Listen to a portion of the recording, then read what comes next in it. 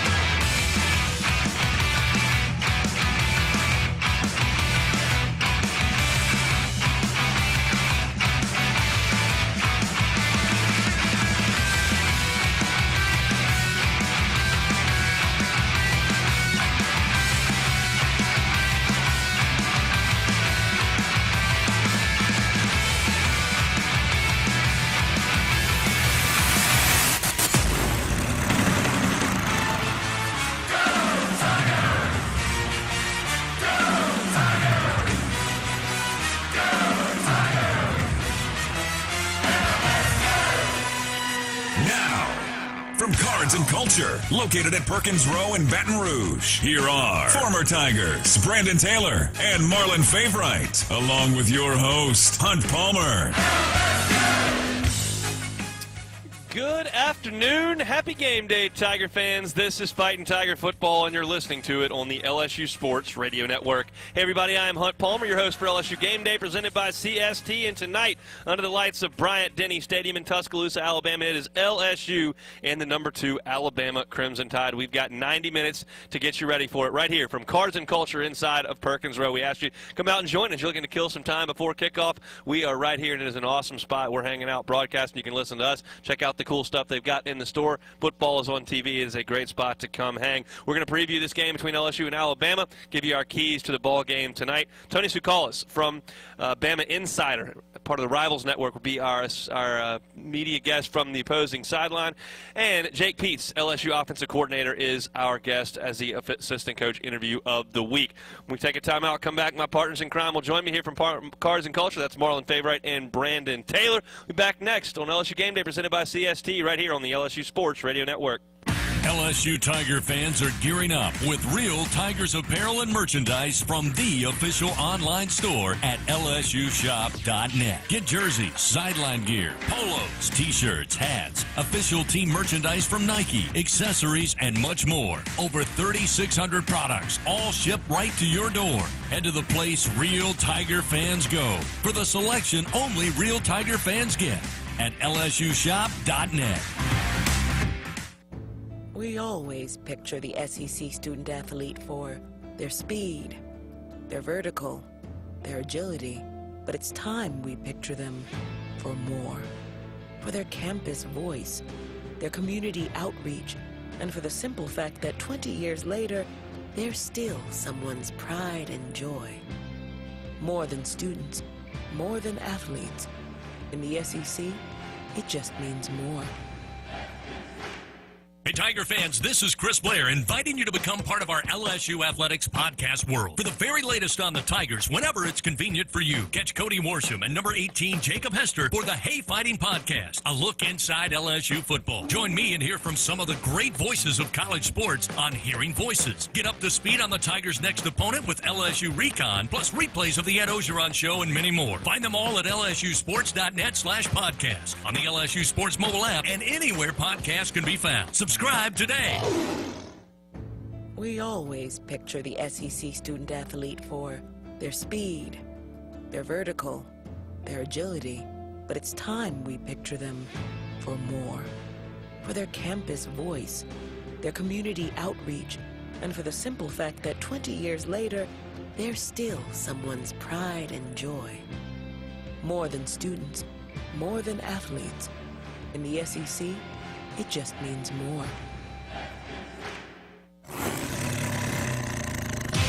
Corral, tight pocket, back pedal, steps at the 5, now launches, far side, deep ball, jump ball, and gonna be intercepted at the 41-yard line. The official tailgate show of LSU Fighting Tiger football.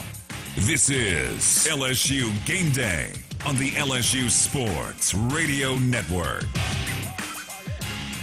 Tiger fans, we're 2 hours away from kickoff, and on this game day, you can get the win with Waiter. Order Waiter and use the free delivery code TIGERS21 all season long for chances to win Waiter food credit, signed merch, tickets, and more. Hunt Palmer now joined by my partners in crime, Brandon Taylor, Marlon Favorite. After an off week, boys, how we doing? Feeling pretty good, Hunt. I was able to catch a little high school football, locally. Of course, my son's team and a couple of teams. Just being able to spend a little more time with the family, taking a week off. Did a little trick or treating. Hello, somebody. Watch out there. There you go. A little something. You take some of that candy from the kids? Yes, I did. I figured you might have. Yeah, I jacked them. I did. It's like taxes. You're like the government. You go out there and earn it. We'll take a little bit of it for ourselves. Yes, sir. Brandon, how we doing? Oh, doing good. Had the day off today from work, so we like that. I've been working a turnaround for the past 90 days. You want to go play DB in Tuscaloosa? We're about out. I promise you, I love to go over there. I love making those people mad. But That's where I want to start here. We got 90 minutes to talk about this game, and we will. LSU's a 29-point underdog and is playing without basically 9 of its top 14 defenders. But I want to talk. It's been 10 years now since the trip over there in 2011. It's a game that I talked about a lot on my show this week. Obviously, you played in that game. It was the most intense football game I've ever watched, from the press box and then down on the sideline for overtime. What are your memories from that 2011 trip to Tuscaloosa? Getting on the plane, my neck not being able to move, not going to class Monday, Tuesday, Wednesday, which Coach Miles knew that because we told him. I said, I am not going to class this week. I was hurting, but that game there, like that solidified my football career. Like, it's something that will never be forgotten. Like, I could tell my grandkids about that game and show them that game. Like, that was that game right there was the last football game that was football to me. As far as like the way that style of football is played, like mano y mano, like either I'm gonna beat you or you gonna beat me, and we gonna see who the top dog is. It was. I talked about it on my show earlier this week. Like I said, there were 45 draft picks on that field that night, which is unbelievable to talk about. There were, I believe there were 12 first-round picks on the field that night. There have been 9 players to go on and play in Pro Bowls from that game. A lot of people from other parts of the world didn't like it because it was 9-6 and nobody scored a touchdown. I'm just telling you, haven't been there. It was the fact that the offenses couldn't move the football made it so much more gripping. The 2019 game was incredible. It was back and forth, but you didn't feel like every play could make or break the game because once you got the ball back, you felt like you were going to go score. If you were going to score a touchdown in that game, you were probably going to win. So you had to take every single play so seriously, and it was so important. Every time Trent Richardson broke the damn huddle, I thought he was going to score a touchdown. That guy struck the fear of God in me. Y'all didn't seem to care too much. Oh, yeah, I think he only rushed for like 65 yards that game. Yeah. That was like a big accomplishment for us because, like you were saying, Hunt, we went into that game knowing who we was playing against. We knew we was playing against the best college coach in football, and we were playing against one of the top 2 best teams in the country, probably in all of college football. Whoever made a mistake first was gonna lose. That's how we approached that game. So it was nerve-wracking. So it was like, I cannot be that person to make that mistake. And we almost slipped up on a trick play. But my boy Eric Reed, I remember that. He put us out, say that. and that was the mistake that could have blown that entire game and that entire the whole way that history was wrote that season. Like, and he didn't panic. He didn't panic in that situation, and after that play, him not panicking in that type of situation where we blew the coverage, that let me know, okay, this is real. This defense, this team is real. That was just a situation where they got way too cute. Richardson had just ripped off a 30-yard run, dragging people everywhere. And the next play, he has a gimpy Marquise Mays at wide receiver throwing a pass 20 yards down the field in the end zone, and that's where Agreed made the play intercepted. They also called a reverse in that game when they were driving and Marquise Mays tripped. And then they came out in overtime and had a legal substitution on second down that backed them up out of field goal range. And then the sack made it even worse. So they coached it bad that day, and it was a gripping one. Fave, what does LSU Bama mean to you? Well, for me, in the beginning, it was another game. It was another tough SEC game we would have to play in. But in my early day at LSU, it was about Auburn and it was about Florida. Those games had more of a value. Alabama was along the lines of Mississippi State back then, maybe Ole Miss. And then 2007 came. And we won that game, but we saw the difference. We saw a slight bit difference in recruiting and the style of play. And I know from there, 2008 and so on and so forth, Coach Sabin was able to build a dynasty to where they're at now. And there's my last year. The year after we won the national championship, they came down here and beat us at home. This was Julio Jones's and Patrick Peterson's freshman year. Yeah. So that was exciting about that game. I got a big sack. So, I mean, it was on Wilson. It was we saw the potential this game had for the years to come. Mm-hmm. I knew either 10 or 11 was going to be like that versus Alabama, just for the simple competitive edge of Coach Sabin finding the right pieces to try to put it together. But look, I don't care how bad LSU may seem this year, they're going to go out there and fight. I mean, this is still, I don't care what the score may end up being, and I know we'll get into that in a minute, but this game has turned into that slugfest. What do you think the mindset of this LSU team is right now at 4-4, coming off the bye week with a coach who's been fired? The mindset of this team is you still a Tiger. You still wearing that jersey. You still got a job to go do. Do not lay down for nobody. I don't care who it is, what it is. At the end of the day, your last name is on that jersey. Mm-hmm. Your parents are in the stands, your friends, your family. You got hungry recruits that are watching you play this game, and they seeing the potential. Okay, if I see him lay down in this game, I know he's going to lay down in practice. I know he's going to lay down when I come and compete against him in practice. And if I put enough pressure on him, he's going to break. Mm-hmm. And you don't want to show that type of sense. This is your game to go out there and get your name called. Like, this is the game that you want. I know you playing them sorry high school teams in high school, and you get that one guy that goes out there and breaks out and just has the game of his life. This is how Morris Claiborne got a scholarship to LSU. They were at a game, and he was playing against somebody that we was potentially recruiting, and he murdered him on the field. And Coach Ron Cooper offered Mo that game instead of the other guy. Wow. And that was the Morris Claiborne. That's how the Morris Claiborne era started. So this is, man, you got to go out there and make big plays. Mo did everything for Fair Park. That was not a great team. And he did. Tre'Davious White was a couple years later for Green Oaks, and it was the same way with him. So, Faith, where do you think that this LSU team is mentally? Mentally, I think I want to echo on what Brandon said. I do think they want to take games like this to better their stock. I mean, when you're in a situation like this, and we see it more in professional ball, you do have to play for the name on the back of that jersey, and that means giving it all to your team. So in that regard, I look at the guys. I know we have a lot of injuries going into this game, but I look at guys across the defensive line and, even on the offensive line, and I think of the seniors on this team. You're going into a hostile Alabama environment. Alabama's fighting to maintain their spot in the college football top teams. They won't fool around in this game, right? So how could you disrupt that? Because think about it. It's 11 guys at a time out there, so it's not 12-on-1. They're looking for a mistake somewhere, just like we should be looking for a mistake somewhere. So I look at it from that regard, guys, and if this team can go out there with that mindset, how could I play my role in this potential upset? Texas A&M did it. Yep. I'm sorry, hon. I didn't want to. You're good. He'll be on the message board tonight. Y'all don't know. I got War Eagle, baby. It's 3-3 at halftime right now, all right? We're working on the message board tonight. For our folks watching right now on Facebook Live, I know they saw Hunt kind of look at me like, hey, you know what, it's cool, man. It's all good.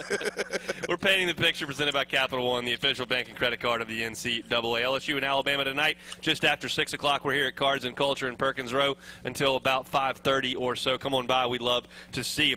Take a time out, come back, talking more LSU and Bama next on LSU Game Day, presented by CST on the LSU Sports Radio Network. Support your LSU Tigers with Hancock Whitney, the official bank of LSU Athletics. from game day to the offseason. Hancock Whitney LSU credit and debit cards are a big win for any Tiger fan. Want to get your paws on these cards? Well, apply online or visit HancockWhitney.com/LSU. Hancock Whitney Bank, member FDIC. All accounts subject to credit approval. Terms and conditions may apply. Tiger fans, did you know that Rouse's Markets has their very own digital coupons? Digital coupons are coupons you can access online. Get offers for your favorite national brands at www.rouses.com and redeem them at any Rouse's Markets. With Rouse's Markets digital coupons, there's no need to keep track of paper coupons. Everything is online. Just present your phone number at checkout. Digital coupons, just one more way you save shopping at Rouse's Markets, official supermarket of LSU Athletics. Your team is on a 3-game winning streak, and you're convinced it's because you've worn your lucky football jersey and haven't taken it off. Not for work, a wedding, or even bathing. With Cox, you can actually wear it all season long because we give you game day coverage and content 24/7. So join us and dress accordingly. Hey, Tiger fans, just say Fan Zone into your Contour voice remote and enhance your game day experience all week long. Play games, win prizes. Cox, we're LSU fans 24/7. Everybody, let's have some fun. The time is right, the party's just begun. Have a good time strong. Ford F-Series has been keeping the good times rolling as the best-selling truck in America 44 years straight.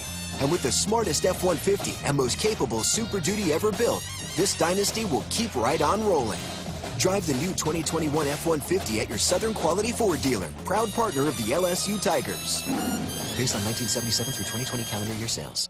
Tiger fans, did you know that Rouse's Markets has their very own digital coupons? Digital coupons are coupons you can access online. Get offers for your favorite national brands at www.rouses.com and redeem them at any Rouse's Markets. With Rouse's Markets digital coupons, there's no need to keep track of paper coupons. Everything is online. Just present your phone number at checkout.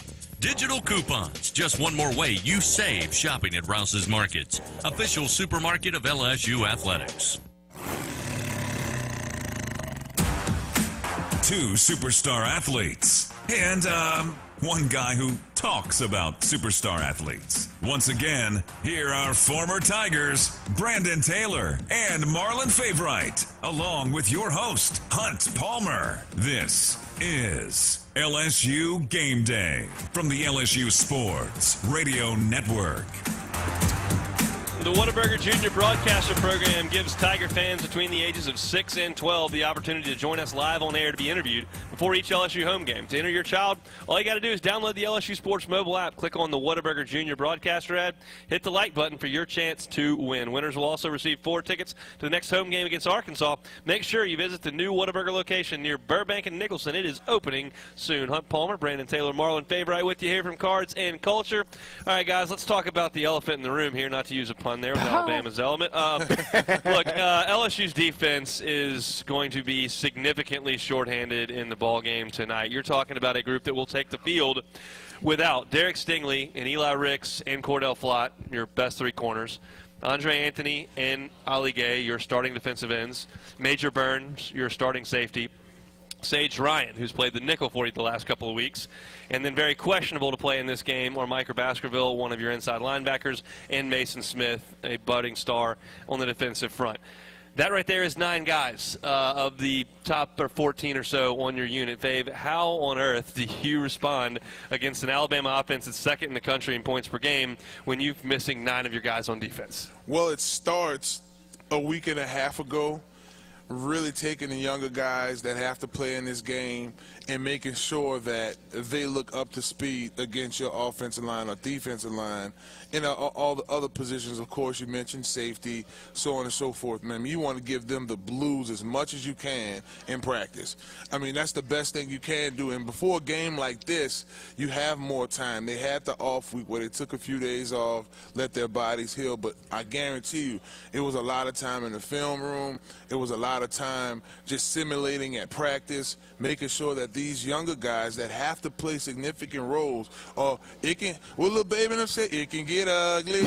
We don't want it to get ugly, crazy ugly, right? So you want to make sure that these guys are ready to go compete, because every day is start balling, huh? So, look, Brandon, without Stingley, without Ricks, without Flott, without Burns, without Sage Ryan, that right there is 5 guys.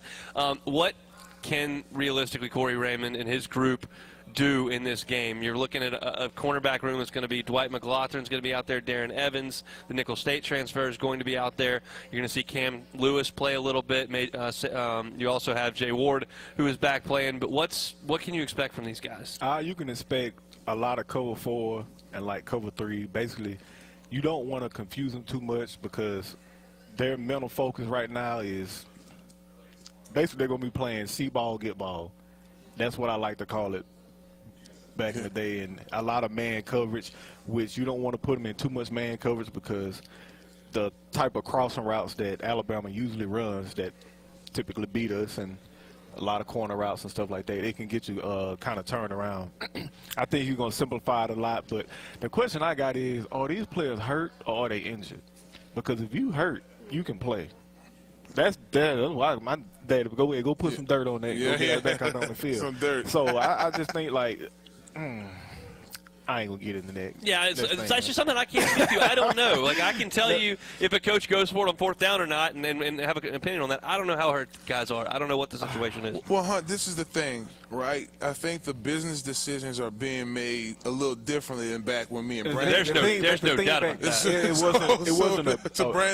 It wasn't really like a business then. Like, it was still fun. Yeah. It was go out there like this was still like football. Like, hey, if you hurt, like, hey, we need you. Like, I can remember you, Derek Beckwith, with 3 pounds of tape on y'all ankle your senior year. You had a hurt ankle your senior year. Derek Beckwith had a hurt ankle, a knee. My brother had a rotator cuff. Like, Raheem had 2 ankles. Like, Chad Jones, his whole body. And you just played through it, and that built a culture in your locker room. Like, hey, we got a dominant team that can play through anything and play through adversity. Being hurt, that's adversity. Right. I mean, at some point, in some situations, you don't want to be stupid, but you know what you can play through and you know what you can't. And I just think, like, this team, we're in a bad situation. I've never seen anything like this. No. Right. Like, Hunt, look never. at the language. Like, back then, I remember talking to Shelly and Jack and them about my business decision. Hey, let's get you ready enough, because I had an ankle and I also had a lateral meniscus on my left knee going into the next bowl game. This happened in Arkansas.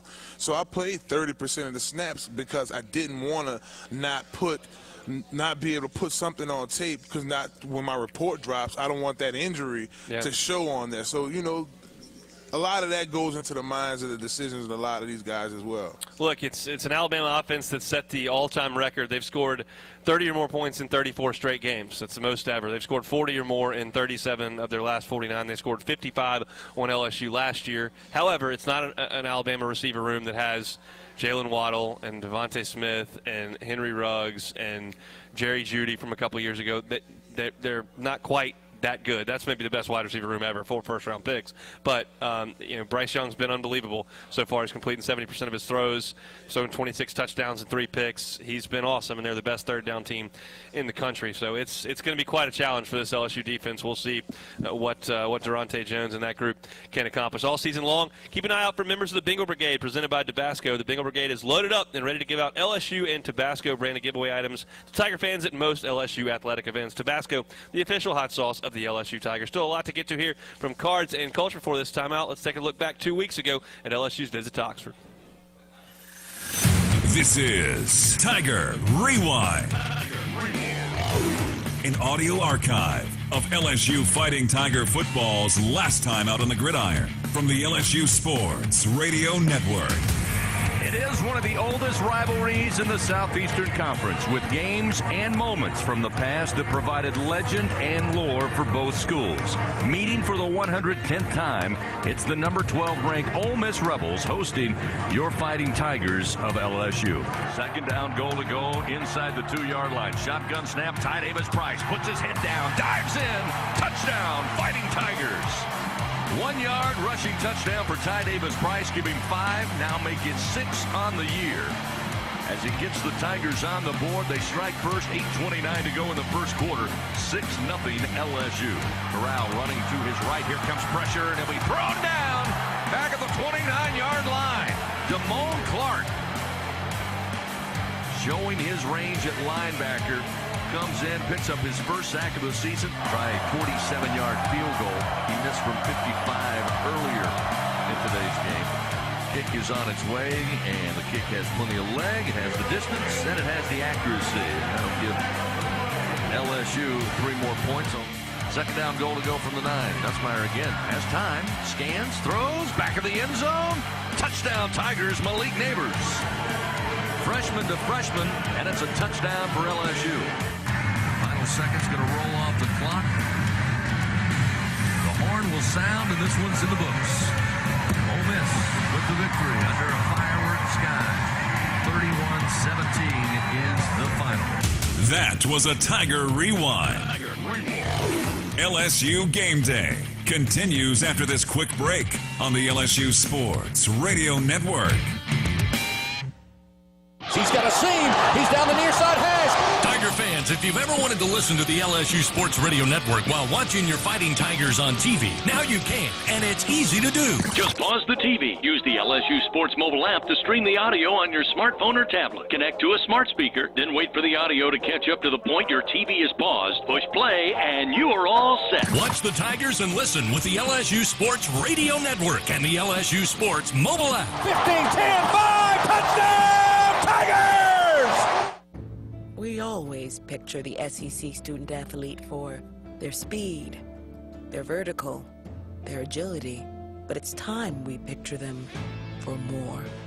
For their campus voice, their community outreach, and for the simple fact that 20 years later, they're still someone's pride and joy. More than students, more than athletes. In the SEC, it just means more. LSU Tiger fans are gearing up with real Tigers apparel and merchandise from the official online store at lsushop.net. Get jerseys, sideline gear, polos, t-shirts, hats, official team merchandise from Nike, accessories, and much more. Over 3,600 products, all shipped right to your door. Head to the place real Tiger fans go for the selection only real Tiger fans get at lsushop.net. We always picture the SEC student athlete for their speed, their vertical, their agility, but it's time we picture them for more. For their campus voice, their community outreach, and for the simple fact that 20 years later, they're still someone's pride and joy.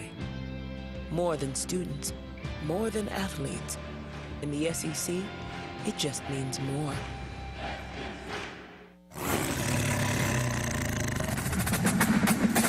Back with more LSU Game Day. Time now to go around the SEC. The latest scores and standings in the Southeastern Conference on the LSU Sports Radio Network. Take a whirl around the Southeastern Conference, get you caught up on the scores and the rest of the slate. This morning over in Athens, Georgia, Georgia rolls Missouri. Dogs are impressive. 43-6 the final. Georgia number 1 in the country, 9-0, 7-0 in league play. And Missouri drops to 1-4 in league play. They're 4-5 overall. Of course, Missouri playing without Connor Bazelak, their starting quarterback in this one. Wouldn't have mattered. 43-6 your final. Hugh Freeze's return to Oxford, Mississippi. Liberty threw a punch in the third quarter, outscored Ole Miss 14-3, and the Rebs didn't have much going on offense in the second half, but they did enough in the first half with a gimpy Matt Corral. 27-14, Ole Miss beats Hugh Freeze. I think the Corral Heisman buzz coming down a little bit. He's hurt, you can just tell.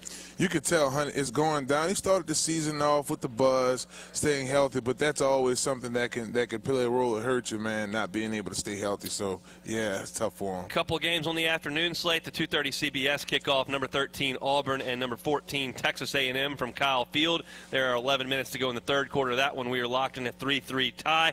A little bit of it's good defense, but it's a little bit of ugly football. Some drops, some penalties, missed field goals. Not the most aesthetically pleasing game over there in Kyle Field. Who you like in the second half of that one?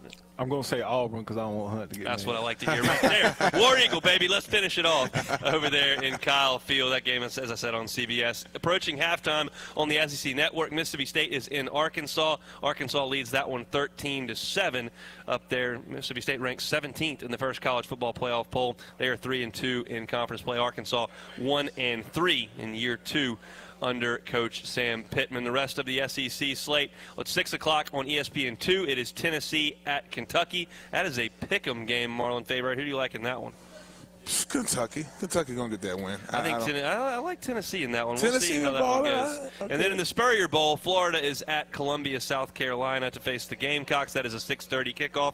Florida 4-4 overall, 2-4 in league play. South Carolina 1-4 in the SEC. They are 4-4 overall, of course. Beat Vandy nearly on the last play of the game. Dan Moore in a little bit of hot water over there in Gainesville right now. Hey, he better get it together. He's find himself over there riding on the bus. Well, Kirby's kind of leaving him in the dust. Man. The Canadian Ambulance would like to remind everyone, drive safely, always wear your seatbelt, never text and drive. We'll take another timeout, come back with more LSU and Alabama tonight. We're getting you ready on LSU Game Day, presented by CST on the LSU Sports Radio Network. Welcome back to Acme Oyster House action. Looks like a fried crawfish tail story of oyster shooter champion, Steve. Yeah, I'd say char-grilled in an herb butter sauce, Bob. Truer words never spoken, setting the soft-shelled crab platter for all of us. Well said, a game of onion rings, craw puppies versus hush puppies. Indeed, this team never misses on the food. Jill? Oh, can't argue with crab cakes and gumbo down here, Bob. One team, one stomach. Thanks, Jill. Back after this tasty commercial message. Acme Oyster House. Life's more fun with seafood. Hargrove is a proud supporter of the Tigers with over 2,000 teammates and 500 in the Baton Rouge area. More than just an engineering, automation, and project execution firm, what Hargrove builds best are relationships. Hargrove knows that what matters most is making a difference in our communities. Through the Hargrove Foundation, they contribute to hundreds of causes across the country, including many here in the Baton Rouge area. Experience the difference of working alongside a 100% employee-owned team. To learn more, visit hargrove-epc.com. One winning team. That's Hargrove. Go Tigers! Our Lady of the Lake, just like LSU, is anchored by deep roots put down almost a century ago. We share a singular vision to advance health, education, and research to serve the incredible people of Louisiana. Our partnership with LSU is inspired by our passions for knowledge and our commitments to our community and healthy Louisiana families. Together, there's nowhere we can't go. Our Lady of the Lake is proud to be the healthcare provider of LSU athletics. With Early Paycheck, you can get your direct deposit up to 2 days earlier. That's another reason banking with Capital One is the easiest decision ever. Even easier than deciding to open the biggest birthday gift first. Happy birthday to you. Which one are you going to open first? The pony. Yep, even easier than that. Plus, with no fees or minimums on checking and savings accounts, is banking with Capital One even a decision? That's banking reimagined. What's in your wallet? See CapitalOne.com/bank for details. No fees or minimums on new consumer accounts. Capital One and a member FDIC. Hollingsworth Richards Ford is a proud sponsor of the LSU Tigers. For over 30 years, we've been a member of LSU's transportation team. And when you buy your new Ford at Hollingsworth Richards Ford, you'll get peace of mind with our nationwide lifetime powertrain warranty. That's right, a nationwide powertrain warranty with every new Ford purchase. Only at Hollingsworth Richards Ford, located at 7787 Florida Boulevard. Or online 24/7 at HollingsworthRichardsFord.com. Go Tigers! See dealer for details. Previewing today's LSU matchup, updating scores, and giving out opinions like beads at Mardi Gras. This is LSU Game Day on the LSU Sports Radio Network. Tigers and Ties just after 6 o'clock. Hunt Palmer, Brandon Taylor, Marlon Favorite with you from Cards and Culture in Perkins Row. Remind you to check out their YouTube channel at Cards and Culture. Got some podcasts. Cody Worsham and the gang putting Hey Fighting podcast. Check that out over there. They got some videos. Cool stuff over there on YouTube for Cards and Culture. It's a great spot to come hang out here in Perkins Row. Some awesome memorabilia, artwork, old school video games, action figures, cards. Great stuff here at Cards and Culture, and we appreciate them for being home every single time the Tigers are away here for LSU Game Day, presented by CST. Guys, let's talk about this LSU offense a little bit. It's a little healthier than the defense, obviously. The offensive line is almost back to normal. Of course, you're still missing Keyshawn Butte. Thought you'd have John Emery. Don't have him either. But the running back room does get Armani Goodwin back this week. We think Corey Connor's ready to go. And Trey Bradford, transfer back from Oklahoma, is eligible and healthy. He's ready to go. We saw him run the football well against Florida. Outside of that, they haven't run it worth squat against anybody. Do you think that they can try to have some success against the Alabama defense? They gave up some running yards to Texas A&M, and Florida really gashed them in the second half. I do think that this offensive line, where you have more experience, guys that were on that award-winning offensive line, I think they're going to play with a lot more grit tonight. I think that the offensive line could really hype up the rest of the team. That little deal that we had going against Florida, particularly in the first half, I think they can bring that out there. That's a little silver lining in the dark cloud of going into this game thinking, oh, it's going to get crazy. And if we can really establish a run game, particularly early, like we did last time, I think we can open up our passing game in the second half. So I do think this, Hunt, if we could go out there, get those pulling guards rolling, mano a mano, coming downhill on the backside end, coming up the hole, hitting the linebackers, clearing out, make some good run plays rolling, I think that'll be a spark for us going out there. Florida ran it for over 200 yards on them. A&M beat them straight up. I mean, it's not as intimidating an Alabama team as it has been. Unfortunately, LSU is crippled at this point in 500 in the league, so it's not exactly an elite LSU team that's coming in there. But do you think LSU can run the football a little bit? I do think LSU can run the football, and I think that's the way that they need to approach this game. They don't need to go out there and try and drop back Max 50 times, 60 times, because at that point, it'll get out of hand if you're not converting third downs. And I think that's the way that they can control this game. Keep it in our offense is control, and keep a young, beat-up defense off the field as much as you can possibly, because if those guys get winded, who are you going to put in? If those guys get hurt, who are you going to put in? I know we got some athletes out there. We're going to have to put John Trey Kirkland back out there, cornerback. Yeah. I mean, that's his natural position when he first came in. But, I mean, you want to keep your offense on the field as much as you can and control the clock. I think that's right. Based on some conversations I had this week, I expect LSU to come out and put the ball in the air a lot today. I think they're going to try to go out there and make some big plays and try to score as many points as they can. That's obviously an obvious statement to make, but I think they feel their best chance is to put the ball in Max's hands and try to get some of these young playmakers the ball outside. They haven't been able to run the ball all year, and I don't know that they're going to start now. The key here is that Will Anderson is an absolute terror for Alabama on the front. He leads college football in tackles for loss. He had 4 sacks against Texas A&M. He's an all-American edge rusher that LSU is going to have to account for time in and time out, whether that's assigning it back to him as to help the tackles or what. But Will Anderson's got to be found at all times. He does, and that's what having that backside pulling goes. Even sometimes going max protection with the pass will help that out a lot when he comes with the pass rush. Now check this out. This is something to think about. I've been checking this out. It's a West Banker too, by the way. I slide that out there. Brian Thomas, right, from Landry Walker. He's someone, to me, is a secret weapon in that receiving core, especially not having Keyshawn Butte. I know we talk about neighbors a lot. You also have to look at the role that Jack Best plays as well. Being able to get those guys, particularly on the deep balls, having that accuracy, hitting our targets, challenging that secondary for Alabama will keep them on their toes as well. Alabama's defense has forced a turnover in 86 of their last 93 games. That is a remarkable stat. Over that stretch, they've forced 155 turnovers. That's a turnover and a half a game they get. LSU cannot, under any circumstances, turn the football over in this game. I mean, I guess I can make the case that if you throw a deep ball and they pick it, it's like a long punt and that won't kill you. But I'm talking about strip sacks, picks that get run back, that kind of stuff can't happen.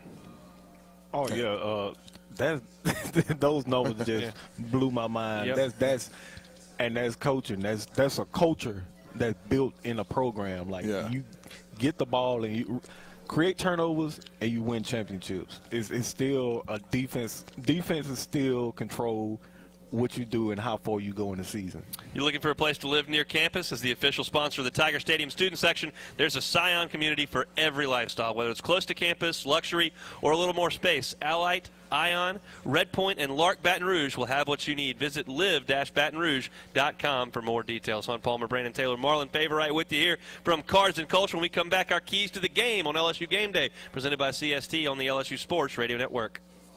This is Chris Blair inviting you to become part of our LSU Athletics podcast world. For the very latest on the Tigers, whenever it's convenient for you, catch Cody Worsham and number 18 Jacob Hester for the Hay Fighting Podcast, a look inside LSU football. Join me and hear from some of the great voices of college sports on Hearing Voices. Get up to speed on the Tigers' next opponent with LSU Recon, plus replays of the Ed Ogeron Show and many more. Find them all at lsusports.net/podcast, on the LSU Sports mobile app, and anywhere podcasts can be found. Subscribe today.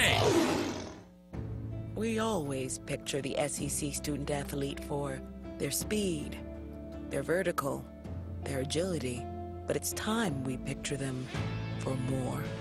For their campus voice, their community outreach, and for the simple fact that 20 years later, they're still someone's pride and joy. More than students, more than athletes. In the SEC, it just means more. He's got a seam. He's down the near side hash. Tiger fans, if you've ever wanted to listen to the LSU Sports Radio Network while watching your Fighting Tigers on TV, now you can, and it's easy to do. Just pause the TV. Use the LSU Sports mobile app to stream the audio on your smartphone or tablet. Connect to a smart speaker, then wait for the audio to catch up to the point your TV is paused. Push play, and you are all set. Watch the Tigers and listen with the LSU Sports Radio Network and the LSU Sports mobile app. 15-10-5, touchdown! Tigers! We always picture the SEC student athlete for their speed, their vertical, their agility, but it's time we picture them for more. For their campus voice, their community outreach, and for the simple fact that 20 years later, they're still someone's pride and joy. More than students, more than athletes. In the SEC, it just means more.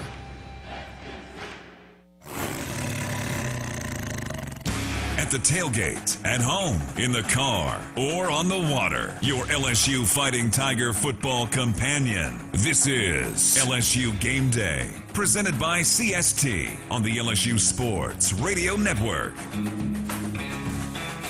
All right, guys, time for keys to the game. Marlon Favorite, you're up first. What you got?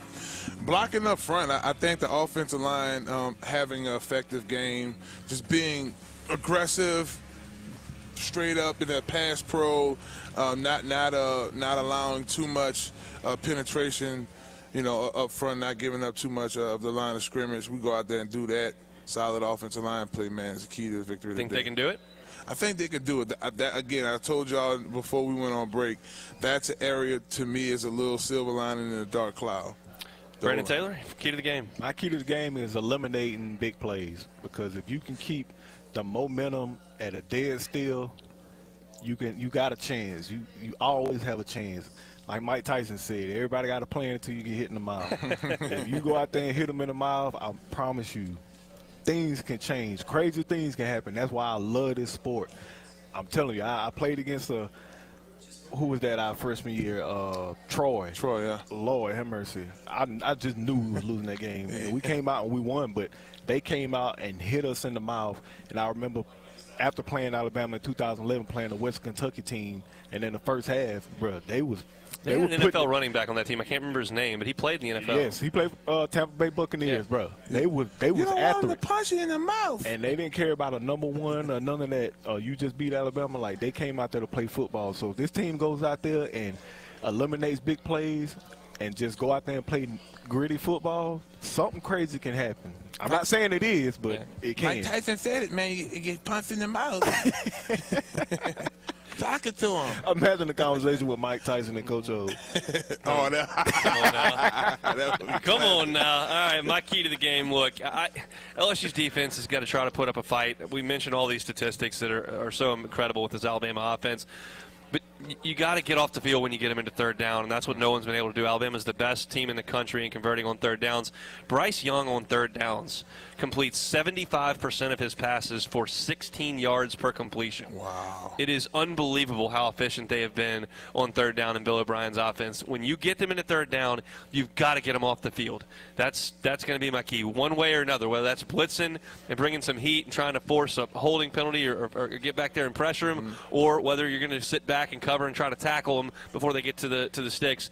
One way or another, LSU's going to have to try to get Alabama off the field on third downs because they're just going to go score points. And it's a very obvious thing, but when Alabama's been that good on it, it's a huge deal, and that's why they've won the games they had. Texas A&M did a pretty good job, and they were able to come out and win the game. So that's my key to the game this evening. We're here at Cards and Culture in Perkins Row, our home every time the Tigers are away, which this will be our last time here because LSU is at home for the remainder of the schedule after this one. We appreciate so much them for being our home when the Tigers are away. If you're looking to kill some time before LSU and Alabama kick off, go on by Cards and Culture here in Perkins Row. We're having a blast watching a little bit of Auburn and Texas A&M broadcasting the show, and there's a lot of cool stuff to check out. Fave's got kids playing 2K and playing video games over there. They are.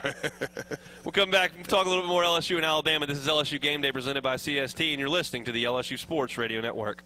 Hey, LSU fans, did you know that Planet Fitness is the official gym of LSU Athletics? That's right, and as an LSU Athletic fan, you can get a special offer of just $1 down at any of the 6 Baton Rouge area locations with offer code PFLSU. You'll get free fitness training, tons of cardio and strength equipment, and a totally friendly staff. Planet Fitness is a comfortable place to go at your own pace. You can find out more at planetfitness.club/LSU. And go Tigers! Keen Miller, serving the legal needs of business and industry across Louisiana and Texas. They are dedicated to providing quality, efficient, and cost-effective legal services from offices in Baton Rouge, New Orleans, Lafayette, Shreveport, Lake Charles, Houston, and the Woodlands. Learn more now at KeenMiller.com. That's KeenMiller.com. Linda Perez-Clark, Managing Partner. Announcer is a non-lawyer spokesperson.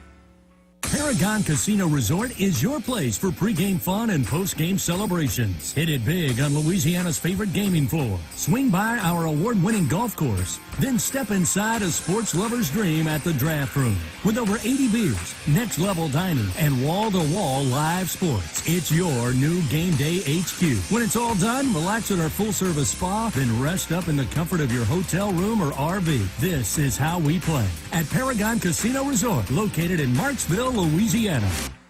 Ah, summer is here. Now's the perfect time to enjoy your amazing backyard. Unless you have a mosquito problem, contact the experts at J&J Exterminating. Whether you need a one-time treatment or a monthly control program, call us or go online for a free estimate from a fully certified technician. And take advantage of $50 off initial service. Make this summer the best ever with J&J Exterminating. J&J Exterminating. Yeah.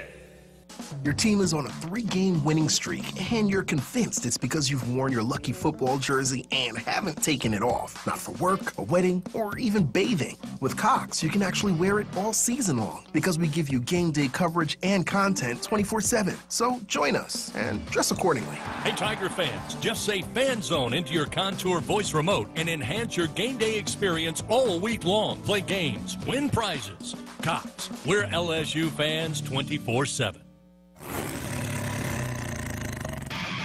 Boot meets ball, and we've got football in Louisiana on a Saturday night in Death Valley. Leading you up to LSU Fighting Tiger football. This is LSU Game Day on the LSU Sports Radio Network. Hunt Palmer, Brandon Taylor, Marlon Favorite with you for another 45 minutes or so as we get you ready for LSU and number 2 Alabama from Tuscaloosa. Hey guys, this has kind of been my talking point this week. I've been pretty clear. I don't expect LSU to win the game tonight. You're a 29-point underdog for a reason. You're battered and bruised and don't have much available, and Alabama is excellent, and they're at home. But I do think that there can be something to be gained for this. This season for LSU, they fired the coach. They're 500. It's almost a wash at this point. You go out there and fight, you compete because that's what you do. But in terms of goals and aspirations, there's not much there to be had. Now, I do think there's some positive can come from the offense. LSU does have their offensive front fairly settled. You've got a sophomore quarterback. Your star receivers out, but you've got a bunch of young guys in Jack Besh and Malik Neighbors and Brian Thomas, and we'll see if Deion Smith can go. I'm not sure if he's available or not, but you've got some young running backs. I think Ty Davis Price will be back, Armani Goodwin. If those guys can go out there and make some plays against an Alabama team, in prime time, in Bryant-Denny Stadium, that's got to breed a little bit of confidence for them to know if you can do it against these guys, you can do it against just about anybody.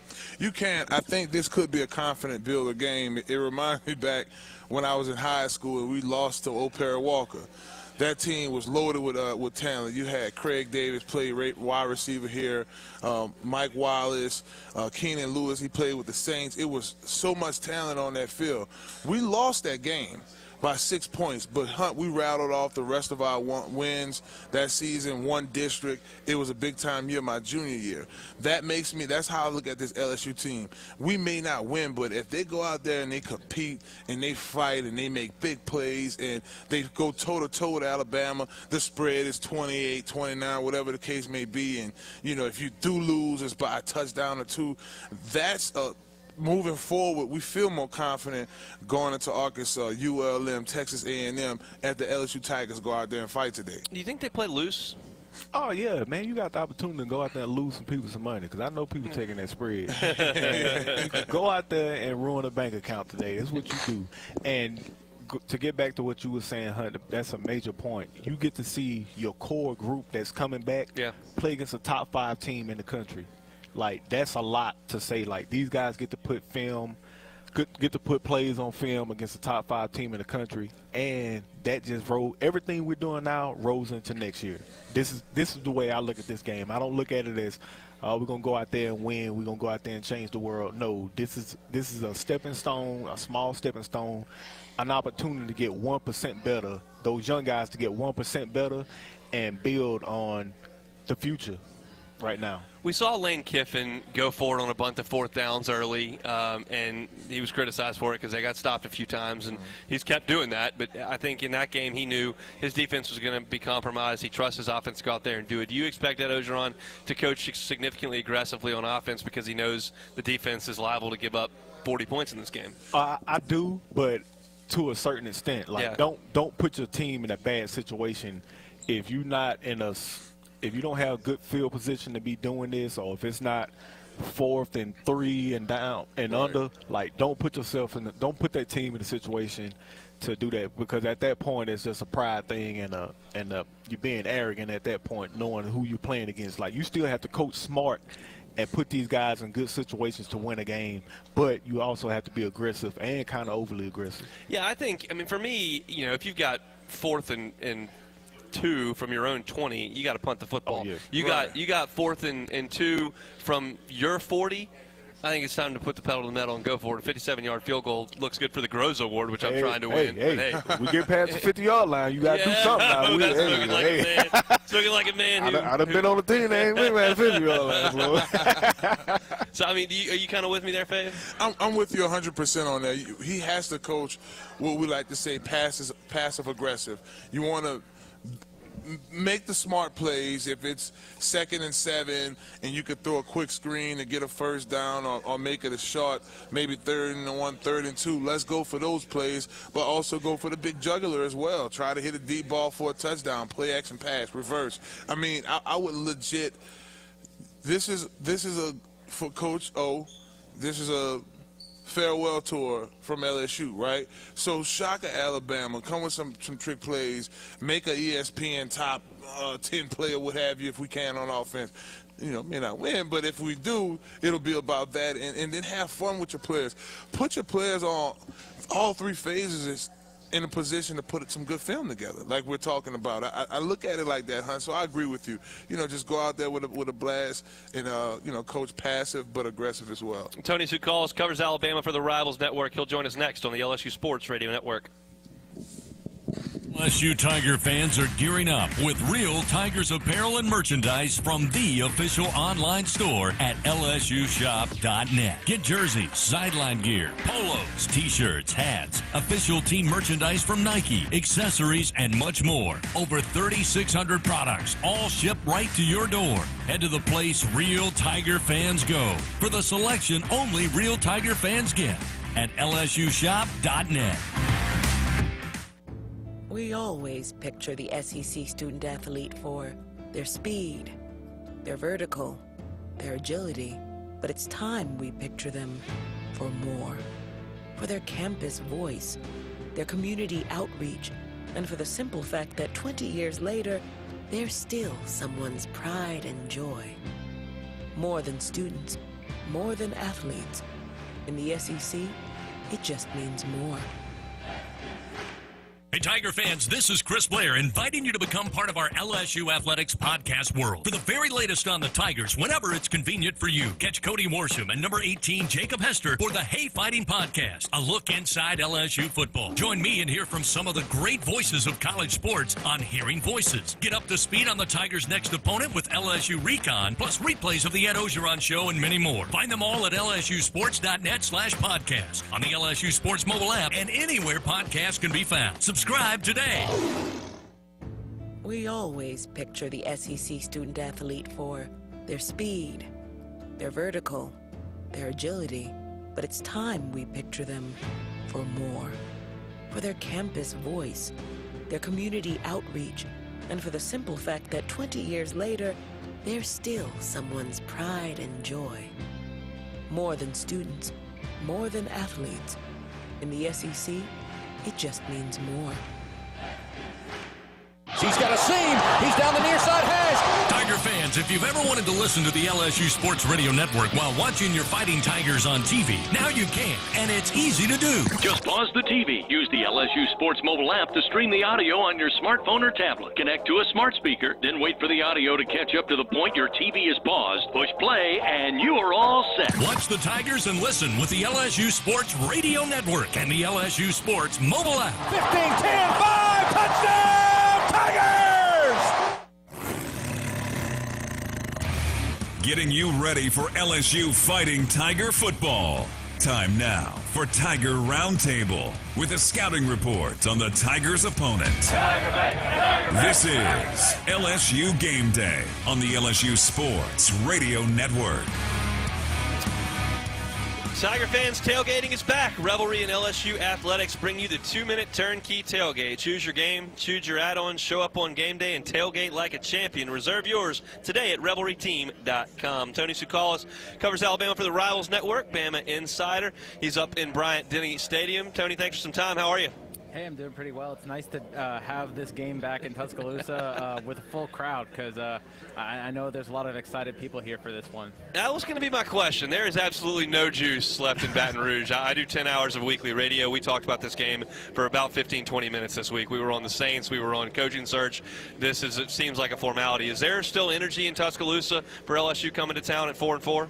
I think that there aren't very many people that are wondering if this is going to be a close game, but I think there's a lot of Alabama fans that want, they really want to see the Tide rip into the Tigers because of what happened after 2019. And so I think there's a lot of people kind of wanting that revenge. I think maybe more so on the fan side. I say that. The players want it too. The players haven't been as vocal about it, but you look on Twitter, the fans really want a blowout here. I think they're going to be a little bit disappointed if Nick Sabin calls off the horses early because I think they're really hoping for a statement win. That's kind of Nick's MO. He generally can take the air out of it in the fourth quarter. We'll see. He may have the opportunity to do that this evening. Let's talk about this Alabama team. Obviously, Florida put up a fight, missed an extra point, and then was a 2-point conversion short of going to overtime. A&M kind of played it straight up and won the game. What's your read on this Alabama team through 8 games? Yeah, it looked like they were a little bit woken up after the loss to A&M, but I think they also haven't been tested. I don't really buy into the hype of Mississippi State, so I don't really count that game as like a real big test. And then Tennessee is Tennessee, so I'm not sure they're going to be tested, this week. But I think just when they're focused and when they're, at their A game, they can beat anyone in the nation. It's just a matter of keeping that. And I think it's not like last year where they could almost go on cruise control at one point and still kind of smash opponents. They need to be on their game to win these big games. So we'll see how they come out after the break, after their open week, and if they're as focused as they were kind of, in those last 2 games after Texas A&M. Not so much that it's going to matter this week, but I think it's going to matter. They got to get in the practice of that if they're gonna make it to the SEC championship game and play Georgia, because that game's going to be a battle. I mean, look at what Georgia did to Mizzou today. So were you surprised to see Alabama at number 2 on Tuesday night? A little bit, just because they hadn't been there in the other rankings, but that seems like such a college football rankings move to make. I feel like they always try to do something a little cute. It kind of doesn't mean much because, they're going to end up playing Georgia, and, depending on how that game goes. I think if Alabama wins that game, they'd be number 1 anyways. So, but I do think it speaks volumes of, how they're still respected and how, maybe not so much the other schools are respected. I think it's a big up to the SEC. I think when you look at that rankings, you see how the committee viewed Mississippi State and how the committee viewed Alabama. I think, they definitely view the SEC as a notch above everyone else. So I guess not super surprised. I probably would have had them at 3, but it's not really. I think if I was going, by what I've seen, I might have had them at 2. I just would have projected them, I guess, at 3. Tony Sucis covers Alabama for the Rivals Network for Bama Insider. Chatting with him. We'll take a timeout, come back and talk a little bit more about the X's and O's tonight on the LSU Sports Radio Network. Louisianians know life here is filled with joy, and sometimes a little uncertainty. No matter your stage in life, know that you can rely on the strength of the cross and protection of the shield. Your card opens the door to a large network of top doctors to care for you. Blue Cross and Blue Shield of Louisiana has been helping Louisianians get care for generations. With the right card and the right care, you can get back to what you love best. Finding the places in life that give you joy is what Toyota is all about. Like a RAV4 to take you to mountain biking trails if that's your place. Or a sporty Camry to take you to your favorite weekend spots. Yes, to the theater. Just don't fall asleep. What, me? So no matter where you find your joy, Toyota can take you there. Visit your local Toyota dealer for a great deal on the 2021 Toyota Highlander. It's perfect for Tiger fans and their go routes. Toyota, proud partner of LSU Athletics. Hey, Tiger fans, when shopping for your game day essentials at your local grocery store, don't forget to pick up your favorite variety of Lay's potato chips, Doritos, and Tostitos tortilla chips. Tostitos, Doritos, and Lay's are an essential part of the game day tradition. Whether you're at the stadium or hosting Tiger fans at home, make sure Lay's and Tostitos are part of your game day ritual. Lay's, Doritos, and Tostitos are proud supporters of LSU Athletics. Go Tigers! Oh, man, I'm glad you're here. Sit down and visit with me, Mom. I'm making it all ready for supper with my family tonight. I can't wait to hug my grandbabies and pass a good time over some good food. Ooh, I better start my rice. It seems like all the best meals start by cooking some rice. Cajun country rice, of course. It's what you gotta have when you're cooking with love. I pick it up down the street at the grocery store, and I can even buy it online at CajunCountryRice.com. Y'all stay and eat. There's plenty, yeah. Fans, if you were born to grill, then check out Barbecue Guys for all your grilling and outdoor living needs. With the largest selection of top-rated grills and outdoor products, best-in-class customer service, and expert product reviews, tips, and how-to videos, Barbecue Guys makes it easier than ever to shop online for backyard necessities. They're there to help you master grilling and outdoor entertaining. So visit barbecueguys.com. That's bbqguys.com to learn more. Barbecue Guys, for those who were born to grill. We continue with more Tiger Roundtable on LSU Game Day on the LSU Sports Radio Network. Visiting with Tony Sucis up in Bryant-Denny Stadium up there in Tuscaloosa. Tony, the way that LSU's defense, the personnel they'll have, they're missing 9 of their top 13 guys. I expect Alabama to do just about whatever they want on offense. I'm more curious about LSU's offense, which is closer to full strength, albeit without what would be their starting running back and best wide receiver. But this Alabama defense gave up some rushing yards against Florida. I think they've got those issues figured out. I think they do. It's kind of tough because they were coming off of a Mississippi State and Tennessee team that they kind of threw the ball a lot in those 2 games. But I think some of that against Florida is Florida just has an amazing running team and one of the best rushing offenses. And then they had just lost Chris Allen, so that was their first big game without him. So maybe that played in a little bit. It was also their first big road game.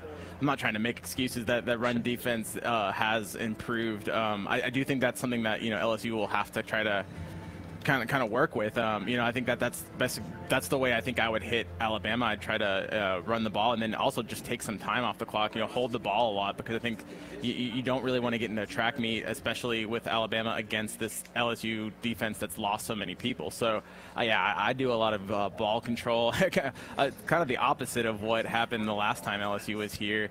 I think they don't want to make it a track meet. At least I wouldn't if I was in their shoes. Sure. So here's a question that really the only question anybody in Louisiana cares that I asked you, so I'll throw it out there. How long's Dick Sabin got left in the pilot's chair? Oh my gosh, it seems like he just won't quit, will he? I think he said something about having there was a misconstrued quote that he had 5 more years. You know what? I mean, the way he's going, you really can't put a time limit on. He keeps on saying that it's going to be whenever he starts costing Alabama games or whatever, but that doesn't seem like it's going to happen anytime soon. I think what's going to happen is you'll see when Nick Saban slows down in recruiting. That's when it's going to start. So, whenever it gets too hard for him to recruit, I think that's where you're going to really see him wear down, I guess, and maybe lose his passion for it. But he does. It's not even close right now. I mean, he's, last year he was undefeated, and he also had the best recruiting class in the nation, one of the best classes Alabama's put together. So I have no idea. It's good for business over here that he's here, though. I believe it. Tony, we appreciate your time. Enjoy the ball game. Hey, thanks for having me on, guys. Tony Sucis from the Rivals Network covers Alabama for Bama Insider. Tiger fans, all LSU Sports Radio Network broadcasts are streamed free on LSUsports.net. To listen live on your phone, download the new LSU Sports mobile app. The app is a free download in the iTunes Store or on Google Play. Visit LSUsports.net/apps for more details. We're going to toss things to Brian Haldane in the pilot seat. He's going to get you your game day forecast. We'll go inside the mind of the Tigers, get you a scoreboard update from around the country, and you'll hear my conversation with LSU offensive coordinator Jake Peets. That's all coming up on LSU Game Day, presented by CST right here on the LSU Sports Radio Network. LSU Tiger fans are gearing up with real Tigers apparel and merchandise from the official online store at lsushop.net. Get jerseys, sideline gear, polos, t-shirts, hats, official team merchandise from Nike, accessories, and much more. Over 3,600 products, all shipped right to your door. Head to the place real Tiger fans go for the selection only real Tiger fans get at lsushop.net. We always picture the SEC student athlete for their speed, their vertical, their agility, but it's time we picture them for more. For their campus voice, their community outreach, and for the simple fact that 20 years later, they're still someone's pride and joy. More than students, more than athletes. In the SEC, it just means more. Hey, Tiger fans, this is Chris Blair inviting you to become part of our LSU Athletics podcast world. For the very latest on the Tigers, whenever it's convenient for you, catch Cody Worsham and number 18, Jacob Hester, for the Hey Fighting Podcast, a look inside LSU football. Join me and hear from some of the great voices of college sports on Hearing Voices. Get up to speed on the Tigers' next opponent with LSU Recon, plus replays of the Ed Ogeron Show and many more. Find them all at lsusports.net/podcast, on the LSU Sports mobile app, and anywhere podcasts can be found. Subscribe today. We always picture the SEC student athlete for their speed, their vertical, their agility, but it's time we picture them for more. For their campus voice, their community outreach, and for the simple fact that 20 years later, they're still someone's pride and joy. More than students, more than athletes. In the SEC, it just means more. He's got a seam. He's down the near side hash. Tiger fans, if you've ever wanted to listen to the LSU Sports Radio Network while watching your Fighting Tigers on TV, now you can, and it's easy to do. Just pause the TV. Use the LSU Sports mobile app to stream the audio on your smartphone or tablet. Connect to a smart speaker, then wait for the audio to catch up to the point your TV is paused. Push play, and you are all set. Watch the Tigers and listen with the LSU Sports Radio Network and the LSU Sports mobile app. 15, 10, 5, touchdown! Tigers!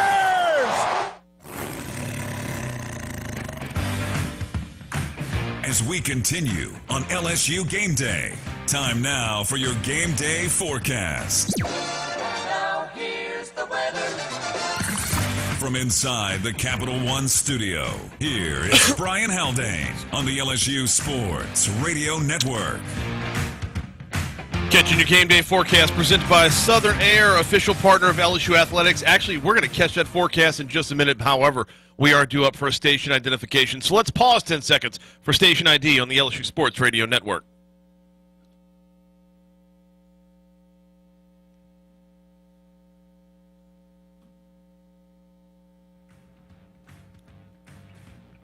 Now it's time to dive in for that game day weather forecast brought to you by Southern Air, official partner of LSU Athletics. Clear and cool is the story, both at home and on the road. When the Tigers and Tide kick off in just a bit, it's expected to be 57 degrees in Tuscaloosa, and it's going to drop a little bit over the course of the game, down to 47 by 10 p.m.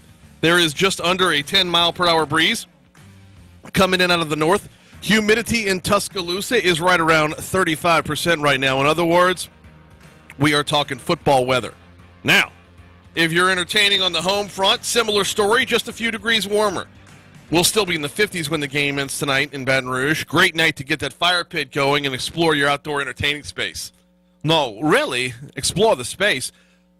Right now in Tuscaloosa, it is 60 degrees, 62 degrees in Baton Rouge, and that is your game day forecast presented by Southern Air.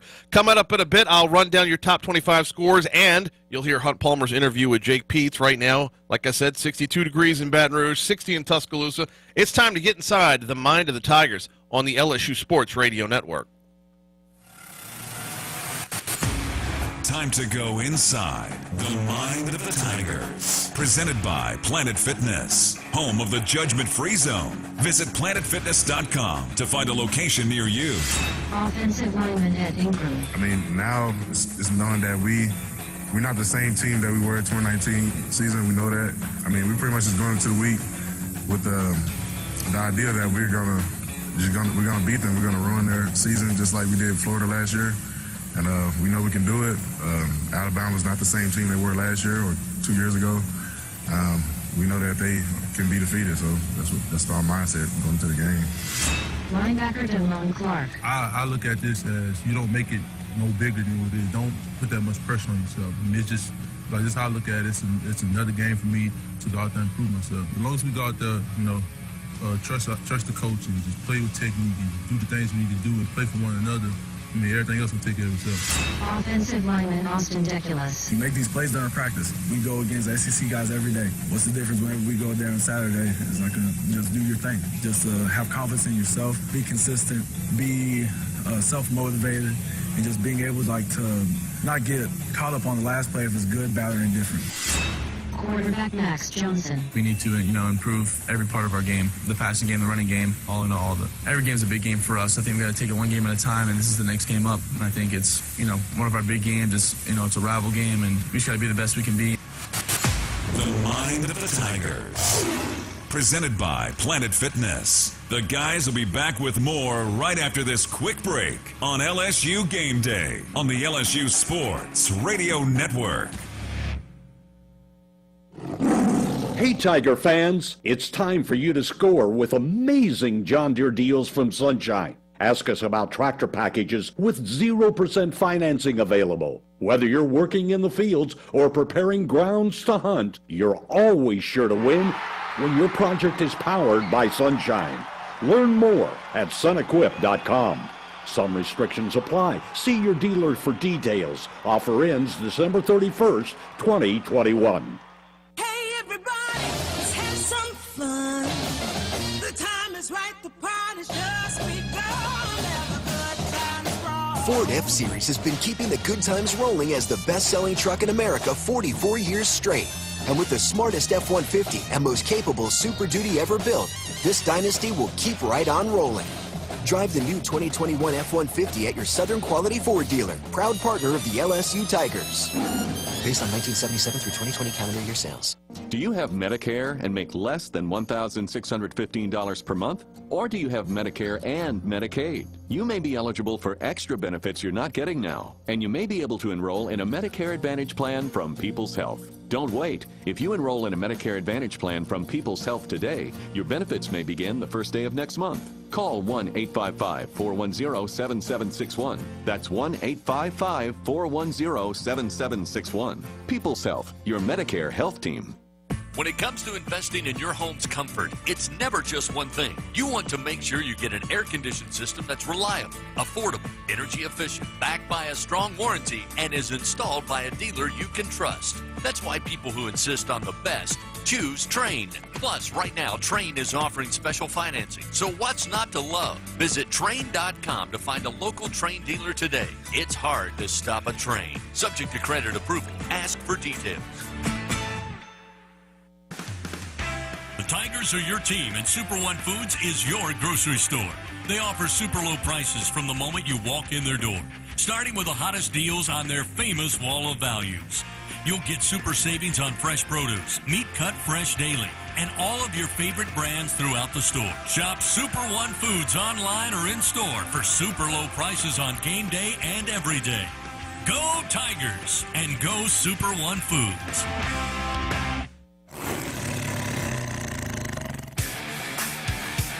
Back with more LSU Game Day, getting you ready for LSU Fighting Tiger football. But first, let's check the latest around the college football world. From the Capital One studio, here is Brian Haldane with a scoreboard update on the LSU Sports Radio Network. Starting off in the top 25, starting off with number 1 Georgia, who beat Missouri 43-6 today. 43-6 the win, and Georgia didn't even cover. Number 3, Michigan State is at Purdue right now, and Purdue Boilermakers giving Michigan State a pretty rough time. 31-21 with 1:19 to go in the third. The Boilermakers have the lead in that one. Number 4, Oregon is at Washington. That game coming up at 6:30. Nebraska gave 5th-ranked Ohio State a good game, but the Buckeyes pull out a 26-17 win. Tulsa is at number 6 Cincinnati. The Bearcats not having a whole lot of problems here. 14 minutes to go in the game. Cincinnati is up 28-12.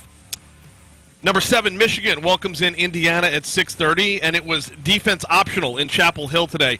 North Carolina tops number 9 Wake Forest 58-55. Number 9 Wake Forest falling off 58-55 there. Number 10 Notre Dame is hosting Navy. Right now the Fighting Irish have a 25-6 lead with 10:55 to go in that game. Number 11 Oklahoma State is at West Virginia and having no problems whatsoever. 9:40 to go. West Virginia's got the ball, but they are trailing the Oklahoma State Cowboys 24-3. Number 12 Baylor is at TCU right now in the third. Number 12 Baylor is trailing. TCU has a 23-21 lead with 3:01 to go in the third quarter of that one. Numbers 13 and 14 are doing battle on CBS. Auburn is trailing Texas A&M. Right now it is 9-3 Aggies. Auburn does have the ball. 13-15 to go in the fourth quarter of that contest. Number 15 ranked BYU having no problem over at Idaho State or welcoming in Idaho State. Right now it's 49-14 BYU over the Bengals of Idaho State. Number 16 Ole Miss topped Liberty 27-14 your final score there. 17th ranked Mississippi State is at Arkansas. Mississippi State has a 1-point lead, but Arkansas has the ball. It's 14-13 with 6:42 to go in the third quarter. 18th ranked Kentucky will be hosting Tennessee at 6 o'clock tonight. Number 19 NC State is at Florida State right now. The Wolfpack have a 21-14 lead with 5:27 to go in the third quarter of that contest. It was Illinois 14, number 20 Minnesota 6. Illinois 4-6 on the year. They've only had the opportunity to play 2 ranked teams so far this year, but interestingly enough, they've beaten them both. today, and a few weeks ago they topped number 7 Penn State. Number 21 Wisconsin is at Rutgers, and this is kind of one-sided, y'all. 52-3 with 9:57 to go in the fourth quarter. Wisconsin has both that lead and the ball. Number 22 Iowa is at Northwestern at 6. Number 23 Fresno State welcomes in Boise State this evening as well. Number 24 San Diego State will be at Hawaii. That's the super late game tonight. They don't kick off until 10 p.m. Central Time. And number 25 Pittsburgh, rounding out the top 25, handled Duke 54-29. In state right now, Tulane is at UCF, and Tulane has a 10-7 third quarter lead. Earlier, La Tech fell to UAB 52-38. ULL was a winner Thursday over Georgia State 21-17. Right now, UL Monroe is at Texas State. Texas State Bobcats have a 27-19 lead. Actually, it looks like that one's about to go final because Texas State has the ball with 17 seconds to go in that one. Grambling is at Arkansas Pine Bluff. Arkansas Pine Bluff has a 27-24 lead over Grambling, 3:03 to go in that game. Southern will welcome in Florida A&M at 6 o'clock tonight. In the Southland Conference going on right now, Southeastern has a 45-42 fourth quarter lead over Incarnate Word. Northwestern State's trailing Houston Baptist 17-6. That game's in the third. And a little bit earlier today, Nichols topped McNeese 24-14. That is a look at your entire scoreboard rundown. Quick break. When we come back, Hunt Palmer sat down with Jake Peets, and you will hear it next. LSU Tiger fans are gearing up with real Tigers apparel and merchandise from the official online store at lsushop.net. Get jerseys, sideline gear, polos, t-shirts, hats, official team merchandise from Nike, accessories, and much more. Over 3,600 products, all shipped right to your door. Head to the place real Tiger fans go for the selection only real Tiger fans get at lsushop.net. We always picture the SEC student athlete for their speed, their vertical, their agility, but it's time we picture them for more. For their campus voice, their community outreach, and for the simple fact that 20 years later, they're still someone's pride and joy. More than students, more than athletes. In the SEC, it just means more. Hey, Tiger fans, this is Chris Blair inviting you to become part of our LSU Athletics podcast world. For the very latest on the Tigers, whenever it's convenient for you, catch Cody Worsham and number 18, Jacob Hester, for the Hey Fighting Podcast, a look inside LSU football. Join me and hear from some of the great voices of college sports on Hearing Voices. Get up to speed on the Tigers' next opponent with LSU Recon, plus replays of the Ed Ogeron Show and many more. Find them all at lsusports.net/podcast, on the LSU Sports mobile app, and anywhere podcasts can be found. Subscribe today. We always picture the SEC student athlete for their speed, their vertical, their agility, but it's time we picture them for more. For their campus voice, their community outreach, and for the simple fact that 20 years later, they're still someone's pride and joy. More than students, more than athletes.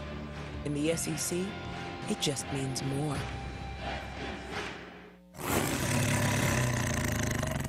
At the tailgate, at home, in the car, or on the water, your LSU Fighting Tiger football companion. This is LSU Game Day on the LSU Sports Radio Network. Joined now by LSU offensive coordinator Jake Peets on LSU Game Day, presented by CST. Coach, a long camp and then 8 straight weeks of playing. I'd imagine everybody in the building, players and coaches included, could use last week. You think it was beneficial to the whole team? I think it was. I think the kids having an opportunity to get away, to really focus on getting their bodies back, focusing on academics, some of them getting to see their families, and for us, being able to take a deep dive into what we're doing, specifically for me on offense, and get a chance to get ahead on Alabama and our opponents coming up. It was, and get some family time. So all of that was great. Obviously, Describe the emotion of the team coming back from the bye week and getting ready for Alabama, which is always a huge game for this entire program. Yeah, everybody has such great respect for Alabama, Coach Sabin, and what they've done there. I've worked for him twice. I mean, that's a special place. And these guys, honestly, they've had the same process every week. I mean, every opportunity that we have is a great one. Really proud of the guys, the way they came back, focused. We're really working on the details. We're working on getting to some fundamentals that we need to improve so that we can be more consistent in our execution. And it's great when you have an elite opponent to get to do that, because when you play a team like that and you can play really well and come out on top, like when we came out on top against Florida, it really locks in, hey, this is what we're doing, this works, this is why we need to be more consistent, and that's what we're excited to do this weekend. A lot of moving parts around Max, from the offensive line, wide receivers, in and outs. How would you assess his performance thus far, and what are you expecting from him in the game today?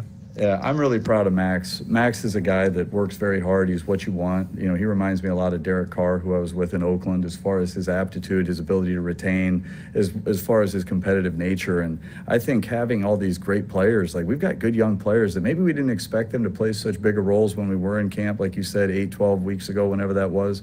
But I think it's a testament to the coaches on our staff and then these players that they're working hard and being ready to go. And like Jere Jenkins is one.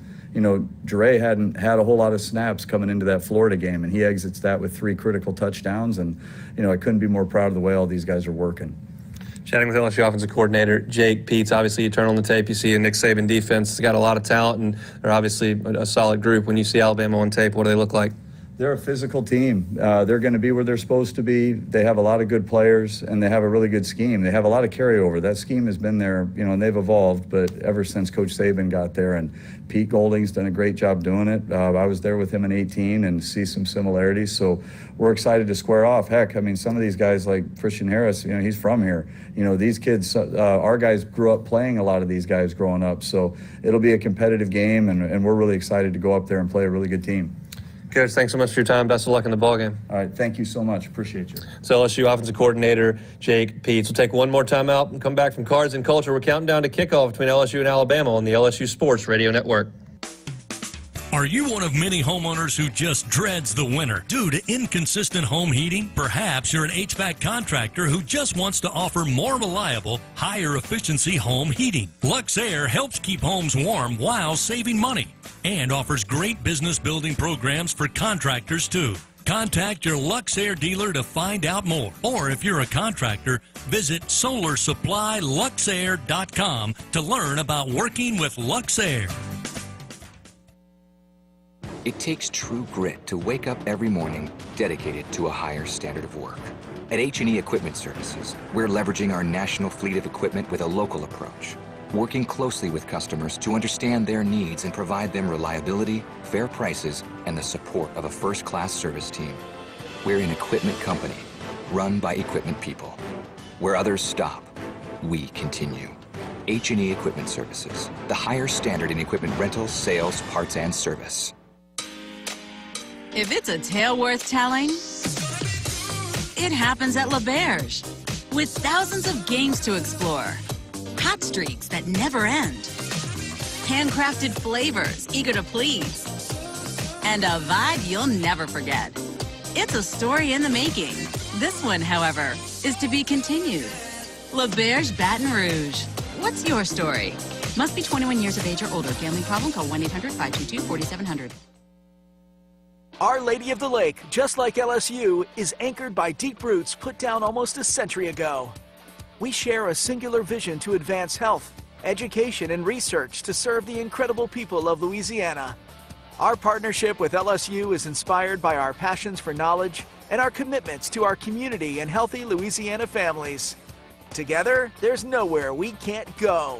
Our Lady of the Lake is proud to be the healthcare provider of LSU athletics.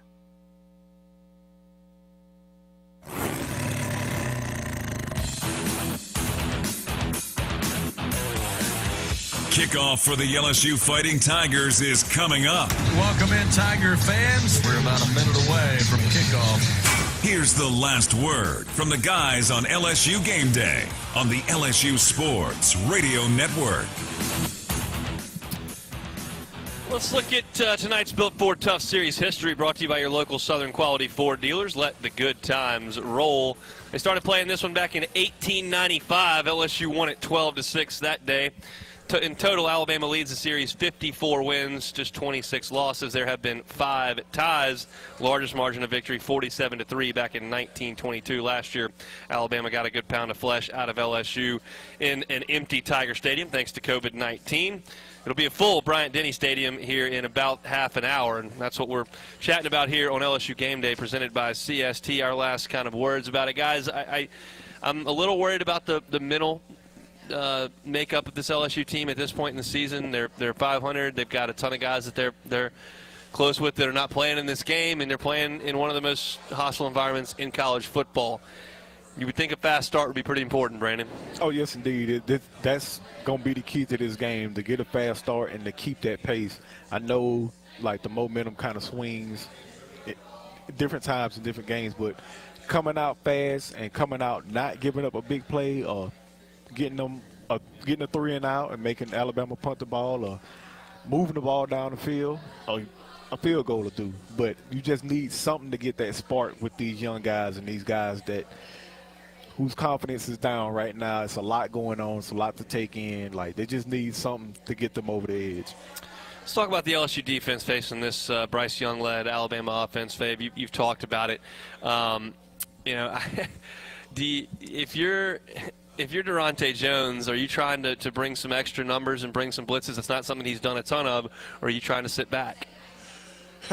You have to find that healthy balance, Hunt. It starts with you don't want to sit back and play zone this time, try to disguise this, run a little sky, run man on one side. All that stuff's cool. You're going to have to bring pressure. Pressure creates turnovers.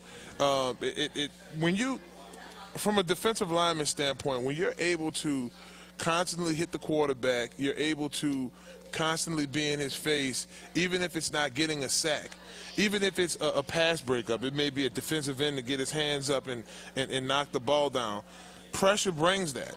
A safety coming. Brandon, you rushed a couple of times. Oh, yes, indeed.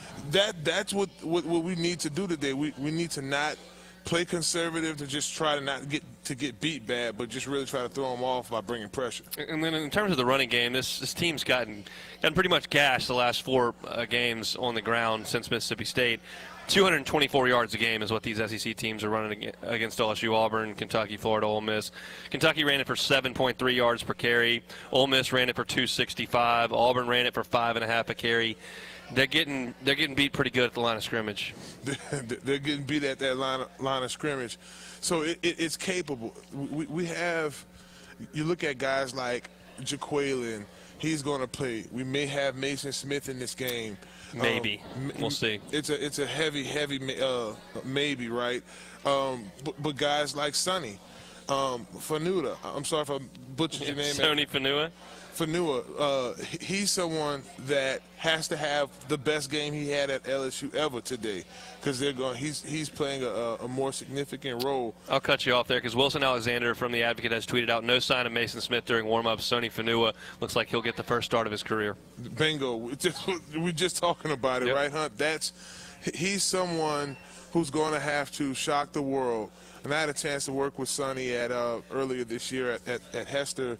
In coach's camp. But I do think that one thing I see about what we're able to do on defense, scheme up to our personnel. Like, I noticed the game where we racked up a couple of sacks. I think that might have been in Florida. We were a little bit more confident in the rush. Just be strategic with you. We may not have Michael Baskerville today either. He's questionable. He's questionable. If he plays, I love him bringing him in pressure. All right, Brandon, we're about done here from Cards and Culture, but I just want kind of your thoughts overall on this game and what it's going to take for LSU to keep this thing close. It's going to take them controlling the clock and field position. If you're in the middle of the field and it's 4th down and short, and you know that you can pin them within the 5, do that. This is a game of chess, not checkers, playing today, and you don't want to give them the edge in any type of way. You want to keep the control with the clock, and you want to keep the control with the field position, and that's something that we really haven't been able to do this year, and especially with the run game. So try to establish the run, but also don't contain Max. Let him go out there and rip it loose. Fave, how do you think it goes tonight? I think we see a competitive game. I'm not high on us going to make a big upset. I hope it happens, but yeah, I just that'd want be fun. That'll be fun. That'll be all over television, at least for the next few days. But what I do hope is that we go out there and we fight and we're playing competitive ball.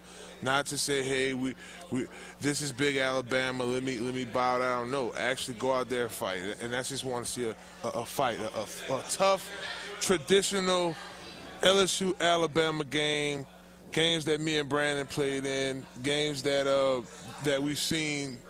No, it's not even 2 years ago. But y'all get what I'm saying. I just want to see a fight. That's all. We'll see. Obviously, I think this is going to be in Max Johnson's hands. He's gonna have to move the ball through the air. That's something that was made pretty clear to me earlier this week. So that's about all we can do here from Cards and Culture. Thanks so much to Cards and Culture for being our home all season long when the Tigers are out of town. It is a really cool spot in Perkins Row. Come on by if you live in the area or you're around. It's an awesome spot with a lot of awesome stuff going on here. It's time for us to throw things to the broadcast team over in Tuscaloosa. We'll be back 30 minutes after this thing goes final on the postgame report, taking your reaction and talking about LSU and Alabama. Let's go to Tuscaloosa now. That's where we'll find Gordy Rush, Doug Morrow, and the voice of the Tigers, Chris Blair. It's Alabama and LSU. Here come the Tigers. This has been LSU Game Day. This is our time. This is our game. The time for talk is over. Coming up, it's LSU Fighting Tiger football on the LSU Sports Radio Network.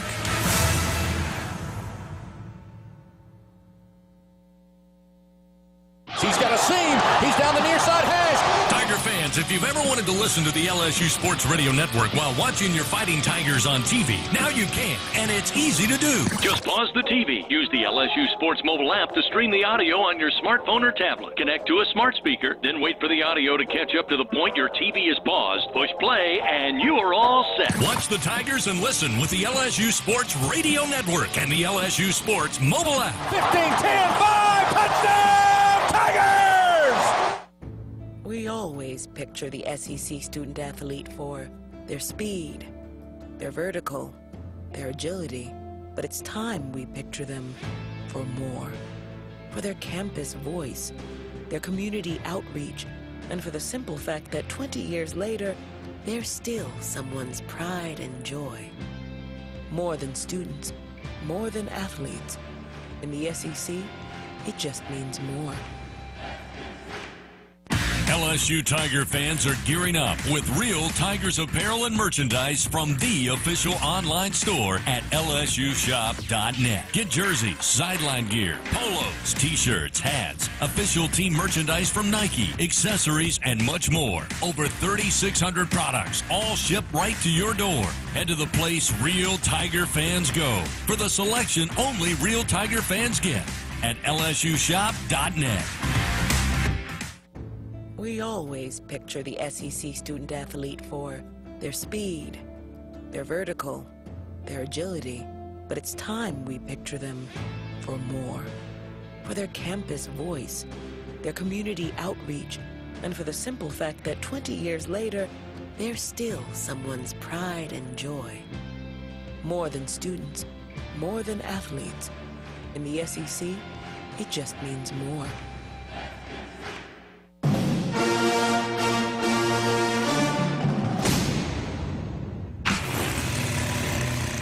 This is LSU Fighting Tiger Football. 15-10, buckle up. 5, 4, 3, 2, 1. Touchdown, Tigers! Obviously, this is a big game for us in Alabama. Playing them on the road, great atmosphere there.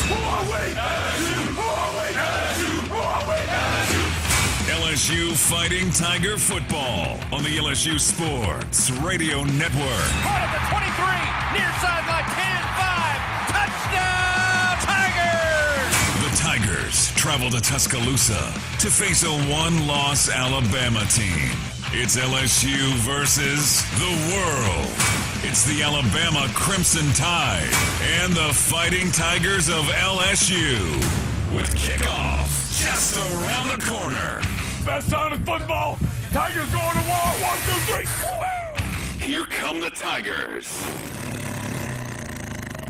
Now, from inside Bryant-Denny Stadium in Tuscaloosa, with the call of the game, here is the voice of your Fighting Tigers, Chris Blair.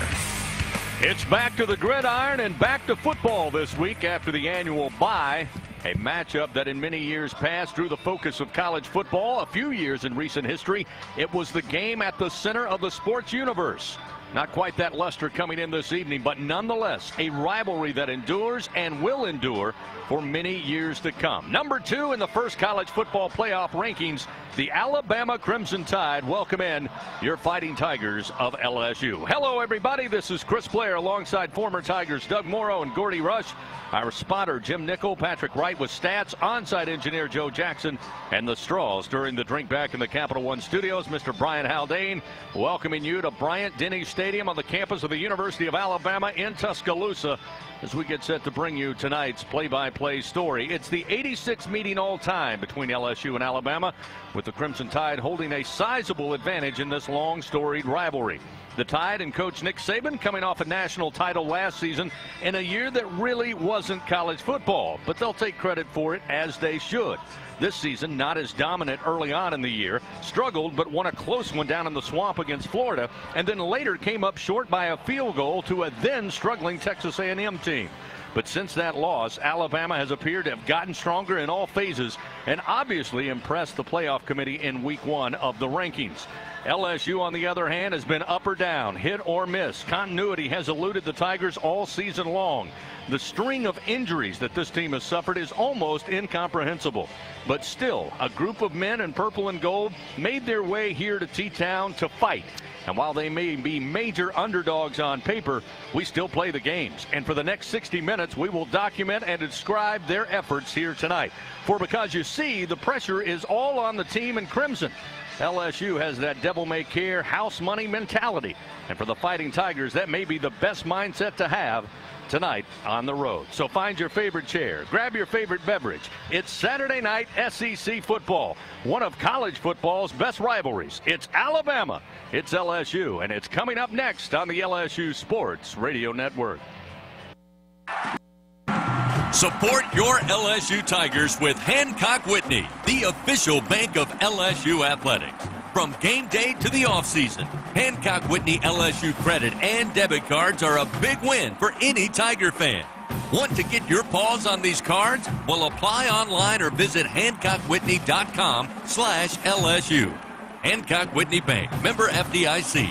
All accounts subject to credit approval. Terms and conditions may apply. The difference is putting in the extra work to get better. The difference is spending the extra hours to get it right. The difference is fighting for the extra yard to get the win. At Dudley DeBosier, we're proud of all the student athletes who give that extra something that makes them Tigers. If you've been injured, we're ready to go the extra yard for you. That's the Dudley DeBosier difference. Demand Dudley DeBosier, official partner of LSU Athletics. 444-4444. Baton Rouge, responsible attorney Chad Dudley. Hi, I'm Herschel, an employee at BASF in Louisiana. BASF has been creating chemistry in Louisiana for 60 years. We're committed to manufacturing products that are essential to our community, economy, and quality of life. If you're looking to advance your career with a dynamic company, we're looking for you. Engineers, operators, chemists, and more.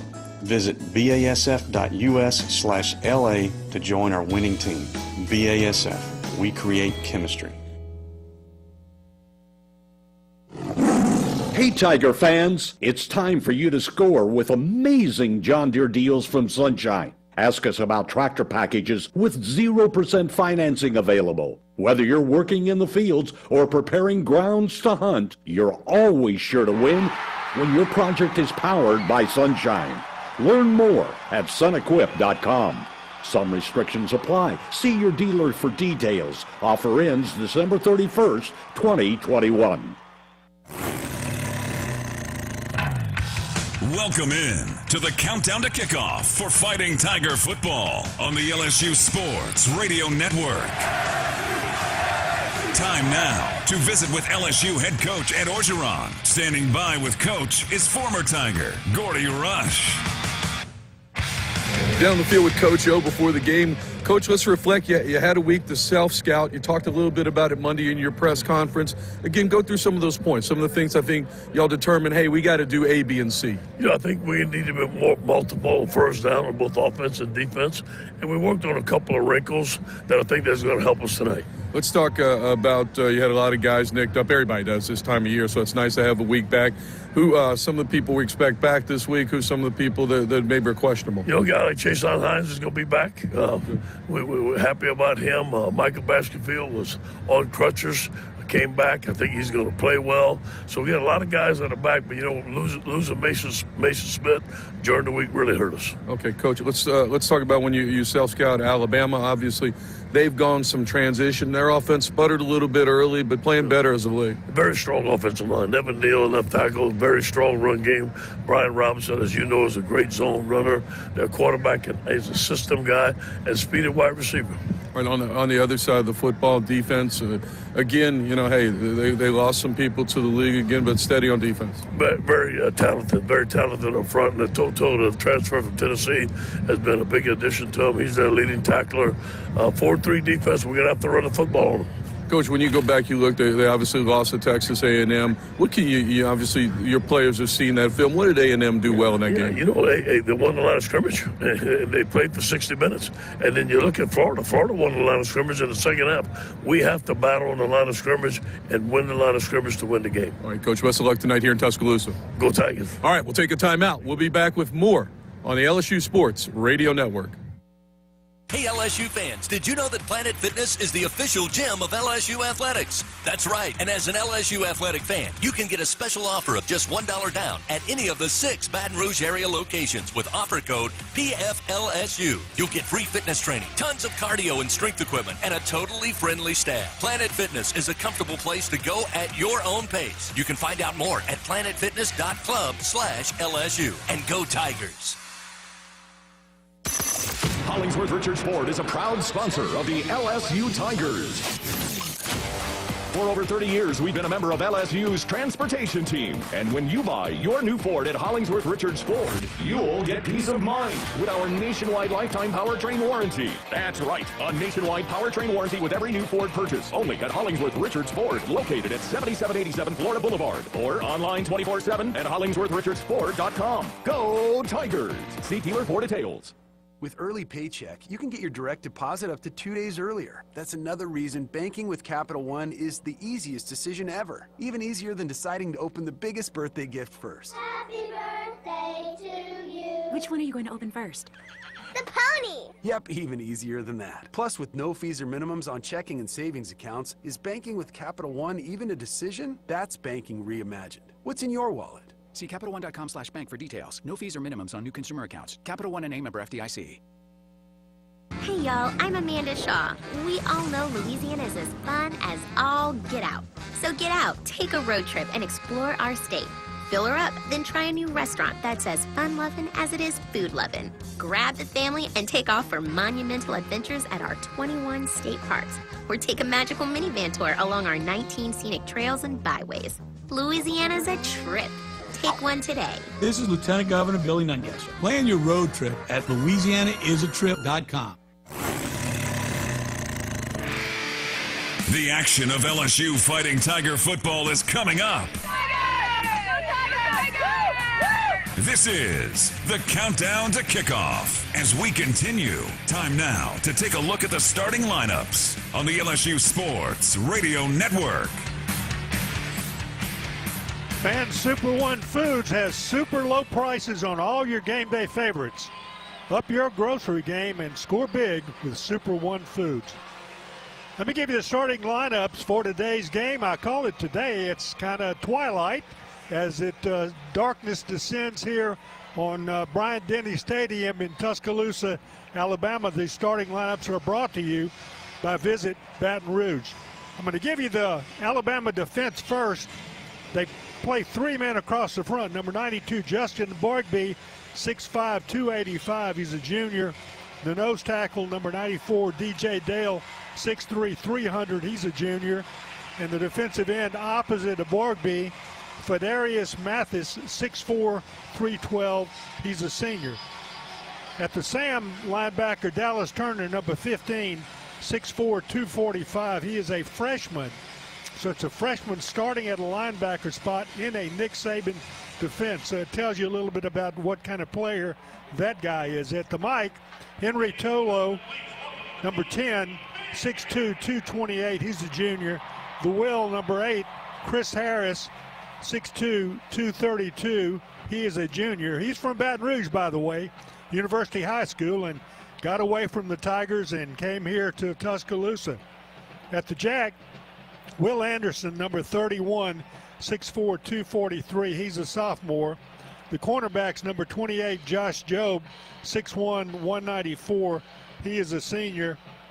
And Jalen Amor Davis, number 5, 6'1", 192. He's a junior. The free safety, Daniel Wright, number 3, 6'1", 195, a senior. The strong safety, Jordan Battle, number 9, 6'1", 210. He's a junior. And the star, number 13, Malachi Moore, 6 feet, 190. He is a sophomore. For LSU, they will start defensively. And Mason Smith has a broken leg. He will not play, obviously. It's a shame because that's a big loss for him. LSU defensively across the front will start number 53, Sony Fanua, 6'4", 258. He's a senior. Defensive tackle, Glenn Logan, number 97, 6'5", 303. A graduate student, number 92, Neil Farrell, the other defensive tackle, 6'4", 325. He's a grad student. BJ Ojulari is the defensive end on the side opposite Fanua, number 8, 6'3", 244. He's a sophomore. The linebackers, number 18, Damone Clark, having just a bang-up year, 6'3", 240. He's a senior. Micah Baskerville, who has been hobbled with a leg injury, and he's planning to play if he can, but you know, the leg injuries in games like this don't last very long usually. We'll have to wait and see. He's number 23, 6'2", 223. He's a senior. Cameron Lewis is the nickelback, 6'1", 195. He is a grad student. Cornerbacks, Dwight McLaughlin, number 2, 6'2", 186, a sophomore. Free safety, Jay Ward, number 5, 6'1", 180. He is a junior. Todd Harris will be the starting strong safety, 5'11", 195. He's a grad student. And the other cornerback, number 29, Radarius Jones, 6'2", 171. He is a sophomore. For Alabama offensively, they will start, and this is a name that you'll hear a lot of Sundays in the future. Number 73, Evan Neal, is the left tackle, 6'7", 350. That's right, 6'7", 350. He's a junior, and he's going to be a number 1 draft choice whenever he wants to be. The left guard, number 70, Javion Cohen, 6'4", 305. He's a sophomore. The center, number 71, Damian Delcourt, 6'3", 300. He's a junior. The right guard, number 55, Emil Equior, 6'3", 324. He is a junior. The right tackle, number 79, Chris Owens, 6'3", 305. He's a grad student. The tight end, Cameron Latu, number 81, 6'5", 250. He's a junior. The quarterback, Bryce Young, number 9, 6 feet, 194. He's a sophomore. The running back, and another name you'll hear on Sundays, number 4, Brian Robinson Jr., 6'1", 225. He's a senior. The wide receivers, Jamison Williams, he's a good one, number 1, 6'2", 189. He's a junior. John Mechie, the third, number 8, 6 feet, 195. He's a junior. And Slade Bolden, number 18, 5'11", 194. He is a junior. For LSU, they will start offensively. Brian Thomas at 1 wide receiver, number 11, 6'5", 198, a freshman. Trey Palmer, number 33, at a wide receiver, 6'1", 187. He is a junior. And Jeray Jenkins, number 10, at the other wide receiver, 6'3", 198. He's number 10, and he is a junior. At left tackle, Cameron Wired, number 61, 6'6", 307. He's a junior. The left guard, Ed Ingram, 6'4", 320. He's number 70, and he's a senior. The center, Liam Shanahan, number 56, 6'5", 300, a senior. The right guard, Chasen Hines, number 57, 6'3", 350, a senior. The right tackle, number 76, Austin Deculus, 6'7", 325, a grad student. The tight end, Jack Besh, number 80, 6'2", 207. He's a freshman. The running back, number 3, Ty Davis Price, number 3, 6'1", 223, a junior. The quarterback, number 14, Max Johnson, 6'5", 218. He is a sophomore. And that's the LSU offensive starting lineup. The Tigers, I mentioned defensively a moment ago, have lost over 10 of the starters among the people who've started at various times on the defense. So LSU very much depleted, and particularly in the secondary. And so when we get into formula for success, we're going to talk a lot about the Alabama passing offense versus the LSU secondary. So we're going to take this break on the LSU Sports Network. Be back with a formula for success after this break on the LSU Sports Radio Network. It takes true grit to wake up every morning dedicated to a higher standard of work. At H&E Equipment Services, we're leveraging our national fleet of equipment with a local approach, working closely with customers to understand their needs and provide them reliability, fair prices, and the support of a first-class service team. We're an equipment company, run by equipment people. Where others stop, we continue. H&E Equipment Services, the higher standard in equipment rentals, sales, parts, and service. Your team is on a 3-game winning streak, and you're convinced it's because you've worn your lucky football jersey and haven't taken it off. Not for work, a wedding, or even bathing. With Cox, you can actually wear it all season long because we give you game day coverage and content 24/7. So join us and dress accordingly. Hey, Tiger fans, just say Fan Zone into your Contour voice remote and enhance your game day experience all week long. Play games, win prizes. Cox, we're LSU fans 24/7. Hey, Tiger fans, when shopping for your game day essentials at your local grocery store, don't forget to pick up your favorite variety of Lay's potato chips, Doritos, and Tostitos tortilla chips. Tostitos, Doritos, and Lay's are an essential part of the game day tradition. Whether you're at the stadium or hosting Tiger fans at home, make sure Lay's and Tostitos are part of your game day ritual. Lay's, Doritos, and Tostitos are proud supporters of LSU athletics. Go Tigers!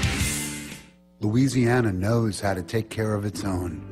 We carry one another when it's needed, and we need carrying now when our families and communities are suffering and our healthcare workers are tired. Let's put on a mask, protect our families, friends, neighbors, the way we do in any crisis. The good times are coming. We'll get another shot at a familiar life soon, but for now, let's wear a mask and carry on. Carry one another to the finish line. We are moments away from the excitement of LSU fighting Tiger football. Game time, baby. It's game time, baby. Let's go, man. Time to get the BASF formula for success here on the LSU Sports Radio Network. Back at Bryant-Denny Stadium in Tuscaloosa, Alabama, we're going to have the formula for success. But first, let's take this break for station identification on the LSU Sports Radio Network. Hear the Tigers roar worldwide. The LSU Sports Radio Network and the LSU Sports mobile app.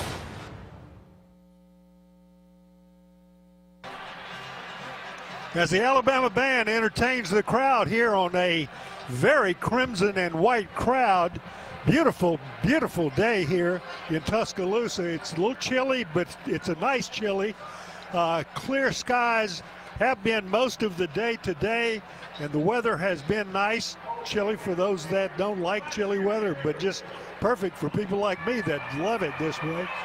As the Alabama band continues to entertain the crowd. Big crowd, as I said, crimson and white almost completely. Not that many LSU fans here. There were some that scheduled themselves to come here today, and I think they got scared away by daylight savings time or something like that. But they're not here, but Alabama does have their big crowd. Now it's time for the Formula for Success presented by BASF. BASF, we create chemistry. Well, what can you say?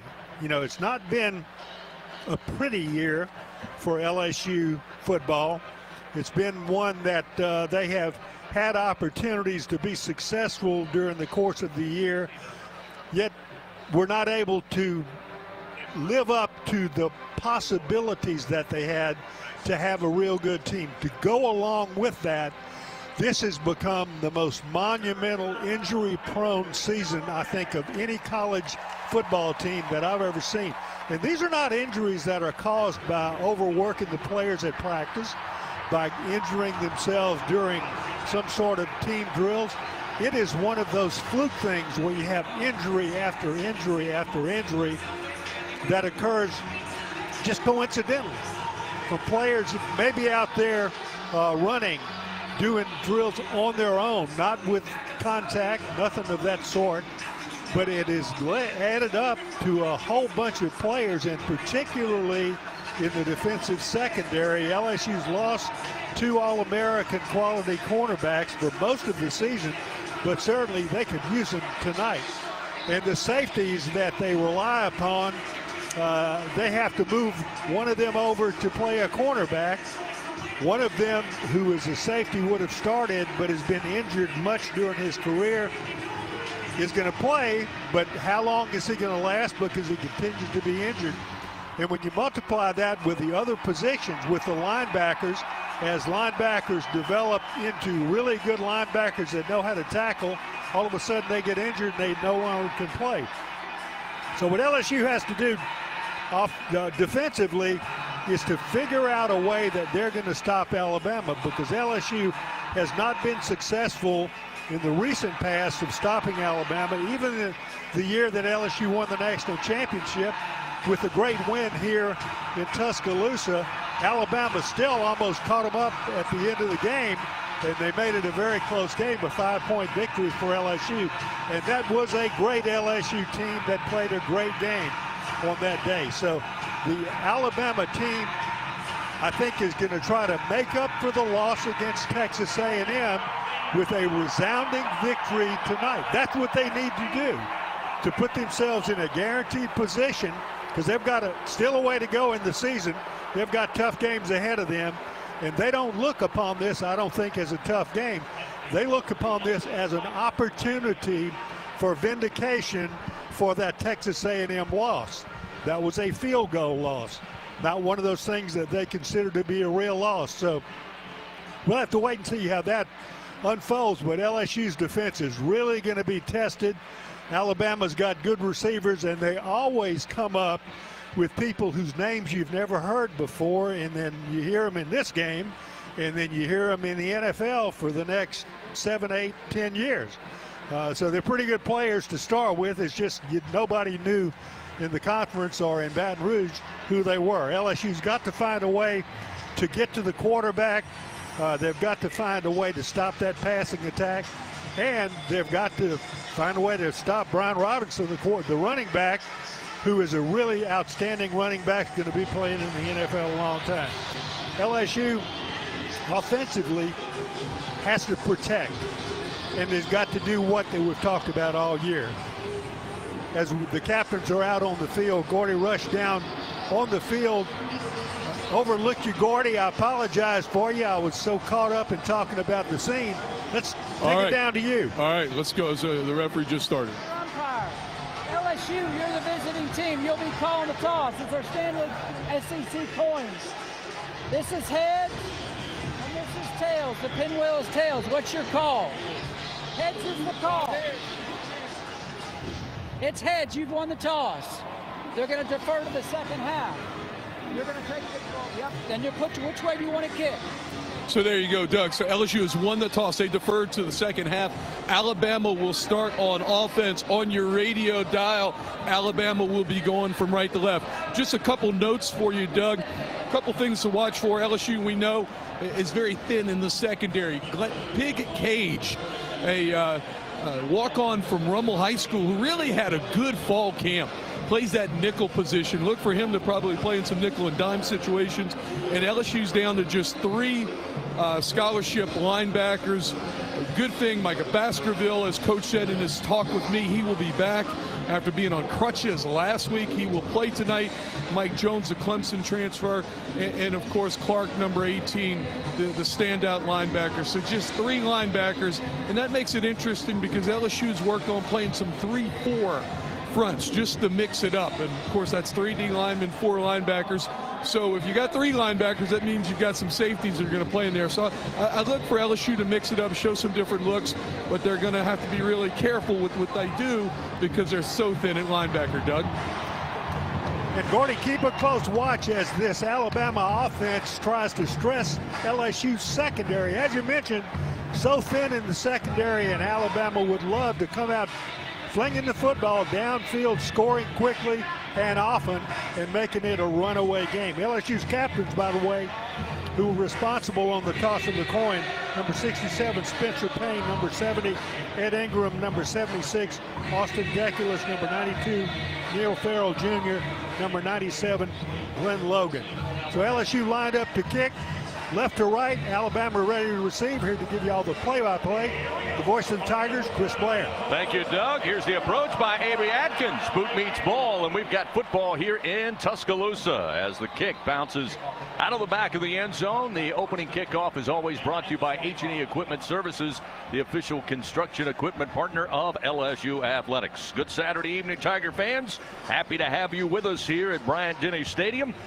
Gordy told you, LSU won the toss. They defer until the second half. It will be Alabama's offense we will see first in this matchup. Bryce Young, the sophomore quarterback out of Pasadena. 26 passing touchdowns on the year. He's run for 2 more. It'll be first down and 10 at the 25-yard line of their very own. Ball placed on the near side hash as the Crimson Tide attack right to left on your dial. On first down, Young pulls, wants to throw, and has a man open. It's in his fingertips and dropped up the 34-yard line. He was looking for Cameron Latu. Again, they had a lot of motion pre-snap, faked the end around, and then Young had a little pressure breathing up on him. May have had to unload sooner than he wanted to, but that was a catchable ball. Just could not hold on. Was a pretty sure-handed tight end, and Latu, the junior out of Salt Lake City, he's got 13 catches on the year, including 5 touchdowns. It'll be second down and 10 at the 25. Shotgun snap, handoff Robinson, met at the line, but able to turn forward for a couple of yards, a gain of 2 before Micah Baskerville, good to see him out there, makes the stop for LSU. Baskerville, again, as we mentioned, did not work out last week in the off week, limited this week, but the senior out of Shreveport going to give it a go. He gets his first tackle of the ball game there, and it sets up third down and 8 at the 27-yard line for the Crimson Tide. LSU crowding the line of scrimmage. Motion Billingsley, a wide out left to right, 3 wide to the right side. That's the wide side of the field. Bryce Young steps up, shouts instructions. He's got Robinson on a wing to his left. Third down and 8 from the 27. Young, 5-step drop, slings, and catch made at the 40-yard line up across the 45. Near side is John Mechie III, his 53rd reception of the year. And that's how good Bryce Young has been on third down. 75% completion when throwing on third down. He's also thrown for 8 touchdowns in third down situations. Alabama 58% coming into the game. Quick screen far side, catch made, trying to dance around and find a hole, got a couple of blocks and breaks free into Tiger territory down to about the 40-yard line. It's Jamison Williams, his 36th catch of the year. He gets 11 yards. It's a first down for Alabama. They'll place the ball between the hash marks now at the LSU 40-yard line. Chris, I mentioned that those receivers Alabama comes up with, whose names you never have heard, you all of a sudden start hearing them every Sunday in the NFL. These are 2 of them. Mechie and Williams are both of those guys. This time end around, coming near side, trying to get to the corner is Williams. Picks up a couple of yards, actually more than that, after he turned the angle, got near the first down sticks, a gain of 8, just shy of the 30-yard line of LSU. So Alabama comes out firing, starts at their own 25-yard line, marching down the field, converts on a 3rd and 8. Big play of 21 yards to Mechie, and now the Tiger defense on their heels. It'll be 2nd down and 2 upcoming here. A lot of motion pre-snap. Young, though, stands in the pocket, has time, pass deflected at the line of scrimmage, and it falls harmlessly to the grass around the 30-yard line. I'll tell you, Chris, in field level, Bryce Young's 5'10" tops. As Neil Farrell, I believe, was able to bat that. So if you can keep him in the pocket, it's hard for him to see through there. He's looking for gaps and what have you. And obviously, he's an outstanding quarterback, but I didn't realize he was, you know, those depth charts are never accurate, but he's about 5'9", 5'10". Sony Fanua credited with the block on the pass attempt by Young. It'll set up 3rd down and 2, again just outside the LSU 30-yard line. Young again with plenty of time, slings the ball down the field, incomplete. There was a hit on Mechie, but they'll roll the pass, no way to be caught, and there'll be no flags. That will set up 4th down and 2. Jay Ward was on coverage. The throw from Young was behind the intended receiver Mechie, and then Ward added a little extra measure there after the pass had already flown errantly by. So they'll try a field goal here. Will Reichert, a junior out of nearby Hoover, Alabama. He's 10 for 12 on field goals. This will be a 49-yard attempt. He's 4 of 5 on the season of 40 yards or more. Hash mark near side. Low snap. Bad handle. The kick is a knuckleball, and it hits the crossbar. No good. Boy, that one started off disastrous. Low snap. Holder trying to spin it quickly and get it up, but Reichert did not have a clean boot to it, and LSU's defense holds, and that'll give it back to LSU. They'll have the football for the first time on offense tonight. And Doug Morrow, not a bad start. You got a little help by a bad long snap, but again, you come away giving up no points. That's a win if you're LSU. A lot of help by Alabama. I mean, they hurt themselves on the 1st down play. They ended up making a 1st down on a 3rd and long, but because of LSU's ability to give it to them, LSU finally came up with the stop, forced the field goal. 1st down and 10. Johnson throws out. It's going to be Besh, far side. Besh lowers the boom as he crosses the 40 up to the 42-yard line, very close to a 1st down. It appears they will pick up the 1st and 10 as Besh hauls in his 29th catch of the year. A 10-yard gain, and LSU, good start on offense. But you know that offensive series for Alabama is not the way Nick Sabin wants to start this game offensively. He does not like those mistakes. Brian Thomas wide out to the right side. Trey Palmer wide to the left. Handoff, Ty Davis-Price in a lot of traffic, finds a little crease off the left side and makes his way up near the 45-yard line. A couple of hard yards that are earned by Ty Davis-Price, just trying to find a little seam to swim through. Darian Mathis, one of the top defenders in the country. Senior with the stop, picks up 3 yards. It'll be 2nd down and 7. Ball placed just outside the LSU 45-yard line. No score. 1st quarter action here, Bryant-Denny Stadium. LSU with the football for the first time tonight after a missed field goal of 49 yards. Johnson slipping out to his left. A lot of pressure, and he will throw it away into the Tiger sideline. Brian Thomas was in the vicinity, but no way to haul that one in, as Johnson just wants to live to snap the football one more time. There is a flag down on that far side. We'll see what it's about from our crew chief, Matt Leffler. Looks like going against LSU. Illegal formation on the offense. More than 4 in the backfield. 5-yard penalty. We play 2nd down. So the Tigers pick up the first penalty of the night. They'll back them up 5 yards. Looking at 2nd down here for Max Johnson and company. Max with 20 passing touchdowns on the season. He's throwing for over 2,000 yards, 2,009 coming into the ball game. He got 10 right out of the gate on the first play of scrimmage in this drive. Shotgun snap, handoff, Ty Davis-Price, a little bit of room to the near side, then cuts back to his left, middle of the field, makes his way up near the 48-yard line, picks up 8 yards on the carry. Will set up 3rd down, but a nice little run there for Ty Davis-Price. The Tigers this season struggling to run the football. They've had success more so in the last couple of weeks. But as you heard Coach Ed Ogeron tell Gordy Rush before today's game, you're going to have to win those battles on the line of scrimmage. Be able to keep the ball on the ground at times and move the chains. It'll be 3rd down and 4 for the Tigers. Big third down opportunity. Shotgun snap to Johnson, looking to throw. Looks to his left. Now will throw, and again throw it away into the Tiger sideline near side. That'll set up 4th down and 4, and we'll see Avery Atkins and the punt unit come on board here with 10:28 remaining. No score. First quarter action. Well, LSU survived the first Alabama offensive series and their own first offensive series. Both teams, though, were responsible for mistakes that helped the other team be successful. Don't anticipate that that's the way this game is going to continue to develop. One problem there on that third down play. Alabama, a simple rush. They had everybody back in coverage, and LSU could not find anybody downfield, and eventually Max had to throw it away as the snap on the punt try, and whistles come flying and flags come flying. Timeout, LSU. And there'll be a timeout taken by LSU before the punt. Timeout brought to you in part by Paragon Casino Resort. Your home for big action in the Bayou State. Stop by anytime, and let's get it started. This is how we play. Timeout on the field. No score here in Tuscaloosa. 10:26 remains first quarter. Back in a moment on the LSU Sports Radio Network.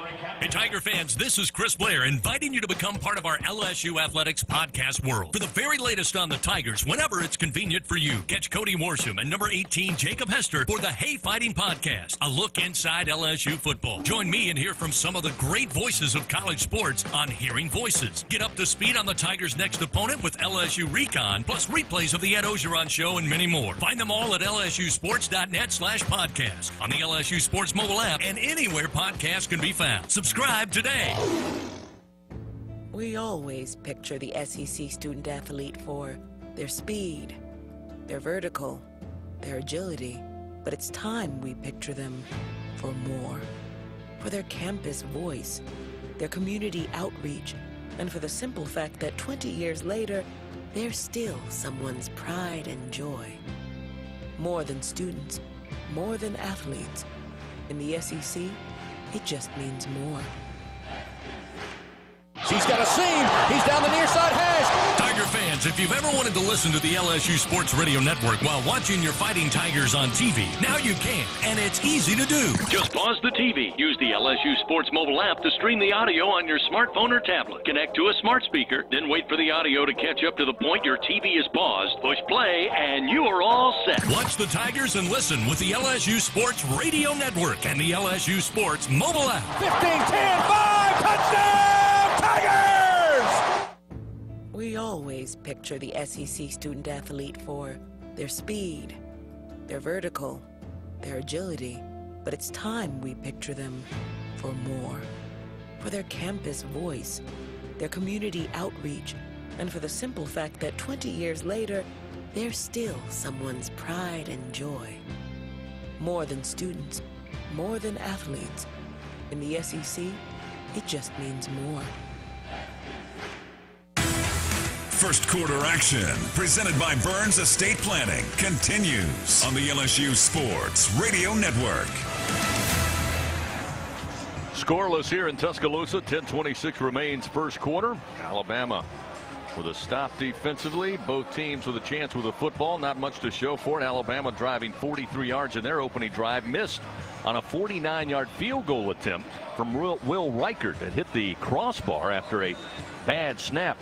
Had that one all out of sorts. LSU gets the football. They pick up 21 yards.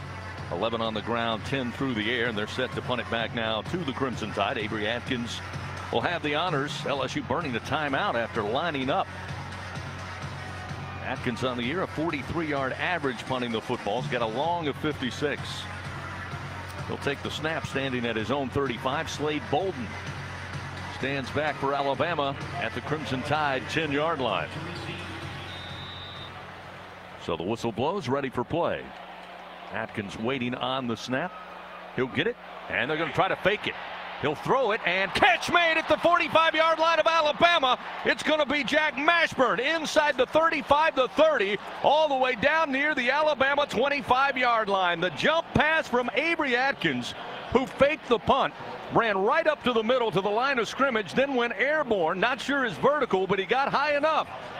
And he drops the pass to Mashburn, and Mashburn drives deep into Bama territory. They pull it out of the gadget bag, and it works against the Crimson Tide. The Tigers back in business. First down and 10 with the ball marked at the Alabama 26-yard line. Coach Ed Ogeron is fired up on the sideline. That is the spark LSU needed, at least in this drive. Johnson, shotgun snap. Fakes the handoff. Here comes late blitz. They'll throw towards the end zone. Double coverage. There's a flag coming out. It's incomplete, as the throw was over the mark, looking for Malik Neighbors. But again, he was covered. Safety over the top. DeMarco Helms almost had a chance to make the INT in the end zone. But again, a flag at about the 15-yard line and one at the 8-yard line. But we were told this week that LSU was going to let it all hang out, and they did to start this first quarter. On the defense, number 13. 10-yard penalty. First down. Yeah, Malachi Moore, just a little grab with the left hand as Neighbors was trying to make the cut towards the end zone. And so the penalty against Alabama going to move the ball to the 16-yard line now.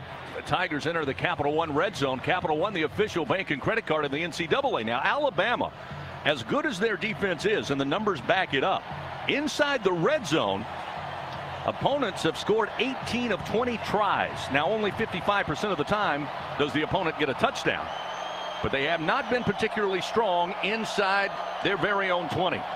First down, handoff, Ty Davis Price going to follow right up the middle and get inside the 15. He keeps moving, close to the 13-yard line after a gain of 3. So if you're just joining us, the Tigers looking at 4th and 4, put out the punt unit. They call a timeout. After the timeout, they line up to punt, and Avery Atkins with the jump pass to Jack Mashburn.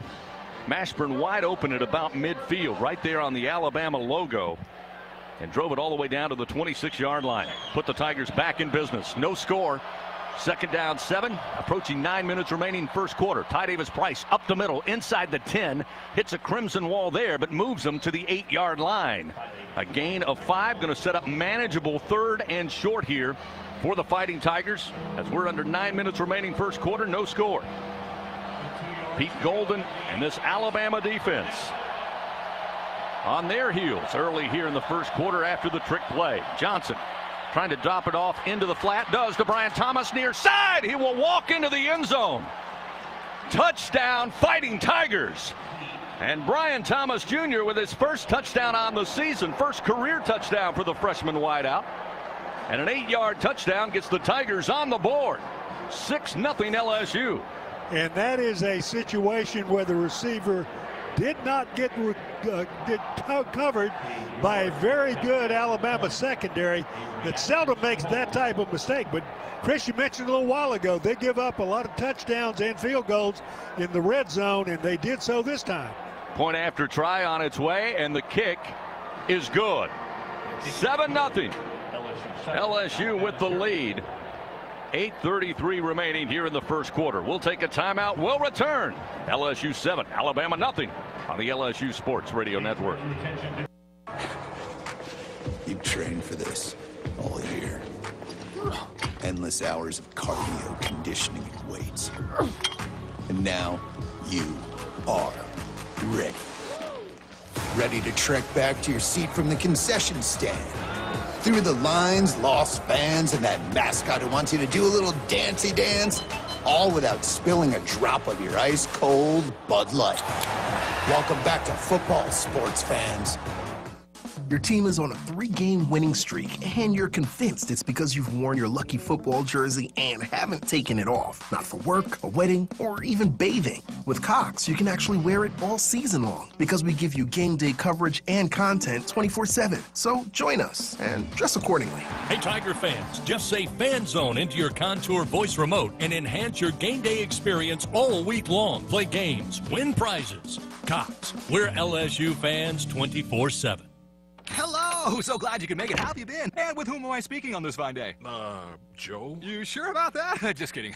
Joe. So what are you looking for today? Something fun? Joe! Have I got the perfect thing for you? You do? I do! October scratch-offs from the lottery. Sounds great. Introducing the October scratch-offs from the lottery. Match 3 tripler, win up to $3,000. Gold, win up to $12,000. And Lucky 7, where you could win up to $100,000. Pick up all 3 today. Must be at least 21 to purchase.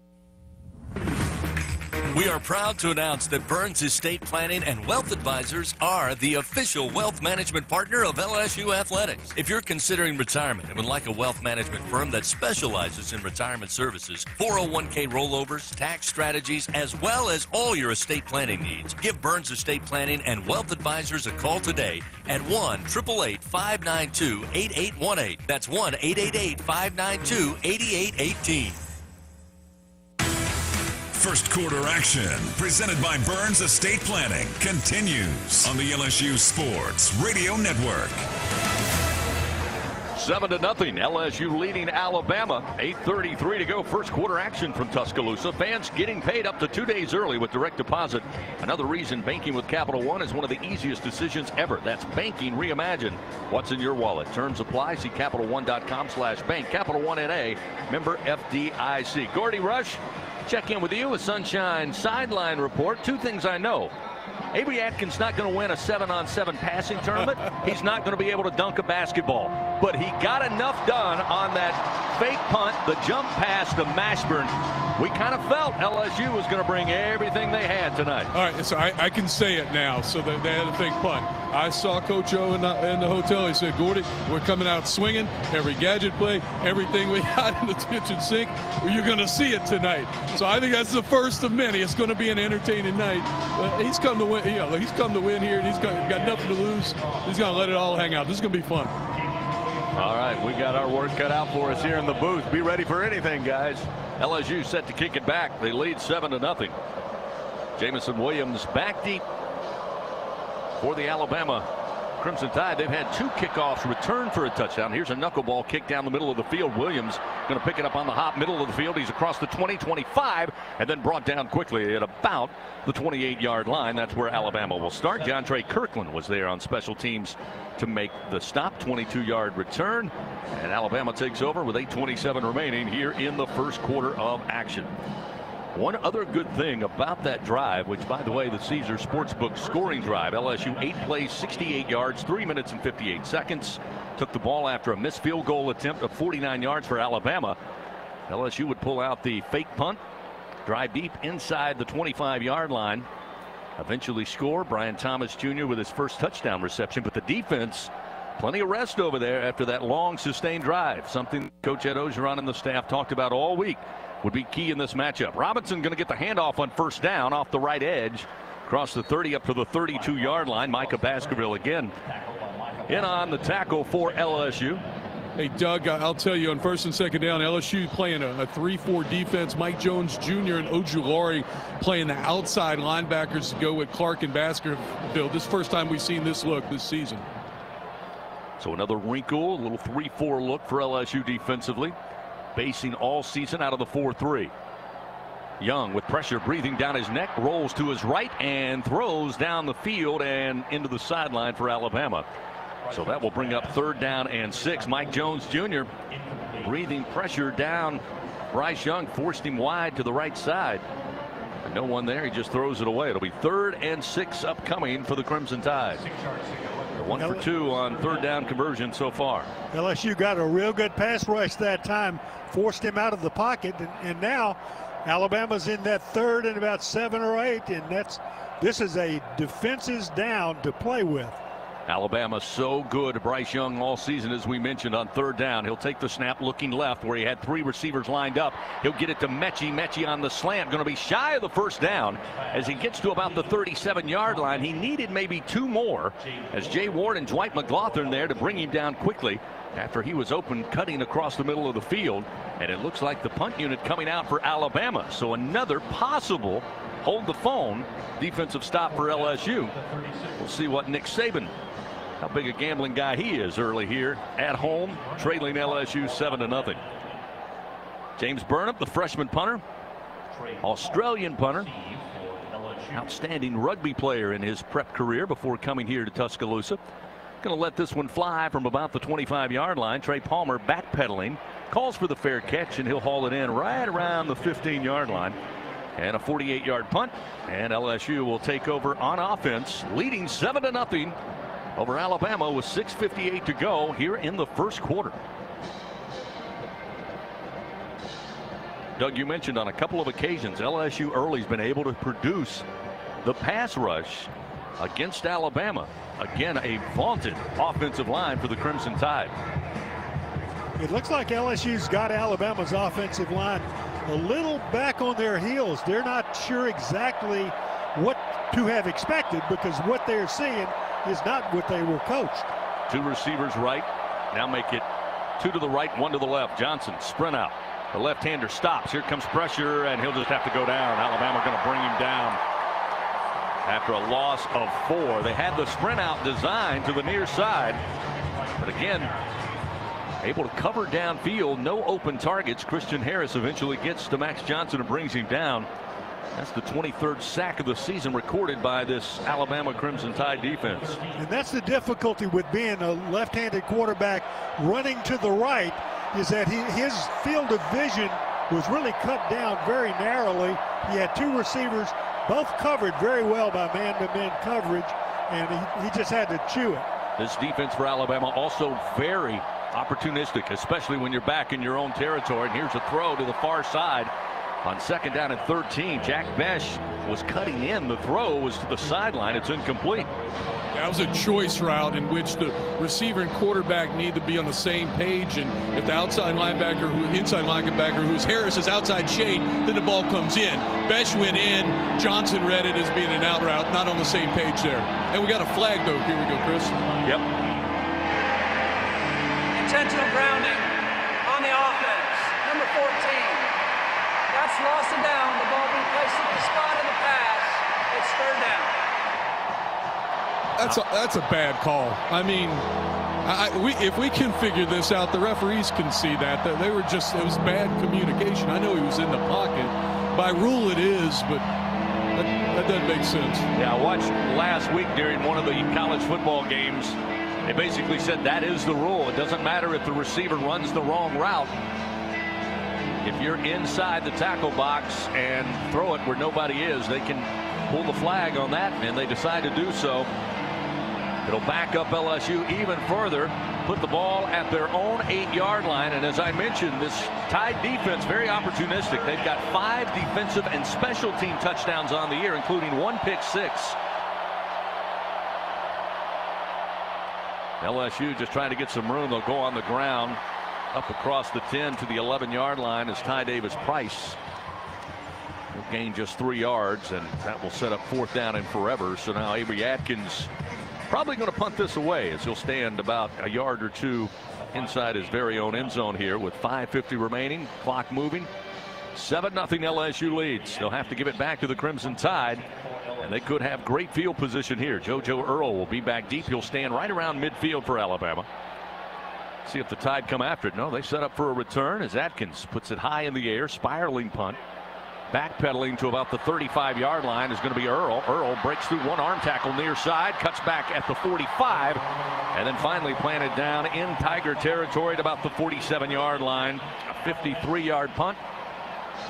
But a nice return for the Crimson Tide. We've got a timeout on the field. 5:22 remaining. LSU leading Alabama 7-0. First quarter action. We'll be back after this on the LSU Sports Radio Network. LSU Tiger fans are gearing up with real Tigers apparel and merchandise from the official online store at lsushop.net. Get jerseys, sideline gear, polos, t-shirts, hats, official team merchandise from Nike, accessories, and much more. Over 3,600 products, all shipped right to your door. Head to the place real Tiger fans go for the selection only real Tiger fans get at lsushop.net. We always picture the SEC student athlete for their speed, their vertical, their agility, but it's time we picture them for more. For their campus voice, their community outreach, and for the simple fact that 20 years later, they're still someone's pride and joy. More than students, more than athletes. In the SEC, it just means more.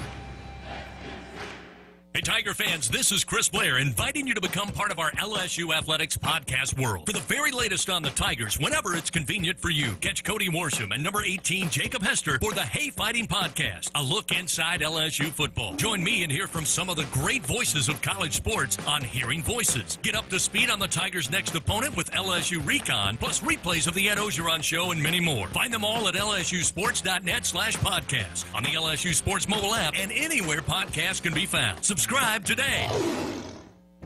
We always picture the SEC student athlete for their speed, their vertical, their agility, but it's time we picture them for more.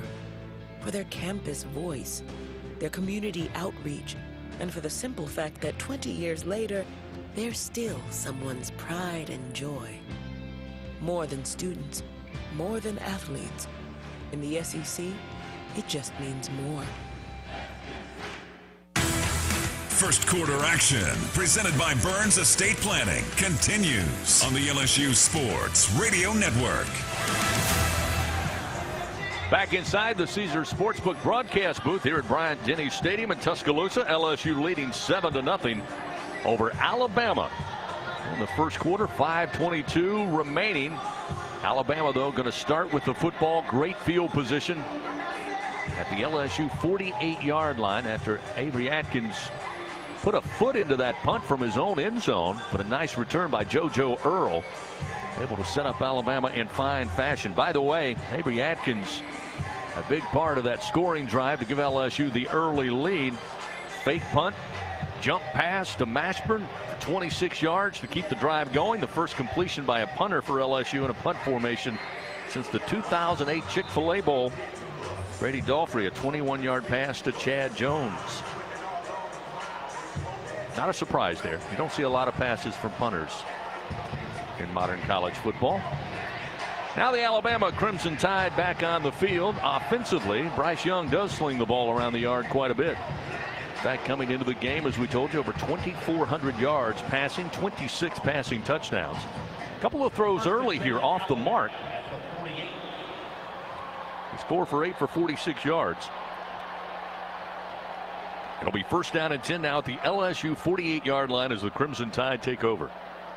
Young with Robinson on a wing to his right will take the snap, give to Robinson. Went up the middle, tried to break it outside, and it'll be brought down. Damone Clark headhunting out there. No gain on the play.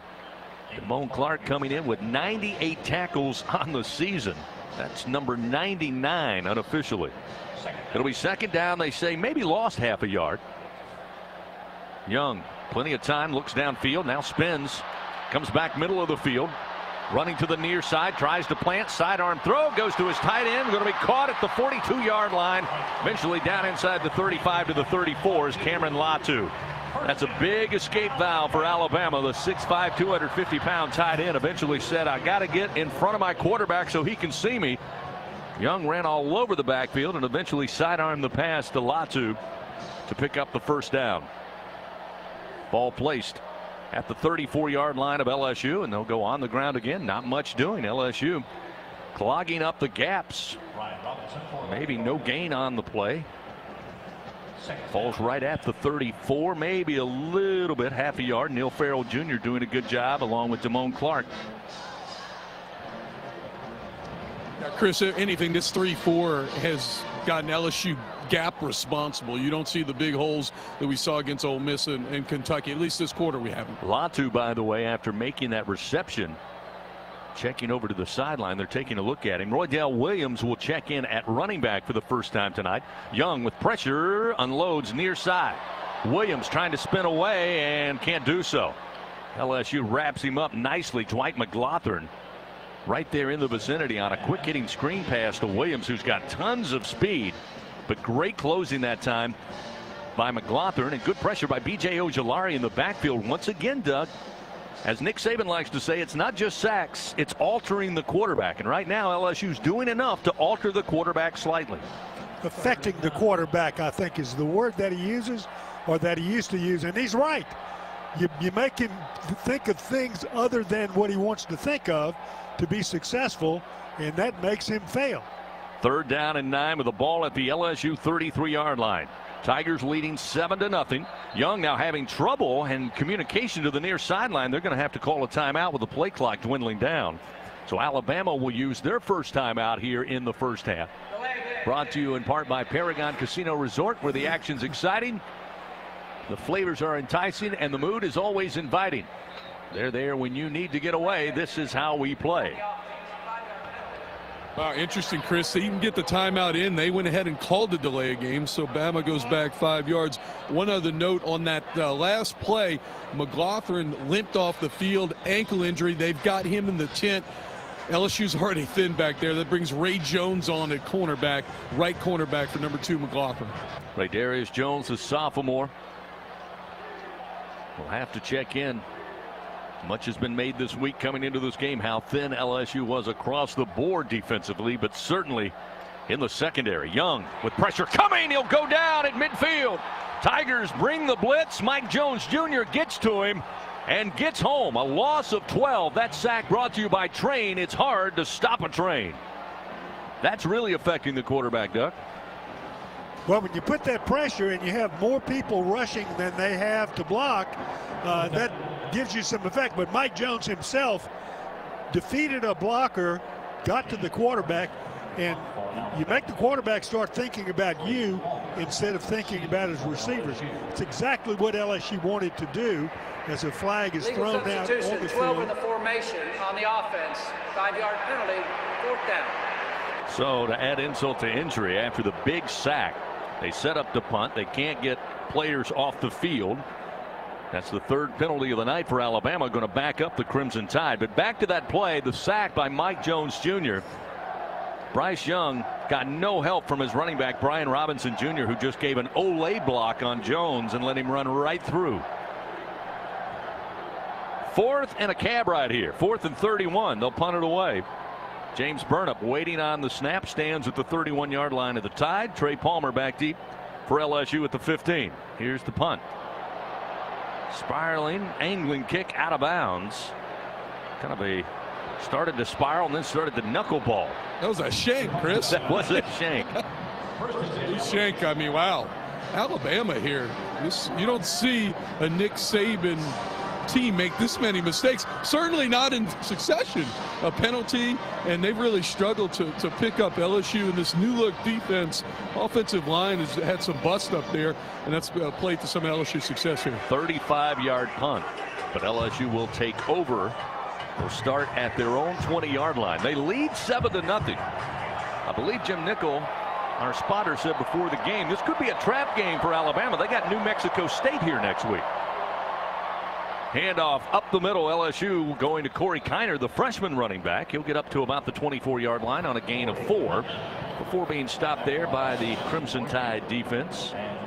Again, Anderson, Harris, Toa, and Dallas Turner. An impressive 4 linebackers for Coach Pete Golden and Nick Saban. 2nd down, 6. A minute 28 to go here in the first quarter. LSU up 7-0. Tigers with the football. Shotgun snap. Handoff again to Kiner. This time Kiner going to be caught in the backfield and slung down. It's Will Anderson Jr., the sophomore out of Hampton, Georgia, who was virtually untouched, went right there at the handoff. Tried to go right side. Actually, LSU's offensive lineman led Anderson right to the running back. Josh Williams checks in. It'll be 3rd down and 7 under a minute to go in the first quarter. LSU again just 39% on the year, converting 3rd downs. They got to find a way to convert them here tonight. Starting with this one, Johnson in the shotgun. 3 wide to the left, 1 to the right side. Johnson, late pressure comes, pocket holds, he throws, and it's incomplete. Batted off the hands of Jontre Kirkland. Luckily, nobody on the back end for Alabama could get to it. It's incomplete. And it will set up 4th down and 7. Another punting situation here for LSU, who again will have to punt in the shadow of their own end zone. Johnson took a pretty hard hit after releasing the football by Henry Toa, junior out of Sacramento, who of course transferred to Alabama after starting his career at the University of Tennessee. Here's the punt by Atkins. It's a mile high. Back deep is Earl, and Earl will make the catch and then get slammed down at about the 30-yard line. Dangerous, didn't call for the fair catch. LSU breathing down his neck. Mike Jones Jr. picking him up, setting him down on special teams. And Alabama will take over first down and 10 from their own 31-yard line with 25 seconds remaining here in the first quarter. LSU up 7-0. The fake punt sets up LSU at the 26-yard line. Eventually, Max Johnson would find Brian Thomas Jr. wide open on a missed assignment. Nobody picked him up, and the Tigers take a 7-0 lead. With 25 seconds remaining in the first stanza, 3 receivers right, 1 to the left side. Bryce Young in the shotgun. They have Robinson back there as the running back. Ball placed at the 31-yard line of Alabama. Young with the slap. Now gets the football, throws down the field. It's incomplete. Late pressure again. Young took a shot. Release right as he was hit, and the throw was off the mark.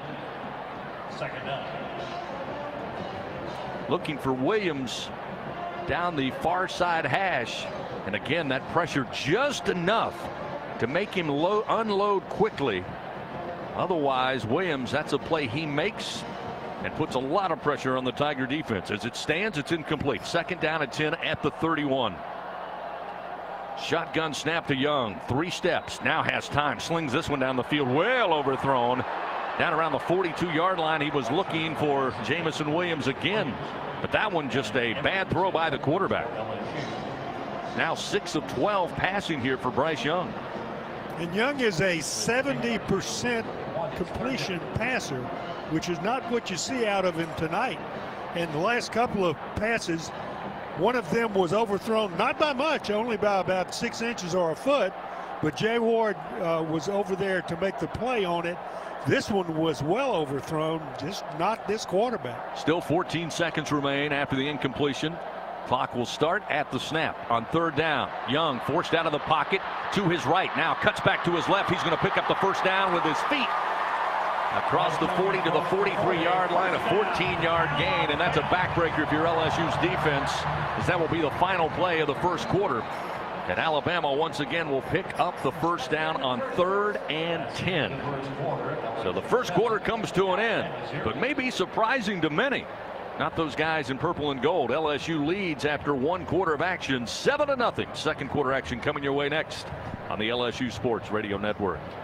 Tiger fans, did you know that Rouse's Markets has their very own digital coupons? Digital coupons are coupons you can access online. Get offers for your favorite national brands at www.rouses.com and redeem them at any Rouse's Markets. With Rouse's Markets digital coupons, there's no need to keep track of paper coupons. Everything is online. Just present your phone number at checkout.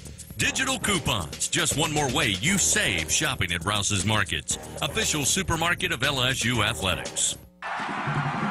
Support your LSU Tigers with Hancock Whitney, the official bank of LSU Athletics. From game day to the offseason, Hancock Whitney LSU credit and debit cards are a big win for any Tiger fan.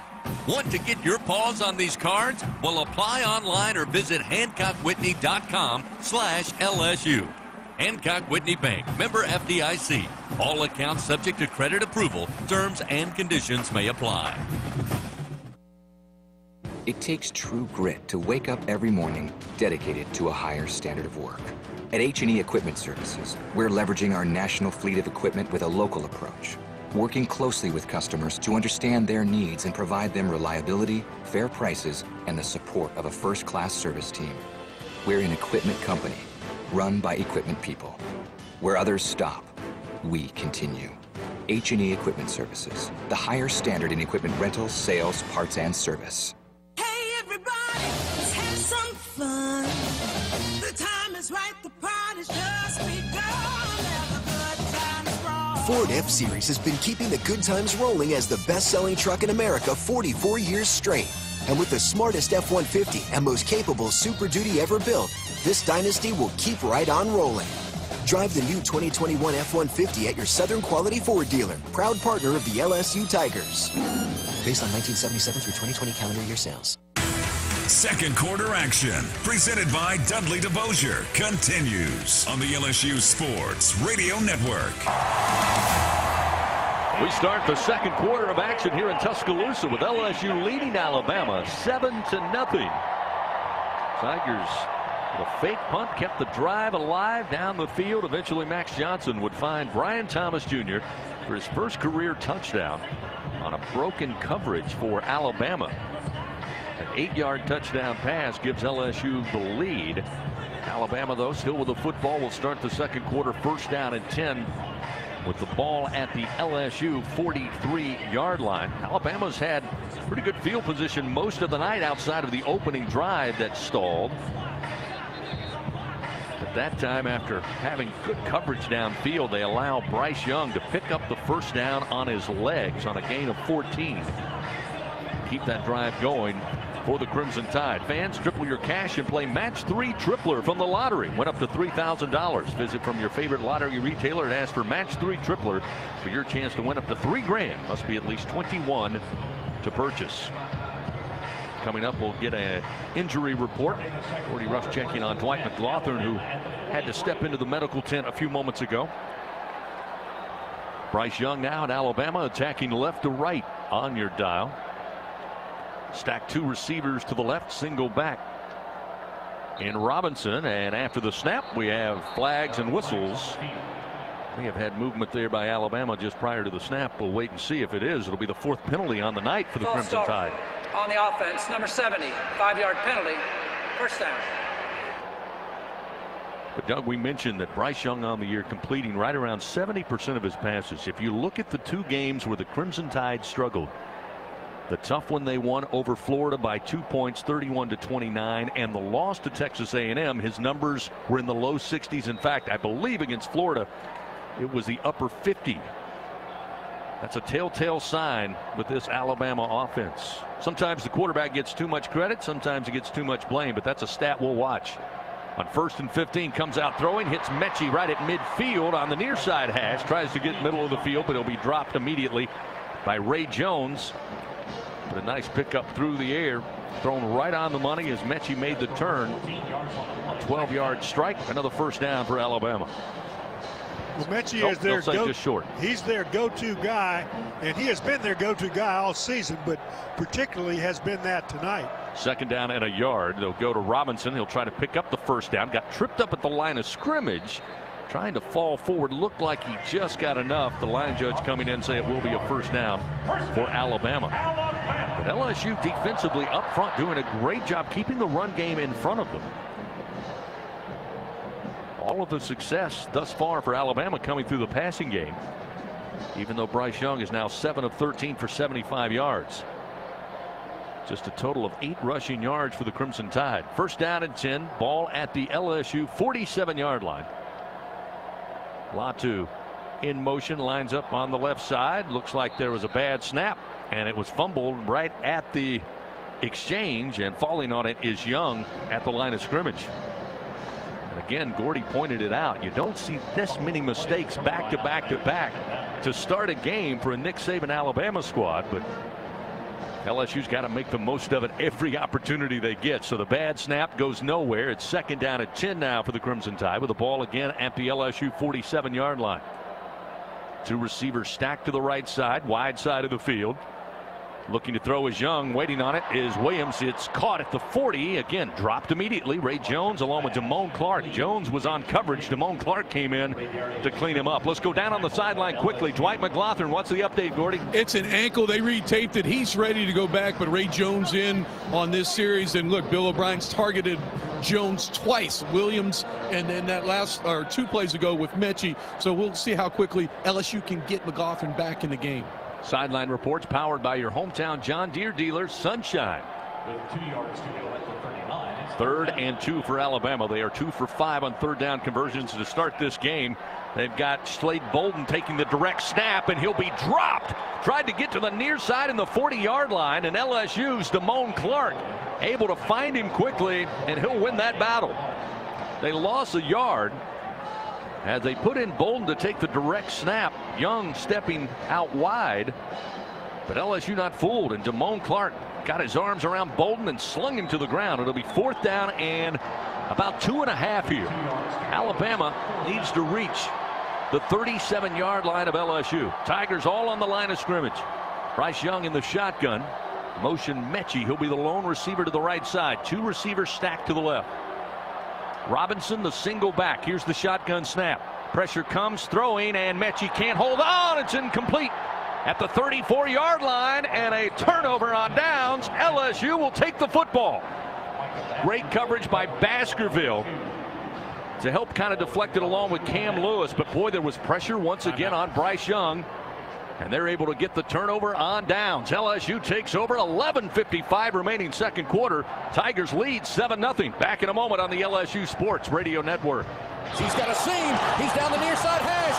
Tiger fans, if you've ever wanted to listen to the LSU Sports Radio Network while watching your Fighting Tigers on TV, now you can, and it's easy to do. Just pause the TV. Use the LSU Sports mobile app to stream the audio on your smartphone or tablet. Connect to a smart speaker, then wait for the audio to catch up to the point your TV is paused. Push play, and you are all set. Watch the Tigers and listen with the LSU Sports Radio Network and the LSU Sports mobile app. 15-10-5, touchdown, Tigers!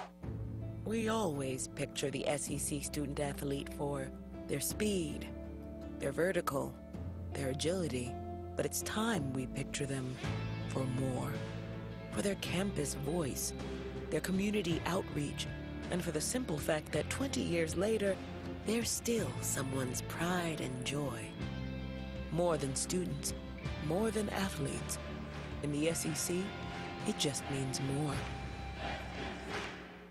LSU Tiger fans are gearing up with real Tigers apparel and merchandise from the official online store at lsushop.net. Get jerseys, sideline gear, polos, t-shirts, hats, official team merchandise from Nike, accessories, and much more. Over 3,600 products, all shipped right to your door. Head to the place real Tiger fans go for the selection only real Tiger fans get at lsushop.net. Second quarter action, presented by Dudley DeBosier, continues on the LSU Sports Radio Network.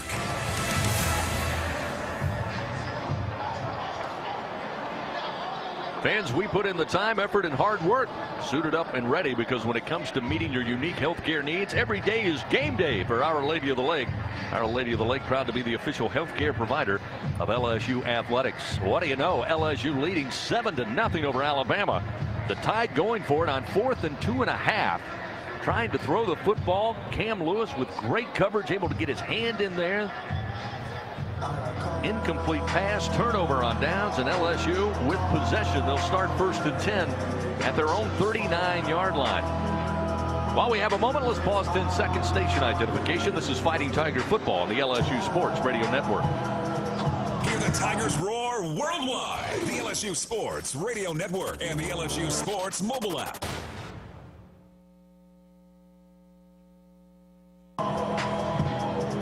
Back here at Bryant-Denny Stadium, Tuscaloosa, Alabama. Not a capacity crowd here tonight. Of course, Alabama number 2 in the first of the college football rankings released on Tuesday. LSU comes in unranked. The Tide just one loss on their ledger this year on the road against Texas A&M on a last-second field goal, but they find themselves down here 7-0 to LSU as the Tigers, with 11:55 to go in the second quarter, take back possession of the football after a stop on 4th and short. Handoff, misdirection to Ty Davis Price. He'll get to the 40, no gain there. He's brought down by Will Anderson Jr. Here's a stat that Patrick pulled out will blow your mind. Alabama had outscored opponents 101-37 in the first quarter this season. They end the first 15 minutes here tonight trailing to LSU 7-0. But again, Alabama's made some mistakes on their own. LSU's got to make it pay. Second down, they gave him a yard. It's 2nd and 9 with the ball at the 40-yard line. Johnson calling for the snap. He'll get it. Give the handoff. Ty Davis Price. A little bit of a hole up across the 45, up near midfield. Say he was pulled down at about the 48-yard line.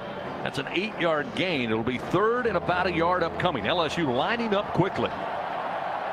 Johnson in the shotgun. Ty Davis Price going to get the carry, and he's got the first down and then some into Tide territory to about the 47-yard line.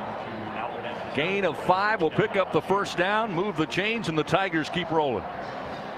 10:47 clock moving. Second quarter action. Doug, does it surprise you how much success LSU has had early running right at Alabama, getting 3, 4, and 5 yards? It does, because this is not the Alabama we have come to know and love.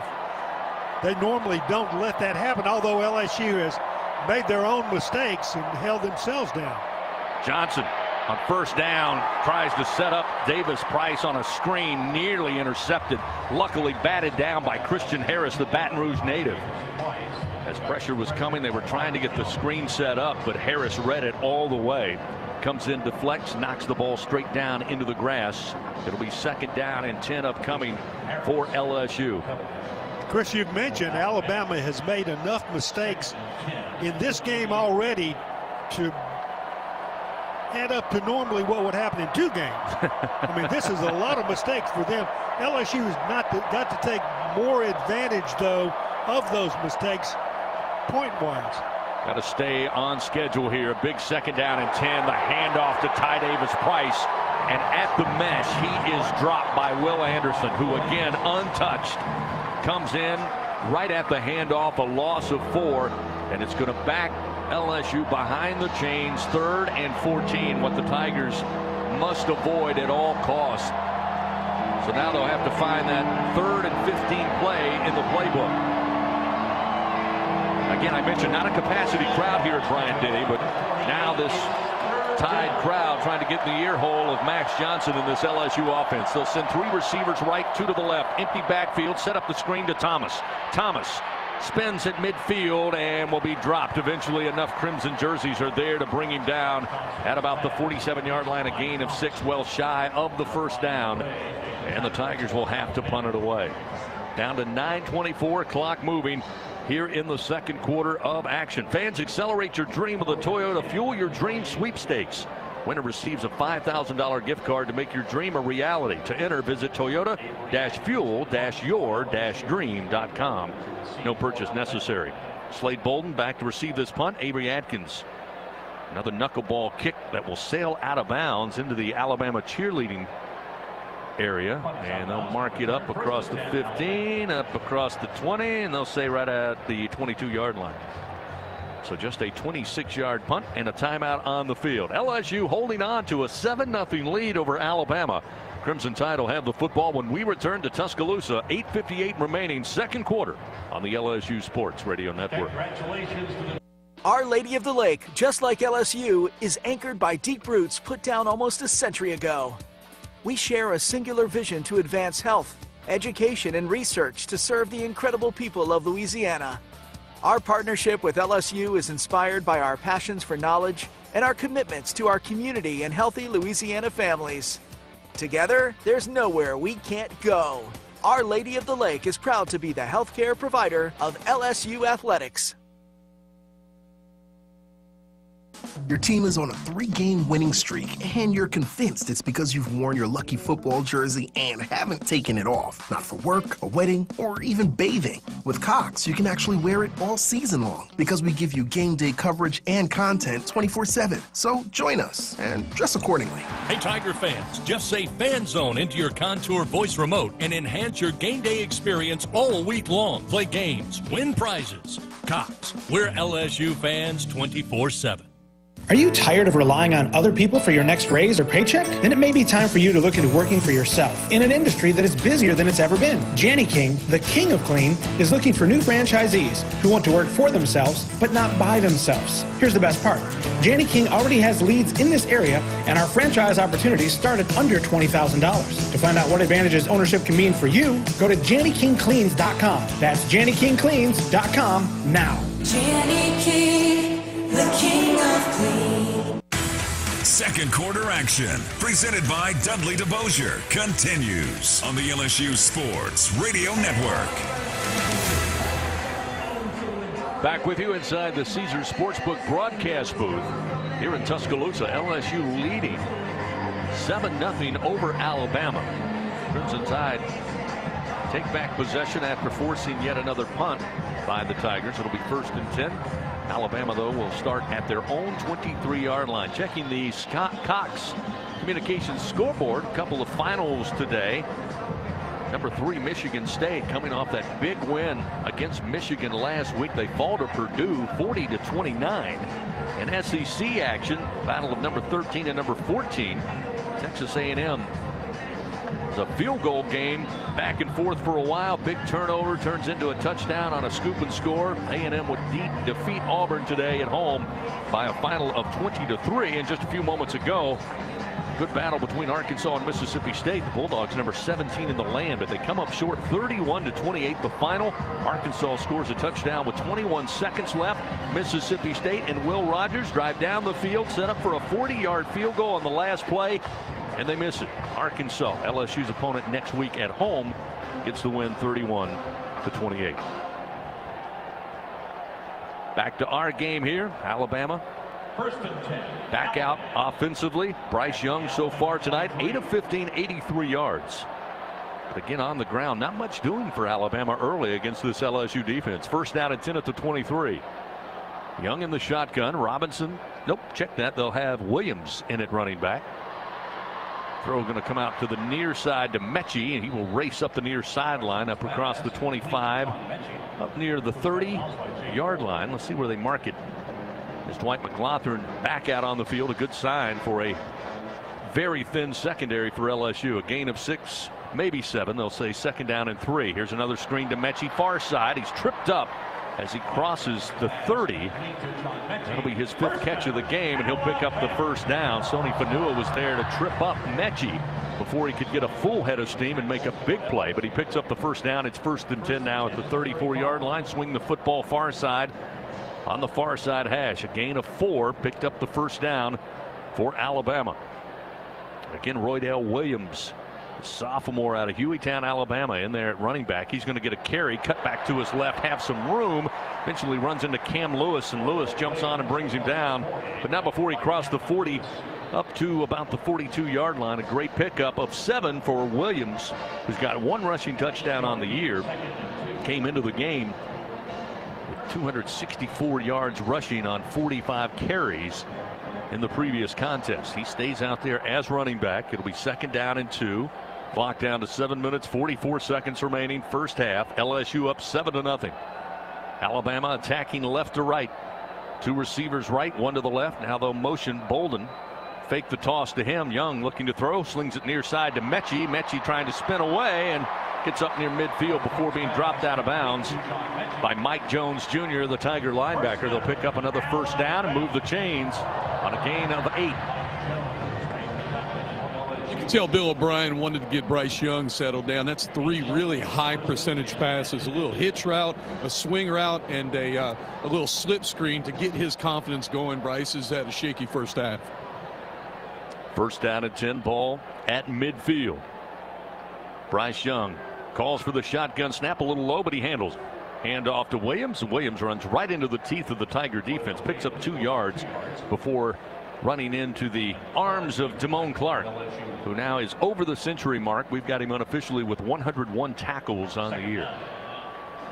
Named to the Butkus Award semifinalist list earlier this week, deservedly so, and is doing nothing but week after week improving his stock for NFL front offices. Second down and 8, ball at the Tiger 48-yard line.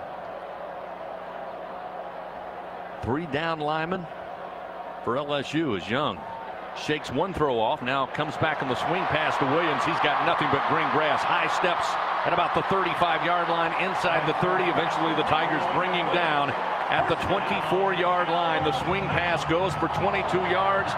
Another first down, another big pass play. Young starting to get going, the Alabama quarterback. Now it looks like we have time called. Yeah, LSU, I believe, called time. Micah Baskerville limped. So it's official timeout. Micah Baskerville limped off the field. I'm not sure what's going on with the official timeout. Well, it brings out the Boo Birds here at Bryant-Denny, but the officials did say an official timeout as the ball is placed at the 24-yard line. There was an issue with the chain. The chain has now been repaired. It's first down. So they had a chain issue. And now the Alabama fans booing the chain gang, I guess. Should have taken better care of the chains. Not sure. Nonetheless, it'll be first down and 10. Ball at the LSU 24-yard line as Brian Robinson, after taking a couple of plays on this drive on the sideline, he'll check in for Williams, who had the big swing pass to set up the Alabama offense. They fake the toss. Bryce Young stands tall in the pocket, fires towards the end zone, and it is incomplete in the hands of Mechie. He could not bring it to his chest. Bounced twice in his hands on the near side as he was headed towards the end zone. He just couldn't hold on. It's incomplete. And that was an interesting little play. That's the Alabama version of the LSU jump pass by the punter. Mechie went downfield and kind of stopped. And the defensive player stopped himself, and then Mechie sprinted up the sideline. He had an advantage. The pass was a little overthrown, though. Second down and 10. The handoff. Robinson off the left side. He missed one tackle at the 20 and eventually runs out of bounds at about the 15-yard line, but a flag back in the Alabama offensive backfield. That looks like to be a hold. Offense, number 81. 10-yard penalty. Replay, second down. Cameron Latu, the guilty party on the hold. The tight end going to bring this play back. That's the 5th penalty of the night here for Alabama. That's a good call. The tight end held Penn, the linebacker who's in for Baskerville, and that's how Robinson was able to get to the edge so easily. Keep a check on Micah Baskerville, as we told you. A little questionable coming into the game. How close to 100%? Good news, the swing pass, he came over to the sideline. He's back in, Chris. Good news. Great news. Second down and 20 after the hold. Mark the ball back at the 34-yard line of LSU. Young again, plenty of time in the pocket. Unloads down to the 22-yard line. Catch made by Williams. Missed the first tackle, allowed him to get the first down inside the 15 to the 14-yard line on a gain of 21. It was going to be a big pass play, but LSU missed on the first tackle at the 20. They went for the shins and came up empty. First down and 10 at the 14. Throw it out to Mechie near side. Mechie trying to make a play one-on-one, runs out of room, eventually into the boundary at about the 9-yard line. So a gain of 4 on the play. Mechie with 7 catches on the night. Again, came into the game with 52 receptions. He was one of those receivers with the great receivers Alabama has had over the last 3 to 4 seasons. He was always in the mix. In fact, the fact that he's just a junior surprises me. It seems like we've heard Mechie's name forever. Second down and 6 with the ball placed at the LSU 9. Tigers leading 7-0, but Alabama threatening. Handoff, and not going far is going to be Robinson. He's going to push the pile. They're going to let the play go, and he's inside the 5 down to the 4-yard line, just a yard shy, maybe half a yard of the first down. So they'll pick up 5 yards. It'll be 3rd and a yard at the LSU 4. A yard gives them a first down. 4 yards gives them a touchdown. Substitutions coming in for LSU. The 11th play of this Alabama drive that started at their own 23-yard line. We're down to 3 minutes 42 seconds before halftime. LSU trying to hold on to a 7-0 lead. 3rd and a yard from the LSU 4. Oots, the big tight end, motions right to left. They'll hand it off Robinson. Robinson gets the first down but can't break through to get the end zone. Damone Clark holding on along with Neil Farrell Jr. They'll bring him down at the 2, but it'll be first down, goal to go from the LSU 2-yard line. Damone Clark continues to stack up those tackles. I mean, he's going to win that award if he doesn't watch out. He's got 4 tackles on the night. Again, that time waiting on Robinson, who got clear at the line of scrimmage. That's not easy to do, is grab a guy at full speed and stop his inertia. That's exactly what Damone Clark just did. Tigers going to need to do more of that. First down, goal to goal now at the LSU 2. Young in the shotgun, Robinson the single back to the left side. The Tide going big with double tight ends. They'll give to Robinson, and Robinson will bust his way into the end zone. And Alabama a point after away from tying this up with 2:52 remaining here in the second quarter of action.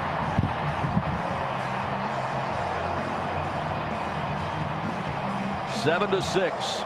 Robinson in on the score, his 12th rushing touchdown of the season.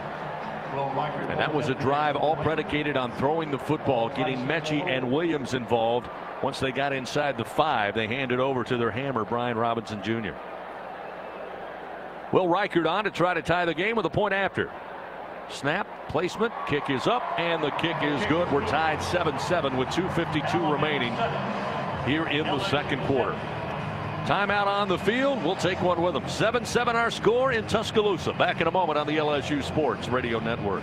Hey, Tiger fans, this is Chris Blair inviting you to become part of our LSU Athletics podcast world. For the very latest on the Tigers, whenever it's convenient for you, catch Cody Worsham and number 18, Jacob Hester, for the Hey Fighting Podcast, a look inside LSU football. Join me and hear from some of the great voices of college sports on Hearing Voices. Get up to speed on the Tigers' next opponent with LSU Recon, plus replays of the Ed Ogeron Show and many more. Find them all at lsusports.net/podcast, on the LSU Sports mobile app, and anywhere podcasts can be found. Subscribe today. We always picture the SEC student athlete for their speed, their vertical, their agility, but it's time we picture them for more. For their campus voice, their community outreach, and for the simple fact that 20 years later, they're still someone's pride and joy. More than students, more than athletes.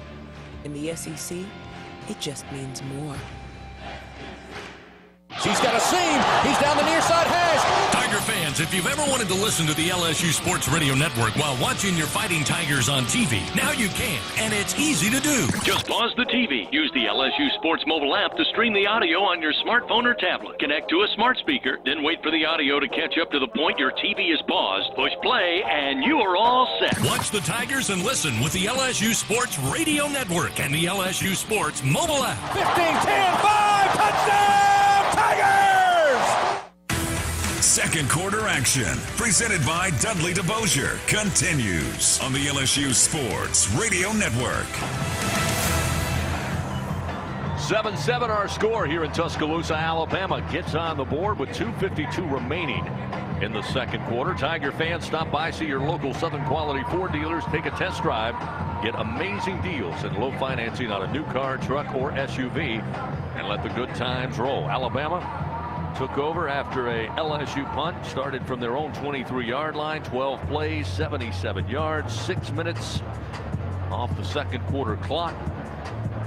Bryce Young started out a little sketchy throwing the football early, but on that drive, 6 of 7 passing, 69 yards on that drive. Eventually, Brian Robinson Jr. would punch it in from 2 yards out. Point after is good. We're tied at 7-all. Now this, Gordy Rush, is where LSU has to show what they're made of. They got a couple of breaks early. Alabama with some early mistakes. They got a 7-0 lead.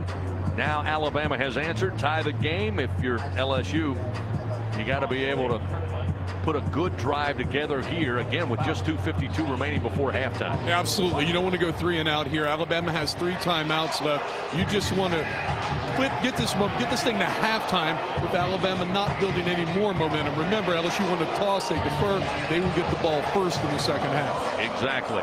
Here's the approach and the kick by Reichert. Back deep, both Williams and Kirkland. It'll be Williams who calls for the fair catch at around the 4-yard line, and LSU will set up shop, first down and 10 at their own 25-yard line. Fans, with zero sugar and now even more delicious, is the new Coca-Cola Zero Sugar the best Coke ever? Find out for yourself. We got a timeout on the field. LSU will have the football when we come back. It's tied 7-7 late in the second quarter here on the LSU Sports Radio Network. Finding the places in life that give you joy is what Toyota is all about. Like a RAV4 to take you to mountain biking trails if that's your place. Or a sporty Camry to take you to your favorite weekend spots. Yes, to the theater. Just don't fall asleep. What, me? So no matter where you find your joy, Toyota can take you there.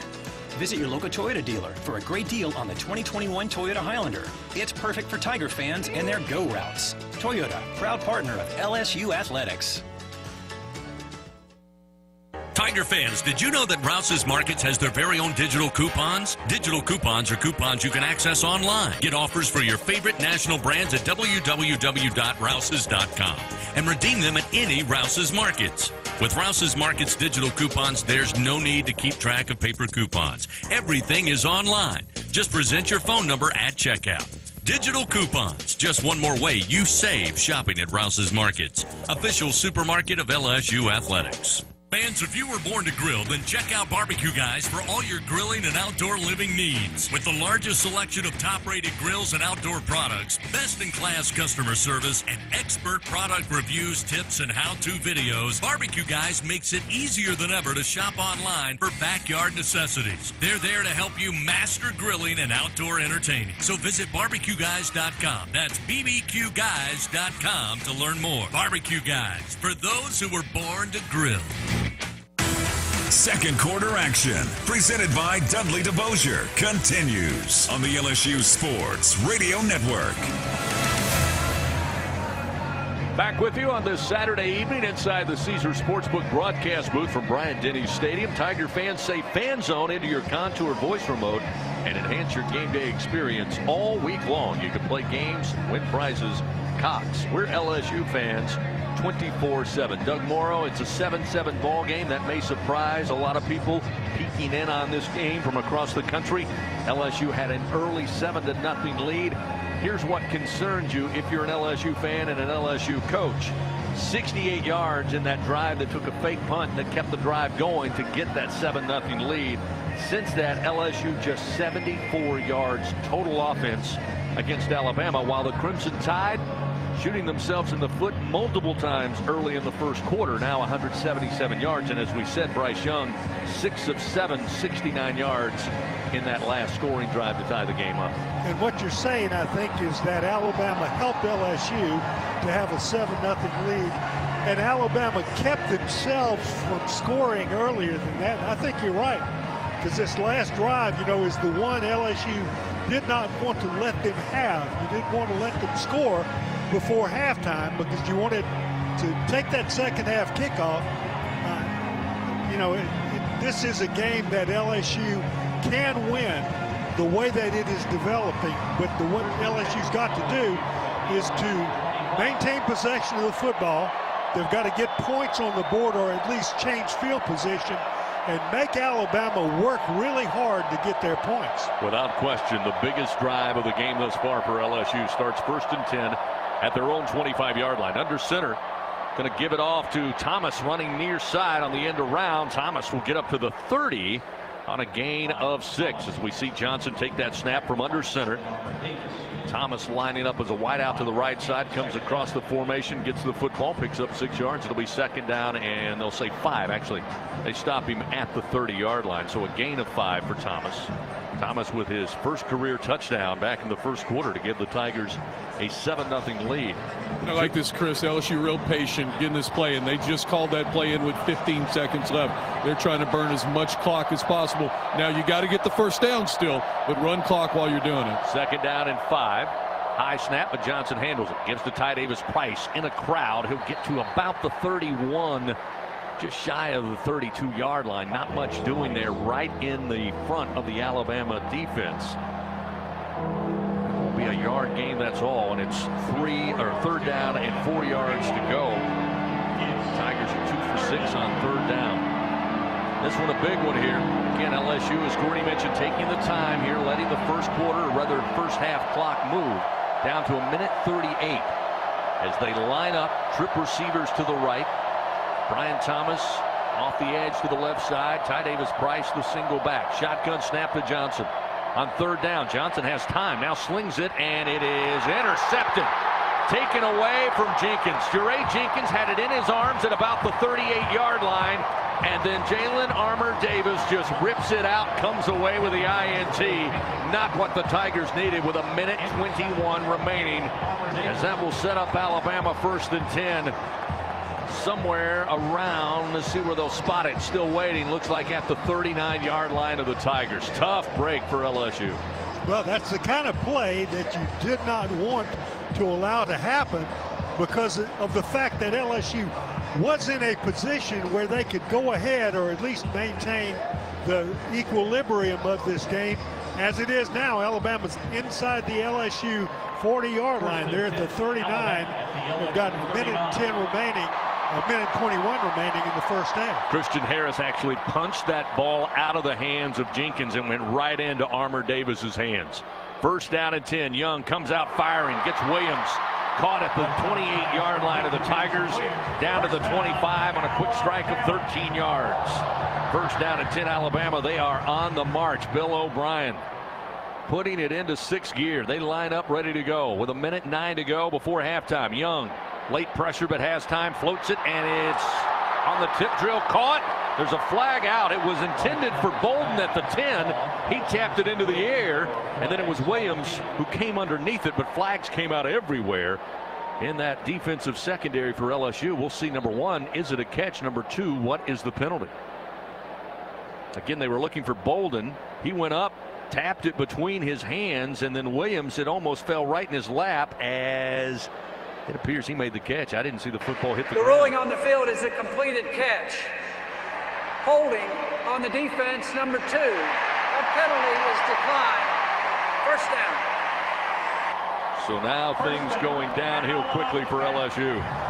That's a 17-yard completion on the tip drill. Bolden with the assist to Williams, who just happened to be right where he needed to be.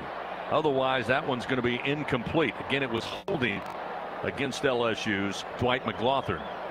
They decline that penalty. They'll take the big play. It's first down, goal to goal now at the LSU 8. Deja vu all over again. Just moments ago, Alabama was deep inside the red zone. 7-7 our score. 1:01 remaining here in the second quarter. 3 receivers stacked to the left side. Tight formation as Young, time in the pocket, fires, and it's incomplete. Looking for Latu in the right corner. Good coverage that time by Jay Ward. Alabama fans want a pass interference call, but I think it was a bang-bang play. Unfortunately, LSU has Neil Farrell Jr. slow to get up back at the line of scrimmage. He's rolled over now as the training crew comes out. But great defense on a guy who's been a favorite target inside the red zone for Bryce Young all year, and that's Latu, who's got 5 touchdowns and 13 receptions coming into the game. And it was a good play by Jay Ward. He draped himself over Latu's shoulder as the ball came to him, batted it away with his free hand, and it was a good, clean pass defense play, not a pass interference play. Official got a good look at it. That's the call as they are attending to the LSU injured player, Neil Farrell. He's limping off on it under his own weight, but he's still limping. You know it was a good defensive play when the Alabama fans in the end zone seats immediately called for pass interference, but Cameron Latu immediately got up and was headed back to the huddle. He knew Jay Ward made a great play. So it will be second down, goal to go at the LSU 8. Neil Farrell, as Doug mentioned, hobbling to the near sideline. There's 57 seconds remaining. Alabama with 2 timeouts. I believe maybe all 3 timeouts. Yeah, it was a delay of game when they tried to call the timeout. So they have all 3 remaining. Working from the LSU 8-yard line. Again, 3 receivers stacked just off the line to the left side. Young throwing to the right and looking for Mechie. It was well overthrown. Again, good coverage by Dwight McLaughlin in the right corner of the end zone with some help from Jay Ward, along with Micah Baskerville. Really had 3 Tiger defenders in the vicinity there, but the throw nowhere close. It sets up third down, goal to go from the LSU 8. There's 53 seconds remaining before halftime. LSU led early 7-0. Alabama would put together a great drive spanning 77 yards late here in the second quarter that took 6 minutes off the clock to tie the game, and then a turnover puts Alabama back in business. Third down, goal to go from the LSU 8. Again, 3 receivers to the left side of the field. Single back in Robinson. Bryce Young looking to the near side. Now takes the snap. Here comes pressure. Throws, and Mechie's got it. Right corner of the end zone. Alabama takes their first lead of the night. Comes with 48 seconds remaining here in the second quarter. An 8-yard touchdown pass to Mechie. That's his 6th touchdown on the year. Bryce Young now with 27 passing touchdowns. And Mechie proves once again why he is their go-to guy. This is a crossing pattern, and he's able to get separation. He's very, very quick. Got great feet movement, and he separates himself from the coverage of the defensive back so that the ball can be thrown in a position where he has a chance to make the catch and nobody else does.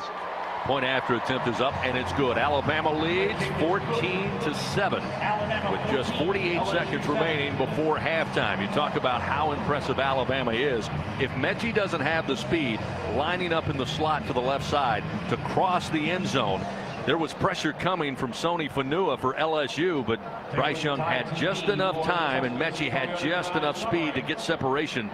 The throw looks easy in the right back corner. That's the hard thing about being a defensive back guarding the slot guy. He can go in or out, so you have to play him head up, whereas the cornerback can play inside shade, having the sideline. And what happened there is Minchie gave him a head fake outside and crossed McLaughlin, LSU's best cover corner right now, and just got 2 steps on him, and it was too much for McLaughlin to make up. Oh, the irony. Alabama leading now 14-7 to start this game. There were some errant throws by Bryce Young. There were some drop passes by some of the receivers, and then they had the interception off of LSU's Max Johnson that just landed in their lap. Then on the tip drill, on an incompletion, it appeared Williams caught it down around the 8-yard line.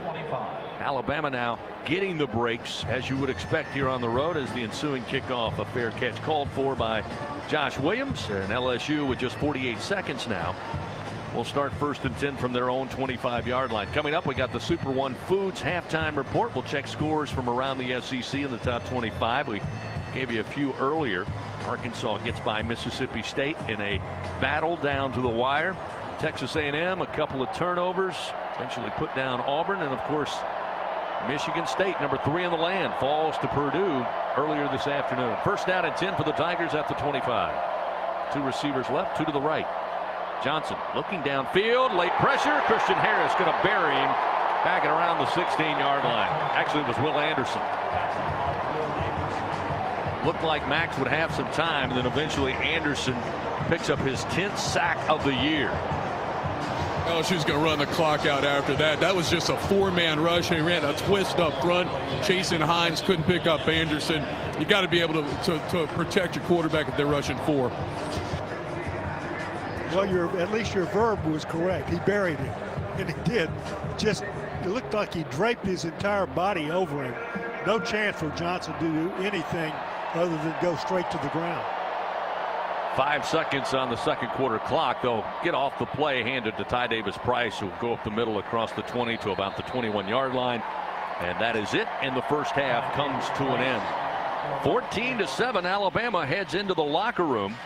Coming up, we'll have a chance to talk with head coach Ed Ogeron. His team certainly playing well early on. Alabama getting some momentum headed into the second half locker room, but I'm sure Coach O well aware of the fact his team will get the football to start the third quarter. It's the Capital One halftime interview with head coach Ed Ogeron. We'll head it down to Gordy Rush in just a moment. We'll be standing by with head coach Gordy. All right, coach, heck of a first half for your team. Let's talk about it. Got up early. Love the fake punt. Yeah, we came to play. Hey, we came to win. How about defensively? Give them a little bit different look. The 3-4 defense. Doing a nice job stopping the run. Yeah, a lot of stuff that we changed in the open date. Durante Jones and our defensive staff did a great job. What do you have to do offensively to get moving the football like you did that first series? Run the ball and make smart decisions. All right, Coach. Best of luck in the second half. Go Tigers. Chris. Thank you, Gordy. Thank you, Coach. We're at halftime here at Bryant-Denny Stadium. Coming up, Super One Foods halftime report. We'll get you ready for the second half here in Tuscaloosa. Our score at the break: Alabama 14, LSU 7 on the LSU Sports Radio Network. Albertsons is making shopping and saving easier than ever. Just For You deals is now Albertsons For You. It's everything you love about Just For You with all new perks. Get rewarded just for being you, including personalized deals, a free item every month, and even a treat on your birthday. With Albertsons For You, you earn points every time you shop and redeem them for discounts on groceries and more. Brand new Albertsons For You members receive $5 off their next $25 or more purchase just for signing up. So download or update your Albertsons app and see your all-new, all-awesome perks. Albertsons, fresh foods, local flavors. Everyone loves a winner, and Waiter wants that to be you. Download the Waiter app and place an order with promo code TIGERS21 for free game day delivery. Every order earns a chance to win Waiter food credit, signed merch, Tiger tickets, and more. Order now with promo code TIGERS21 and get the win with Waiter. Waiter, You relax, we deliver. Looking to up your grocery game? Skip the lines, not the service, with Super One Foods Curbside. Shop super1foods.com for the lowest prices on all of your favorite brands. Select your pickup time. Our expert shoppers will do the shopping for you and load your groceries right into your car. They even offer same-day pickup when you order before 6 p.m. Score super savings and enjoy the convenience of curbside service at Super One Foods. Super low prices. Welcome in to the Super One Foods Halftime Report. Super One Foods, go Tigers, and go Super One Foods. Soon, we return to second half action of LSU Fighting Tiger football. But first, let's check the latest around the college football world. From the Capital One studio, here is Brian Haldane with a scoreboard update on the LSU Sports Radio Network.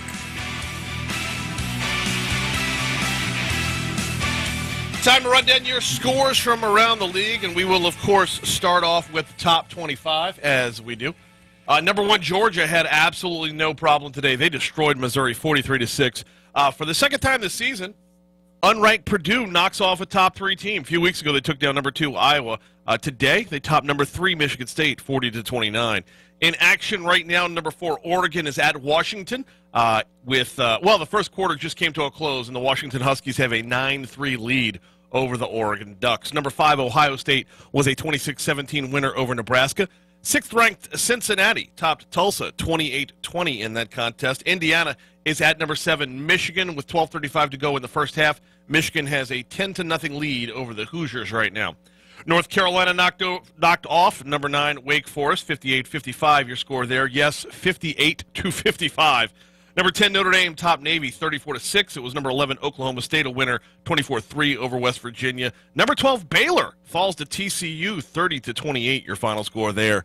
After a very even, and I mean 3-3 score even in the first half, number 14 ranked Texas A&M turns it on in the second half to pull away with a 20-3 win over 13th ranked Mississippi State. Number 15, BYU was a 59-14 winner over Idaho State. 16th ranked Ole Miss grabs a 27-14 victory over Liberty. Arkansas outlasted number 17 Mississippi State, 31-28 your final there. 19th ranked NC State was a 28-14 winner over Florida State. And I missed number 18 Kentucky. Number 18 Kentucky is hosting they are hosting Tennessee right now, and I'm pulling up that score like literally as we speak. It is tied up 21-21, number 18 Kentucky and Tennessee, with 1:14 to go in the second quarter of that ball game. Also in the top 25, Illinois jumped out early to beat Minnesota 14-6. Number 21 Wisconsin just beat up on Rutgers 52-3 was that pummeling. 22nd ranked Iowa is at Northwestern. Iowa has a 14-3 lead, 2:04 to go in the second quarter of that contest. Boise State is at Fresno State, and right now with 3:14 to go in the first half, Boise State has a 13-7 lead over the 23rd ranked Bulldogs. Still to come in the top 25 tonight, number 24 San Diego State will be at Hawaii. Kickoff is 10 p.m. there. In-state scores, Tulane falls to UCF 14-10. La Tech drops one to UAB 52-38.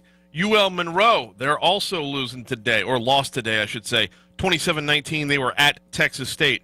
Thursday, ULL topped Georgia State, 21-17 was your score there.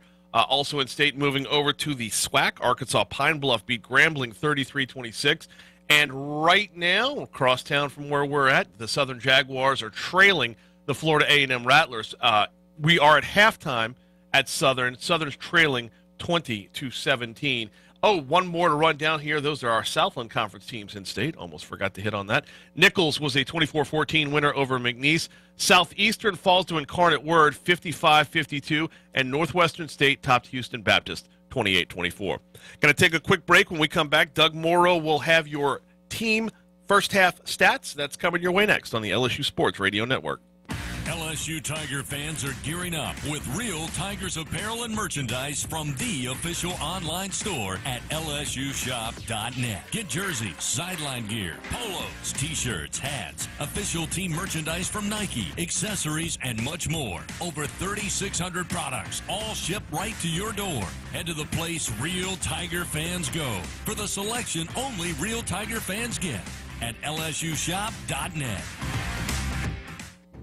We always picture the SEC student athlete for their speed, their vertical, their agility, but it's time we picture them for more. For their campus voice, their community outreach, and for the simple fact that 20 years later, they're still someone's pride and joy. More than students, more than athletes. In the SEC, it just means more. Hey, Tiger fans, this is Chris Blair inviting you to become part of our LSU Athletics podcast world. For the very latest on the Tigers, whenever it's convenient for you, catch Cody Worsham and number 18, Jacob Hester, for the Hey Fighting Podcast, a look inside LSU football. Join me and hear from some of the great voices of college sports on Hearing Voices. Get up to speed on the Tigers' next opponent with LSU Recon, plus replays of the Ed Ogeron Show and many more. Find them all at lsusports.net/podcast, on the LSU Sports mobile app, and anywhere podcasts can be found. Subscribe today. Second half action of LSU Fighting Tiger football is coming up. But first, the Super One Foods halftime report continues on the LSU Sports Radio Network. Halftime, LSU behind Alabama 14-7.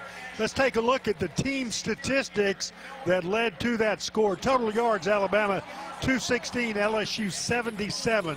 Passing yards, Alabama 191, LSU 48. Rushing yards, Alabama 25 yards, LSU 29. Penalties, Alabama with a bunch, 5 for 35 yards. They overcame them, though. LSU with 2 for 5 yards. First downs, Bama had 12, LSU had 5.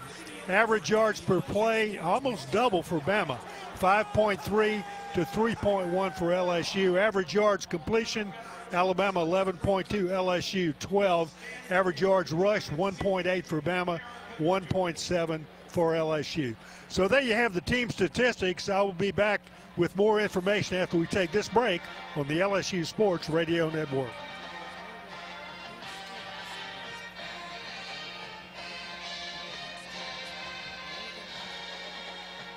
He's got a seam. He's down the near side hash. Tiger fans, if you've ever wanted to listen to the LSU Sports Radio Network while watching your Fighting Tigers on TV, now you can, and it's easy to do. Just pause the TV. Use the LSU Sports mobile app to stream the audio on your smartphone or tablet. Connect to a smart speaker, then wait for the audio to catch up to the point your TV is paused. Push play, and you are all set. Watch the Tigers and listen with the LSU Sports Radio Network and the LSU Sports mobile app. 15-10-5, touchdown!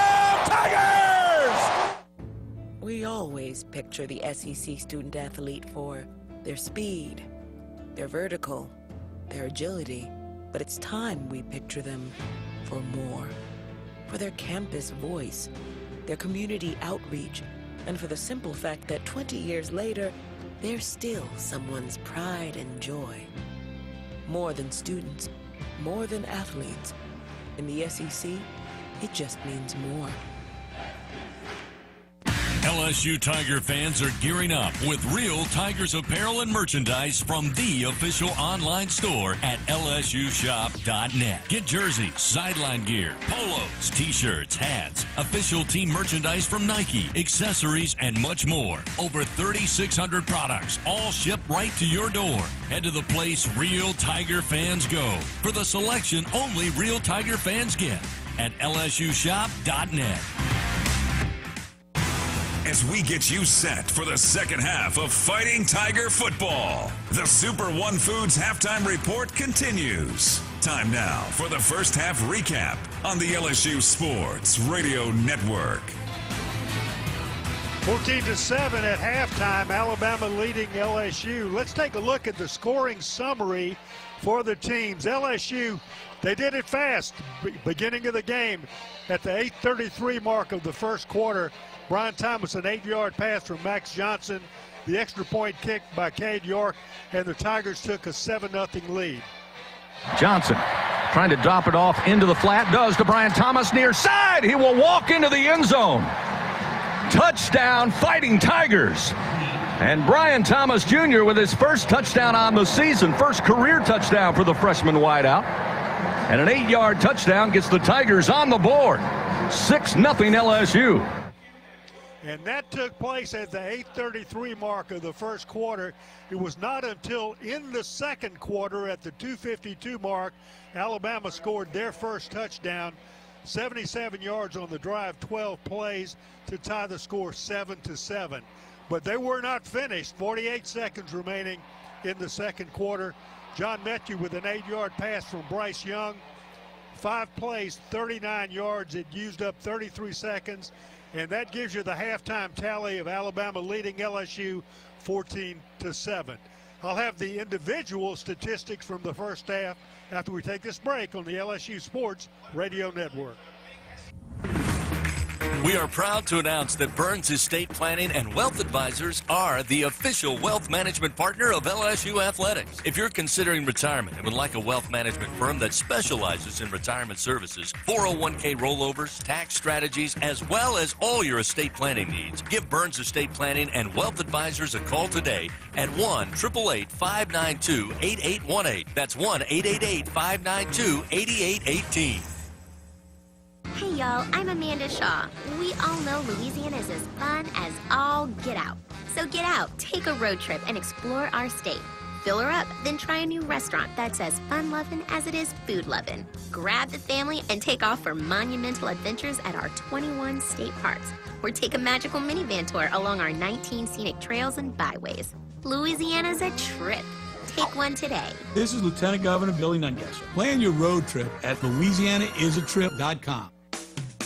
Are you one of many homeowners who just dreads the winter due to inconsistent home heating? Perhaps you're an HVAC contractor who just wants to offer more reliable, higher efficiency home heating. Luxair helps keep homes warm while saving money and offers great business building programs for contractors too. Contact your Luxair dealer to find out more. Or if you're a contractor, visit SolarSupplyLuxair.com to learn about working with Luxair. Tigers are your team, and Super One Foods is your grocery store. They offer super low prices from the moment you walk in their door, starting with the hottest deals on their famous wall of values.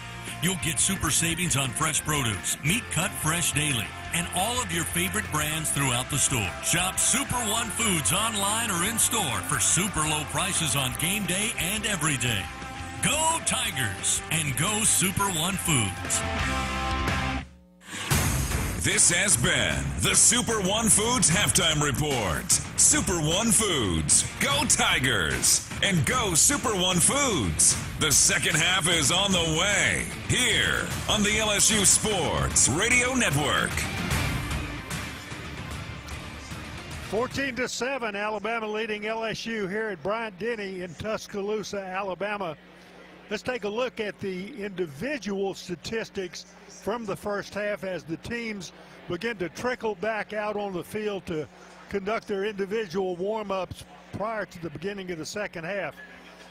For LSU, Max Johnson was 3 of 7 passing for 22 yards, 1 touchdown.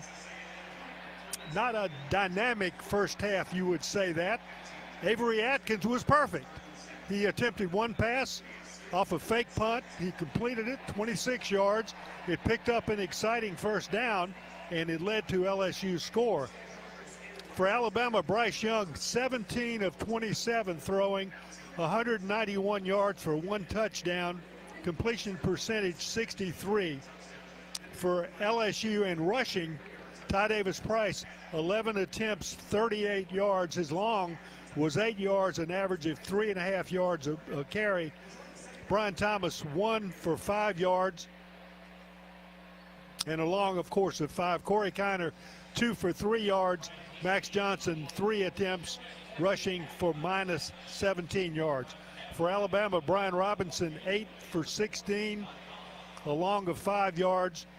Roydell Williams, 2 for 9, an average of 4.5. Bryce Young, 3, a long of 12, a total of none. Slade Bolden, 1. Alabama receiving, John Metchie, and he was kind of the star of the first half offensively for anybody.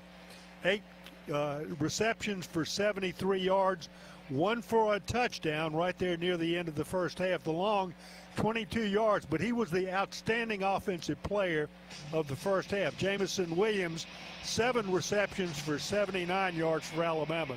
So those two people received 8 plus 7 passes of the total, 2 more than that in the first half for Alabama. For the Tigers, Brian Thomas, 2 receptions, 12 yards, 1 touchdown, along of 8. Jack Mashburn, 1 for 26. Jack Besh, 1 for 10. So there you have the individual statistics. There's in the background, you hear the music as the teams come out onto the field to warm up, to get prepared here for the second half. It's been not what you'd call a particularly exciting offensive game by either team. And it wasn't particularly well played by either team, as Alabama made a bunch of mistakes in the first quarter, and they continued those in the second quarter. But at the end of the second quarter, they decided that they would start scoring again, and because LSU had neglected to do that after their initial drive, and that's the key to it. LSU had control of the game pretty much because Alabama was allowing them to have control of it, but the Tigers didn't convert the control of the line of scrimmage into points, and they let Alabama climb and claw and get back into it.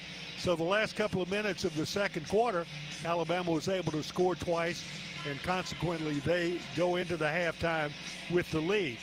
Now, what does LSU have to do? They got to start over the way that they began the game, and that is they were really fired up. They were very, very intense.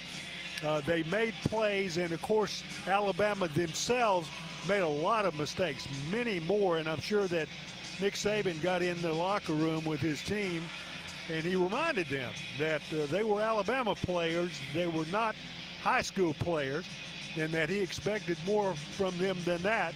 And they, in fact, did finish the second quarter with that mindset. So LSU is going to have to start it out here in the third quarter. They're going to have to climb back into this game, because if they don't do it, this is one of those games can get out of hand very easily. Alabama is successful in the passing game normally with the shots, with the long passes, and they also are very good on the crossing patterns. That's why John Mechie has 8 receptions in just one half of football. These are not game breakers, but they are first down makers. And that's all Alabama has to do. If they continue to make first down after first down after first down, then they will control this game, because LSU's not able to do that. So the Tigers have to come up with big plays, but they don't have the ability, or have not yet shown the ability, to control the line of scrimmage consistently in this game. That's something that they've got to do here in the third quarter. So as the team's out on the field now, Alabama on the far side, LSU on the near side, as the Tigers will receive the kick here to start the second half. At halftime, 14-7, Alabama leads, and they certainly are going to do whatever they can on the defensive side in order to take this ball away from LSU, force them into a punt. What LSU's got to do is to start the game in the second half the way that they started it in the first half. A drive the length of the field. They've got to make points off of it and get back into this game. So Alabama's got it teed up. They're ready to kick it off. Here to give the play-by-play, the voice of the Tigers, Chris Blair. Thank you, Doug. 15 minutes up on the board as we get set to start the third quarter. Will Reichard with the approach. A little squib kick sailing towards the far sideline. Going to take a bounce at about the 20. Going to be picked up by the Tigers on the far sideline. Bring it up near close to the 30 of their very own. It was Jontre Kirkland up the field taking that short kick on the hop. And LSU will start first down and 10 with not bad field position. Again, just shy of the 30-yard line. They'll mark it at the 28. And as Doug so eloquently described, LSU toe-to-toe with Alabama until about the final 3 minutes of the second quarter. First down and 10. Tigers going to try to go on the ground on first down and not going anywhere. This time Ty Davis-Price picked up and hauled backward. Big front. Darian Mathis got to him. Another Louisiana product here playing for Nick Sabin in Alabama. Lose a couple of yards. It'll be second down and 11, maybe 12 here for LSU, who again, not much to speak of outside of that one scoring drive. Just 76 yards of total offense so far tonight. Mashburn, the tight end, lines up on the right side of the formation. Trip receivers to the wide side of the field. That's the right. Handoff, Ty Davis-Price trying to break it off the left edge, or rather right edge, and eventually pulled down at about the 30. Only gain maybe 3. Henry Toa once again on the stop. Tigers looking at third down here early, and again 3rd and 7. Tigers have struggled on third down. They're 2 of 7 on the day. Got to find a way to break the momentum Alabama had in the final 3 minutes of that second quarter, which eventually saw them tie the game and then take the lead. 3rd down and 7 for the Fighting Tigers, with the ball placed at the 31-yard line of their own. Johnson calls for the snap. 4-man rush. They'll throw. Catch made at the 45-yard line to Jaray Jenkins, and Jenkins going to pick up the first down on a 15-yard gain. Move the ball up to about the 46-yard line of LSU. That time the rush did not get to Max Johnson. He had time. Jenkins breaks on the play and makes the catch for a 15-yard reception. There's an Alabama player slow to get up on a knee near midfield far side as the trainers come out to take a look. Jalen Armour-Davis, who had the interception, his 3rd of the season, that allowed Alabama to get a short field and eventually take the lead late in the second quarter. So Armour-Davis still being looked at out there. He's the one that made the tackle on Jenkins, and Jenkins kind of landed on top of him. It looks like his legs got twisted up underneath him. At least that's what they're looking at on the field, Chris. Hey, Chris, one other injury update. I'll tell you, Deion Smith, who's a receiver, obviously, for LSU, has played mostly special teams tonight. Pulled his hamstring. He is done for the night. He's back out here in sweats. So, hey, at this point, the way LSU has the problem with numbers, any loss is a loss, and we'll keep an eye on not only he, but Neil Farrell went in the locker room, kind of limped off at the end of the second half, you might recall. He is ready to go and should be back in there when LSU takes the field on defense. Deion Smith, one of those highly touted freshman receivers, again have been nagging injury, keeping him off the field for the last couple of weeks. Able to get in on special teams, and as Gordy mentioned, unfortunately injured and is done for the night.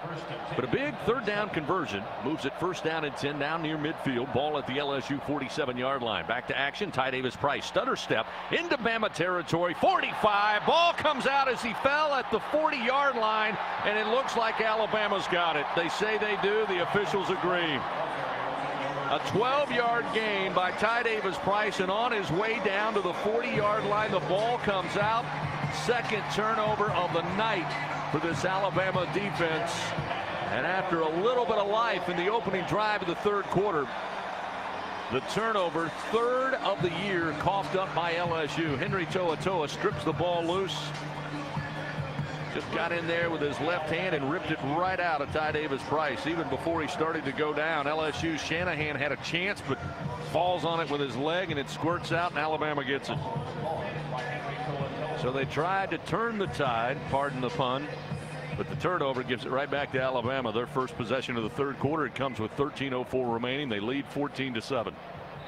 LSU with their hallmark running play of the game, only to end it with a fumble that is turned over to Alabama with really good field position. 1st down and 10, ball at the 42-yard line of their own. Young comes out slinging. McLaughlin nearly had the interception. Jumped the route on Williams, the intended receiver, near side at midfield.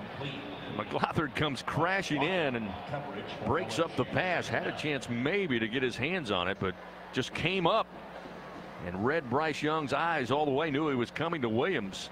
It's incomplete. Sets up 2nd down 10 at the 42-yard line of Alabama. 2 receivers left, including Williams in the slot. Mechie, the wide out to the right side. Shotgun snap to Young. Young looking left, now throwing the home run ball down the middle of the field. He's got Williams caught at the 11. He'll go on in. Got behind the Tiger defense. And Alabama strikes again on a 58-yard touchdown pass. That'll make it 20-7 Crimson Tide. That one's on Jay Ward. They came back, and Williams was in the slot man-to-man with Cam Lewis on him, the strong safety. Jay Ward playing free safety, and for whatever reason, Ward did not stay on top of that route right there. Breakdown in coverage as Alabama scores quickly. So now Reichert on, trying to add one more. Make it a 2-score game to be sure. Reichert perfect on the year in point afters, and this try is up, and once again is good. That'll make it 21-7. Nope, he missed it. Missed it wide right. And Reichert misses his first PAT of the season. He was 47 of 47, now making 47 of 48. So a little bit of luster falls off that home run strike of 58 yards, but nonetheless, Alabama leads 20-7. 12:51, just started third quarter action. Timeout on the field. Back in a moment on the LSU Sports Radio Network. Hey, Tiger fans, this is Chris Blair inviting you to become part of our LSU Athletics podcast world. For the very latest on the Tigers, whenever it's convenient for you, catch Cody Worsham and number 18, Jacob Hester, for the Hey Fighting podcast, a look inside LSU football. Join me and hear from some of the great voices of college sports on Hearing Voices. Get up to speed on the Tigers' next opponent with LSU Recon, plus replays of the Ed Ogeron Show and many more. Find them all at lsusports.net/podcast, on the LSU Sports mobile app, and anywhere podcasts can be found. Subscribe today. We always picture the SEC student athlete for their speed, their vertical, their agility, but it's time we picture them for more. For their campus voice, their community outreach, and for the simple fact that 20 years later, they're still someone's pride and joy. More than students, more than athletes. In the SEC, it just means more. He's got a seam. He's down the near side hash. Tiger fans, if you've ever wanted to listen to the LSU Sports Radio Network while watching your Fighting Tigers on TV, now you can, and it's easy to do. Just pause the TV. Use the LSU Sports mobile app to stream the audio on your smartphone or tablet. Connect to a smart speaker, then wait for the audio to catch up to the point your TV is paused. Push play, and you are all set. Watch the Tigers and listen with the LSU Sports Radio Network and the LSU Sports mobile app. 15-10-5, touchdown! Tigers! We always picture the SEC student athlete for their speed, their vertical, their agility, but it's time we picture them for more. For their campus voice, their community outreach, and for the simple fact that 20 years later, they're still someone's pride and joy. More than students, more than athletes. In the SEC, it just means more. Third quarter action continues. Presented by H&E Equipment Services on the LSU Sports Radio Network. As we continue this Saturday night, let's pause 10 seconds. Station identification. This is Fighting Tiger football on the LSU Sports Radio Network. Hear the Tigers roar worldwide. The LSU Sports Radio Network and the LSU Sports mobile app. Back inside the Caesars Sportsbook broadcast booth, Bryant-Denny Stadium, Alabama now leading 20-7. A home run strike from Bryce Young to Jamison Williams. 2 plays, 58 yards. Took just 13 seconds off the third quarter clock after LSU coughed up the football. An interception late in the second quarter led to an Alabama touchdown. Now another short squib kick. They're trying to keep it away, and it bounces at about the 25, going to be picked up again by Kirkland, and Kirkland up the far sideline will get up near the 30 and be stopped there. Then the fumble by Ty Davis Price sets up Alabama, and 2 plays later they score to make it 20-7. Again, Will Reichert missed on his first point after the year, but now LSU offensively has got to show some life. As Doug mentioned, had a lot of energy, came out firing to start this ball game, but so far just 107 yards total offense. And here's a snap. Johnson wasn't ready for it. Bounces off his numbers, and falling on it is Corey Kiner, the freshman running back. There's a flag down way behind the LSU offensive line, and I'm not sure what happened there, but Johnson was actually looking to the near side. He looked like conversating with Kiner. And the ball was snapped by Shanahan, hit him right between the 1 and the 4 on his jersey. Delay game on the defense. Number 10, using the clap signal for a disconcerting signal. 5-yard penalty, first down. Well, you don't hear that one often. You got to dig deep into the rule book. Nick Sabin saying, what is that rule again? So, delay a game on the defense with some signs. Yeah, that's hard to figure. So, nonetheless, that bad botch snap doesn't matter. It'll be first down and 5. Johnson on 1st and 5 throws, and on the slant, it's in the hands but dropped by Jeray Jenkins up at the 40-yard line. That'll set up 2nd down and 5 from the LSU 31.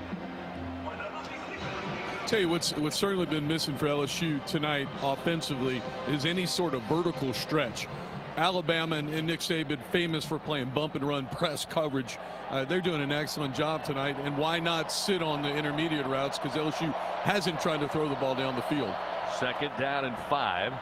Shotgun snap to Johnson, handoff Kiner. Kiner runs right into a crimson wall, gets to the 32 with his forward momentum, but only about a yard gain. That's going to make it 3rd and 4, and again the Tigers struggling on 3rd downs tonight in a game where you just can't afford to do that. They're 3 for 8. DJ Dale, the nose on that stop against Kiner.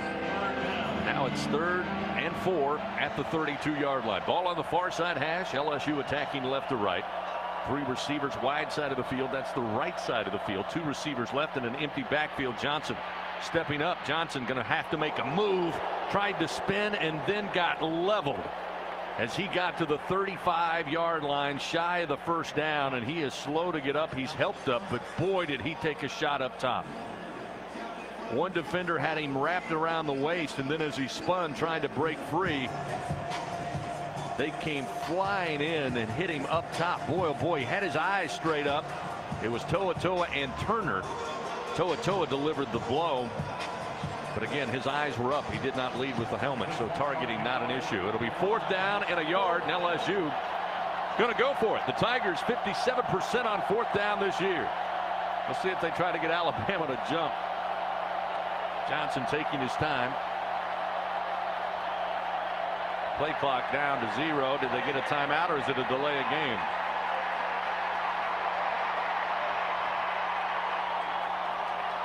Yep, it was a delay of game. So now the punt unit will come on.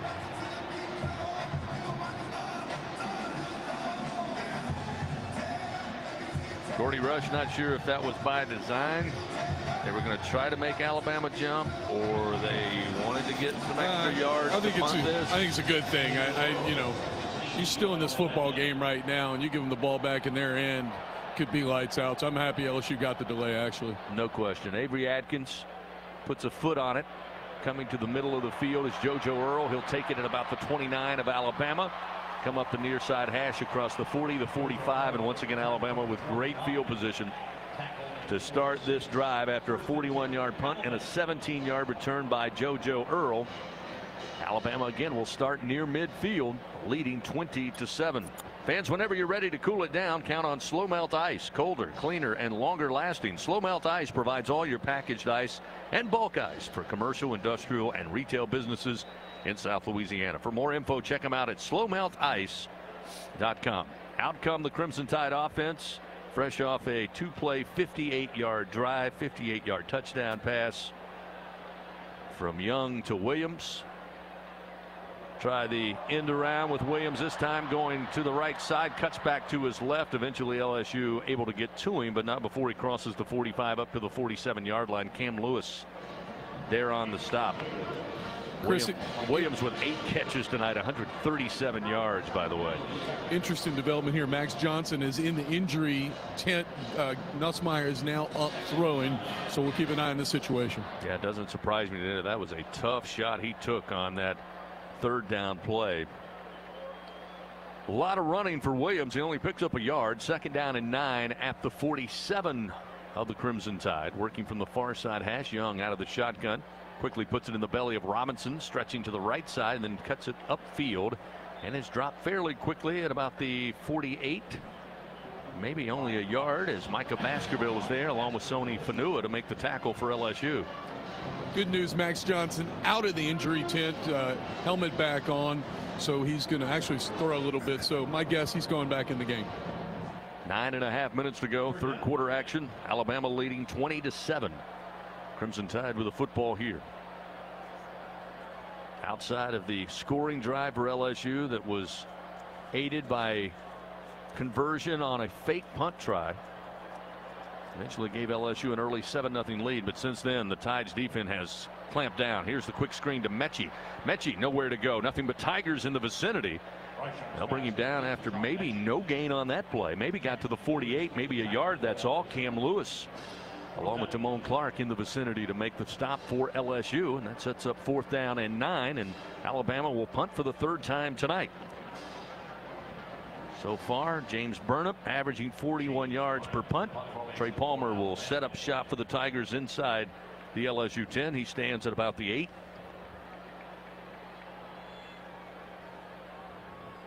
Burnip awaits, takes the snap, lets it go from about the 37-yard line. Quick dying punt, takes an Alabama bounce though inside the 20, and will be down to around the 10-yard line near side. That's where LSU will start after a 43-yard punt. 8:22 remaining, third quarter. Alabama leading 20-7 over LSU. Tigers with the football when we come back on the LSU Sports Radio Network. You trained for this all year. Endless hours of cardio, conditioning, and weights. And now you are ready. Ready to trek back to your seat from the concession stand. Through the lines, lost fans, and that mascot who wants you to do a little dancey dance, all without spilling a drop of your ice-cold Bud Light. Welcome back to football, sports fans.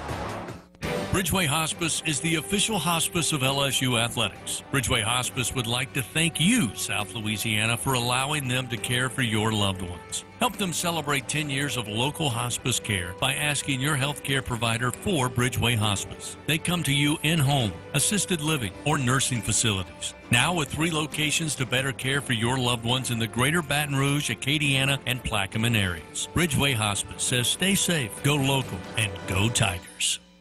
With Early Paycheck, you can get your direct deposit up to 2 days earlier. That's another reason banking with Capital One is the easiest decision ever. Even easier than deciding to open the biggest birthday gift first. Happy birthday to you. Which one are you going to open first? The pony. Yep, even easier than that. Plus, with no fees or minimums on checking and savings accounts, is banking with Capital One even a decision? That's banking reimagined. What's in your wallet? See CapitalOne.com/bank for details. No fees or minimums on new consumer accounts. Capital One and a member FDIC. Everyone loves a winner, and Waiter wants that to be you. Download the Waiter app and place an order with promo code TIGERS21 for free game day delivery. Every order earns a chance to win Waiter food credit, signed merch, Tiger tickets, and more. Order now with promo code TIGERS21 and get the win with Waiter. Waiter, you relax, we deliver. Third quarter action continues. Presented by H&E Equipment Services on the LSU Sports Radio Network. 20-7, Alabama leads LSU here in Tuscaloosa. Third quarter action coming your way on this Saturday evening. Tiger fans, Cintas proudly helps local Louisiana businesses stay clean, safe, and ready for the workday for over 35 years. LSU led early 7-0. Had that lead for a considerable portion of the first half. In fact, 2 minutes and 52 seconds remaining in the second quarter. Alabama finally got on the board to tie the game 7-all. Then an ensuing drive resulting in an interception by the Crimson Tide defense allowed them to go down late in the second quarter and take a 14-7 lead early, or rather headed into the halftime locker room. Then early in the third quarter, LSU got the opening kickoff, had a little promising drive, converted on a third down, closing in on midfield. Ty Davis-Price fumbles the football. Alabama takes over near midfield, and then a 58-yard strike from Bryce Young to Williams. Point after was missed. It's 20-7. That's where we are. LSU's offense, since that touchdown drive in the first quarter, they've had 7 drives since, 24 plays, and only 48 net yards. Armani Goodwin going to check in. Freshman running back as Max Johnson takes the snap and will scamper far side and step out of bounds at around the 16-yard line after a gain of 5. A lot of running for Johnson. That ball was placed on the near side hash and he ran all the way to the Alabama sideline. It'll be 2nd down and 4 at the 17. Devontae Lee will check in, the junior receiver, wearing number 16. He'll join Jontre Kirkland, who's out wide to the left, and Malik Neighbors, who's in the slot to the left side. Here's the snap. Goodwin going to get the handoff, and Goodwin running between left tackle and left guard. Going to get up near the 29, but a flag came out right as the collision occurred beyond the line of scrimmage. So we'll see what this is all about. And there's a Tiger without a lid down there. Personal foul, hands in the face. Number 57 on the defense. Correction, number 48 on the defense. Number 57's helmet came off from the infraction, therefore he can stay in the game. First down. That would make sense. So Fedarian Mathis with hands to the face took the helmet off of Chasen Hines. Initially they were asking for Chasen to head to the sideline, and they said, wait a minute, it came off because there was a penalty, hands to the face. So he will stay out there on the offensive line for LSU. That's the 7th penalty of the night for Alabama, and it gives LSU a 1st down and 10. Moves the ball to the 34-yard line of their very own. Shotgun snap again. Dedication to going on the ground. Goodwin gets the carry, got across the line of scrimmage, then pulled back by Tim Smith, the sophomore out of Gifford, Florida, playing at the nose position for Alabama. Pick up maybe 2 yards with forward progress before being pulled back down. It'll be 2nd down and 8 with the ball at the 36-yard line of LSU. Tigers taking time to huddle up. Now they'll break from the huddle. A lot of confusion here, Chris, as LSU goes 4 wide. Still can't get lined up. Still not lined up indeed. Get Devontae Lee, last man to line up, wide to the right side. 2 receivers to each side as Johnson drops it off in the middle. Jack Besh has the catch at the 39-yard line, trying to fight to get to the 40, and the play will be halted there. Let's see, they'll give him the 40-yard line. So a gain of 4 on the quick hitter underneath to Besh. 2nd catch of the night. Besh now with 2 catches, 14 yards, and it'll be 3rd down and 4. Shotgun snap to Johnson in an empty backfield. Throws near side to Goodwin. Goodwin trying to break 1 tackle around the ankles at the 40 and eventually pulled down short of the 1st down. They'll mark him at the 42-yard line. Henry To'oTo'o grabbed a hold of the toe and wouldn't let go. It'll be 4th down and about a yard. LSU again going to line up to go for it on 4th down. Ty Davis Price will check back in, the junior running back. Here's the snap. Ty Davis Price puts his head down. Gets met and trying to get to the 45. They're going to give him forward progress, and he will pick up the 1st down for the Fighting Tigers. Had to earn that one, Doug, but he picks up the 1st and 10. You don't want to have to work at it every series like that, though. You know, it'd be okay. 15-yard, 20-yard pass would be beneficial to let the offensive line rest a little bit. Close it in on 5.5 minutes remaining here in the 3rd quarter. Fresh set of downs for LSU. 1st down and 10 at the 45-yard line. Johnson takes the snap. Has time in the pocket. He'll unload. First vertical pass of the night and overthrown, looking for Neighbors down around the 14-yard line of Alabama. Jordan Battle was on coverage for the Crimson Tide. But there's the first really deep throw of the night for LSU. One-on-one coverage. They got what they wanted. The throw too far out in front of Neighbors, who actually, Gordy, had a step on Battle. He did. Looked like he lost his footing from I was on the other end of the field, so I didn't get a great look, but he stumbled at the end, but he did have a step on the safety Battle. Both hands wrapped around him. Battle had both hands giving him a hug. Ugh. Not enough to draw the ire of the official. 2nd down and 10 for the Tigers. Johnson rolling out to his left. The left-hander now will tuck and run up the far sideline and step out of bounds into Tide territory at the 49-yard line. So another scamper by Max Johnson, who, as Gordy told you, had to step into the medical tent for a few moments, but the good news, came back out ready to go and takes back control of the offense here on this drive. Very important drive with under 5 minutes now remaining 3rd quarter. LSU back on the ground. The handoff to Armani Goodwin. Going to be stopped at the 46-yard line of Alabama. Pickup of about 3 on the carry. It's going to make it 3rd down and manageable. But as Doug mentioned a moment ago, the 3rd and 4 and the 4th and 1s have become very, very difficult. It actually is 4th and a yard once again. They converted a few moments ago. Tigers will have to do it here with 4.5 to go in the 3rd quarter. Handoff, Ty Davis-Price, and he will squirt through inside the 45 down to the 44-yard line and just got enough to move the chains. Tigers now 3 for 3 on 4th down in tonight's game.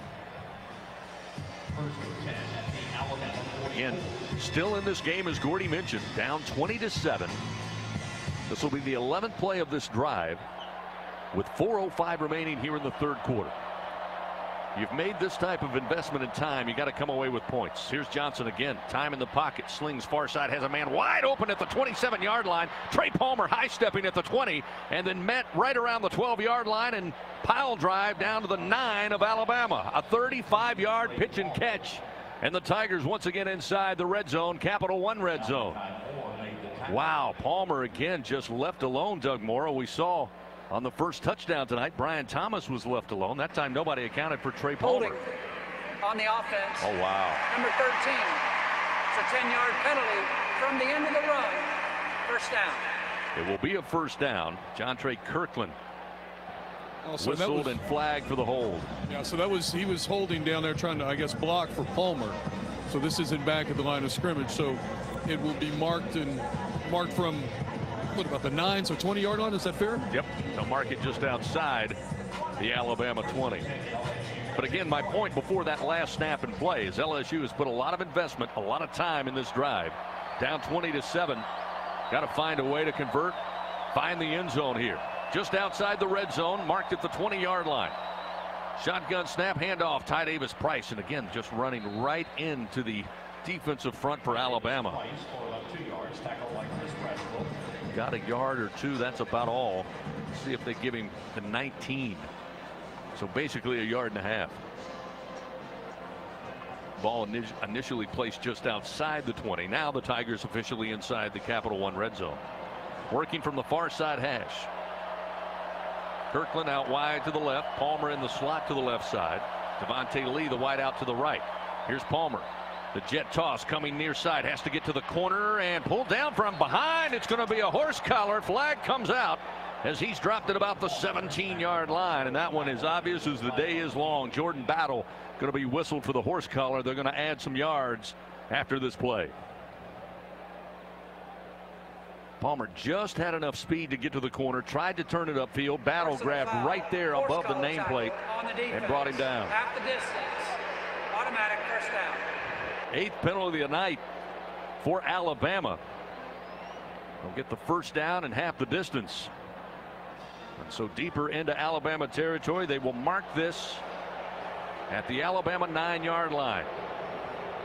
1st down, goal to go for the Fighting Tigers. Down 20-7 here in Tuscaloosa. No surprise the Boo Birds out again here at Bryant-Denny. 14th play of the drive. Johnson and Ty Davis-Price in the backfield. Trip receivers wide side of the field to the left. Lone receiver Devontae Lee to the right side. Johnson taking some time. Now calls for the football. He has it. Looking left. Drops it off underneath. Besh has it at the 5. Besh squirts through 2 defenders into the end zone. Touchdown, Fighting Tigers. 8-yard touchdown pass. A good 5 of that earned after the catch for Jack Besh. His 2nd touchdown of the season, and the Tigers have made it a ball game once again with 2:27 remaining here in the 3rd quarter. It's 20-13 with a point after upcoming. Well, that drive started out with 2 4th down conversions, and finally they made the big play in the disguise of a penalty, and then the Besh touchdown really capped it off, and LSU's back in the game. Point after by York on its way, and it's good. And with that point after, it makes it 20-14. Cade York with his first point after this evening broke the LSU record of consecutive PATs with 110. That one good, gives him 111 straight. 20-14, Alabama leads. Timeout on the field. We'll return to Tuscaloosa in a moment on the LSU Sports Radio Network. Do you have Medicare and make less than $1,615 per month? Or do you have Medicare and Medicaid? You may be eligible for extra benefits you're not getting now, and you may be able to enroll in a Medicare Advantage plan from People's Health. Don't wait. If you enroll in a Medicare Advantage plan from People's Health today, your benefits may begin the first day of next month. Call 1-855-410-7761. That's 1-855-410-7761. People's Health, your Medicare health team. Tiger fans, did you know that Rouse's Markets has their very own digital coupons? Digital coupons are coupons you can access online. Get offers for your favorite national brands at www.rouses.com and redeem them at any Rouse's Markets. With Rouse's Markets digital coupons, there's no need to keep track of paper coupons. Everything is online. Just present your phone number at checkout. Digital coupons, just one more way you save shopping at Rouse's Markets, official supermarket of LSU Athletics. Walk-On athletes put everything they've got into the game. Walk-On Sports Bistro puts everything they've got into bringing you game day with a taste of Louisiana. Dig into their mouth-watering Louisiana cuisine like po' boys, gumbo, and voodoo shrimp. Plus, fan favorites like juicy burgers and fresh salads. It's all made from scratch with ingredients you can't help but crave. Catch the Tigers on over 70 big-screen TVs at one of their 20 restaurants throughout the state of Louisiana. Visit walk-ons.com to learn more about their story. Walk-On Sports Bistro, more than a restaurant. It takes true grit to wake up every morning dedicated to a higher standard of work. At H&E Equipment Services, we're leveraging our national fleet of equipment with a local approach, working closely with customers to understand their needs and provide them reliability, fair prices, and the support of a first-class service team. We're an equipment company, run by equipment people. Where others stop, we continue. H&E Equipment Services, the higher standard in equipment rentals, sales, parts, and service. Third quarter action continues. Presented by H&E Equipment Services on the LSU Sports Radio Network. Well, we are glad you've stayed with us tonight. 2:27 remains here in the third quarter, and here in Tuscaloosa, Alabama leads 20-14. The Tigers coming off a 14-play drive that covered 89 yards, 5 minutes and 55 seconds, converting 2 fourth downs, and eventually Jack Fesh with his second receiving touchdown of the year, an 8-yard variety for Max Johnson. That's your Caesar Sportsbook scoring drive. Checking the Cox scoreboard once again. Who said college football isn't crazy? At the half, South Carolina leading Florida 30-10. And with 9:11 to go in the third quarter, in Lexington, Tennessee on top of Kentucky, 31-28. Well, I mentioned, Doug, before the start of the game tonight. That's the reason we play the games. LSU major underdog, still a lot of football left to be played tonight, but it's a 20-14 Alabama lead. And not only did LSU go 14 plays in nearly 6 minutes, that defense should be well rested, should be ready to go. They need to make a stop here. As the ensuing kickoff about to come our way, Avery Atkins with the approach. Back deep is Jamison Williams, but he won't get a chance as it takes a bounce in the back of the end zone. It is another touchback for Avery Atkins, who's right at about 88% touchbacks on the year, even exceeding his number from a year ago. Fans, H&E Equipment Services, the official construction equipment partner of LSU Athletics. Call 877-700-RENT or visit he-equipment.com today. Gordy Rush, we said it a couple of times in that drive for LSU. You put this type of investment in that time driving down the field, you got to get points. They did just that. They sure did. They got the touchdown. We've got ourselves a ball game, and Ed Ogeron is pumped up. He had that defense hopping before the series. Let's see if it pays off a little bit. Bryce Young under center. Handoff Robinson. He'll be crunched down by Jaquelin Roy behind the line. Lost 2 yards. Hey, Chris, how about Ray Jones on a corner blitz, which LSU's done not at all this year. That's the second time I've seen what they call a cat blitz on first down, and they're able to get a big loss. 2nd down and 12 for Alabama. Young will step back into the shotgun after one play under center. He'll have 2 receivers right. Williams, the playmaker, the lone receiver to the left. Here comes pressure. Bryce Young going to be dropped back at the 11-yard line. Neil Farrell Jr. with the sack, his second of the year. That sack brought to you by Train. It's hard to stop a train, hard to stop Neil Farrell Jr., who came untouched right for the Alabama quarterback. Huge loss on the play. Sets up 3rd down and 23 after the 11-yard sack. 3rd sack of the night for LSU. Give them 27 on the season. Just keep the ball in front of you, Chris, right here. 3rd and a mile. Bryce Young can be dangerous on 3rd and long. He'll have Mechie in the slot to the far side. 3 receivers right. Williams, a lone receiver to the left. Young with the ball in hand. Drops it off underneath Robinson. Robinson has it at the 12 near side and will be stopped at about the 19-yard line as he is knocked out of bounds. A little bit of pushing and shoving after the play on that LSU sideline. The officials come in along with some coaching staff to try to separate the players. A little bit of jawing here after an 8-yard gain, but well shy of the 1st down, and Alabama has to punt it away. That's the defensive stop Ed Ogeron was looking for to answer the bell. The offense delivered the touchdown, and a 3 and out for Alabama. It'll be the 4th punt of the night for James Burnham. Palmer stands back at the LSU 40-yard line.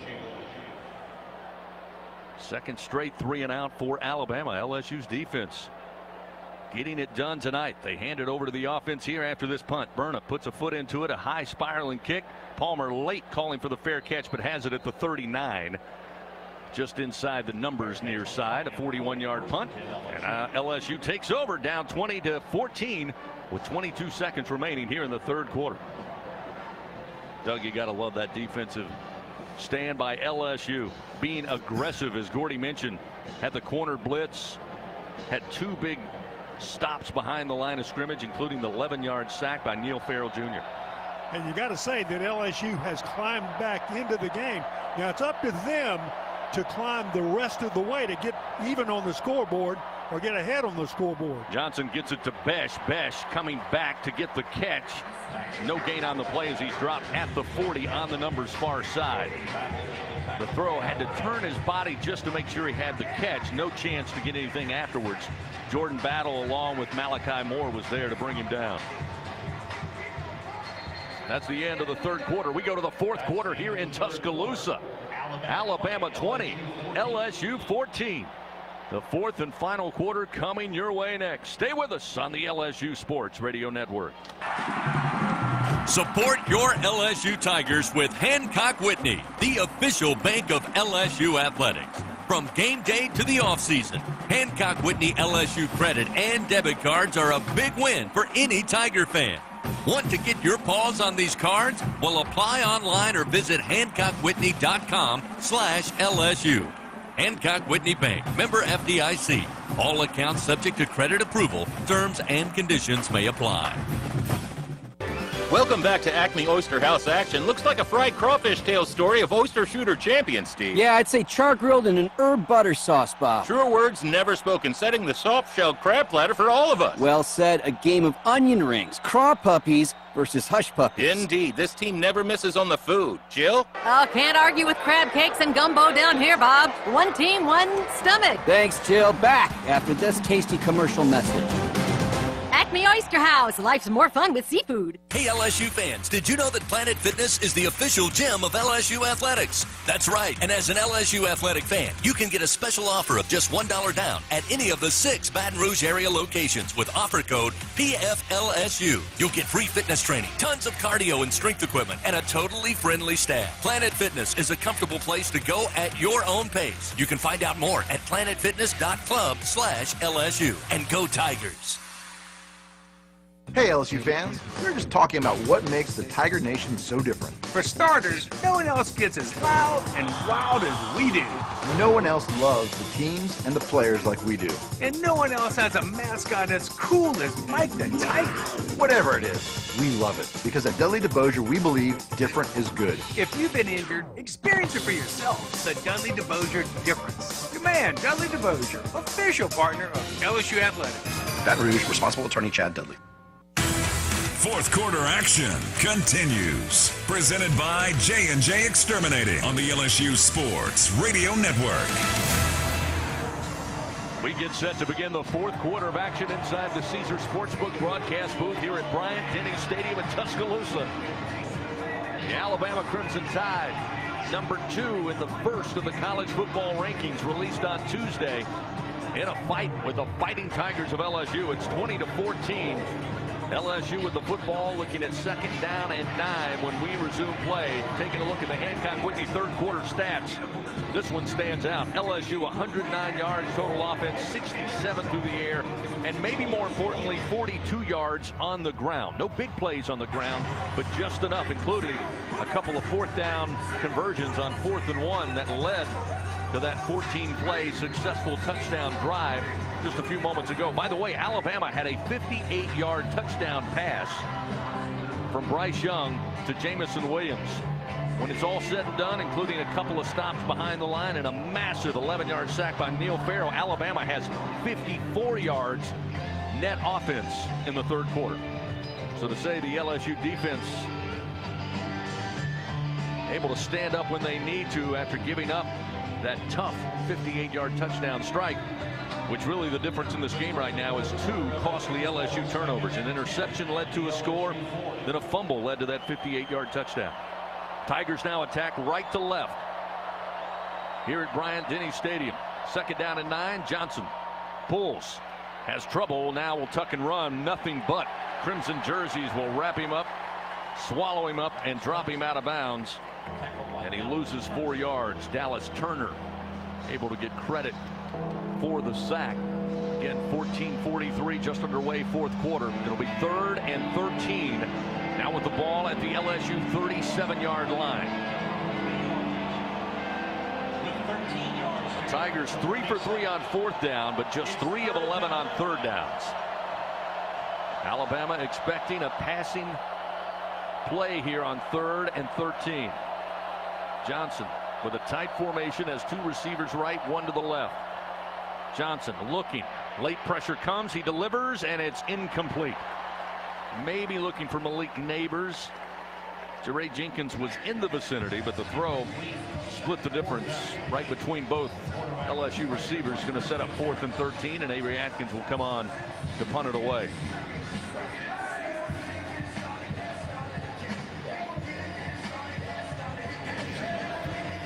Johnson very lucky that ball was not intercepted. Nothing but crimson jerseys around it. Brian Branch had a chance, and now flags come out right at the snap.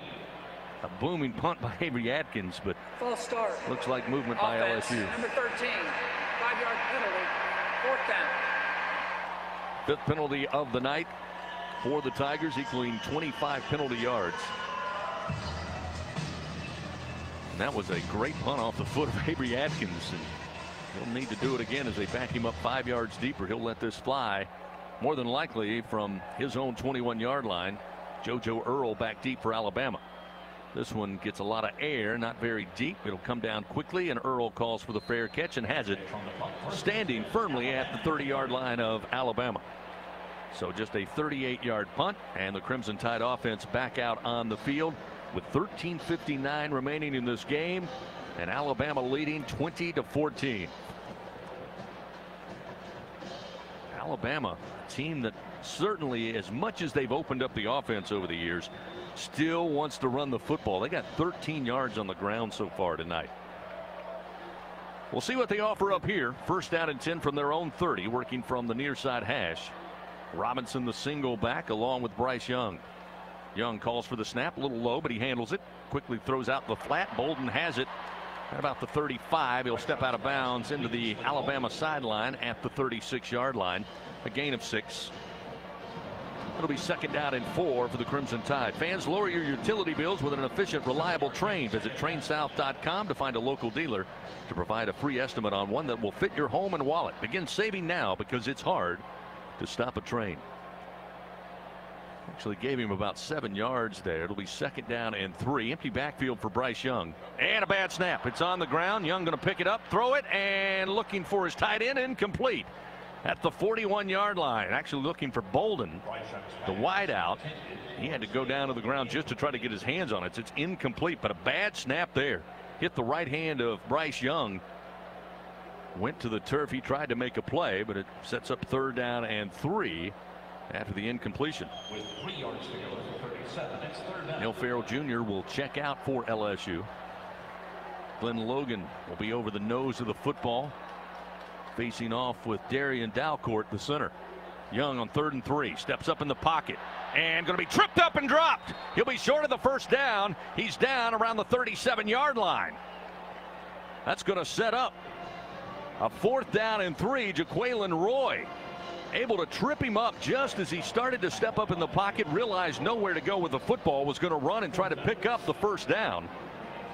But Jaquelin Roy stops him at the line of scrimmage. 5th sack of the night for this LSU defense. Jaquelin Roy with his first full sack of the season, giving 1.5 on the year, and help bring out the punt unit.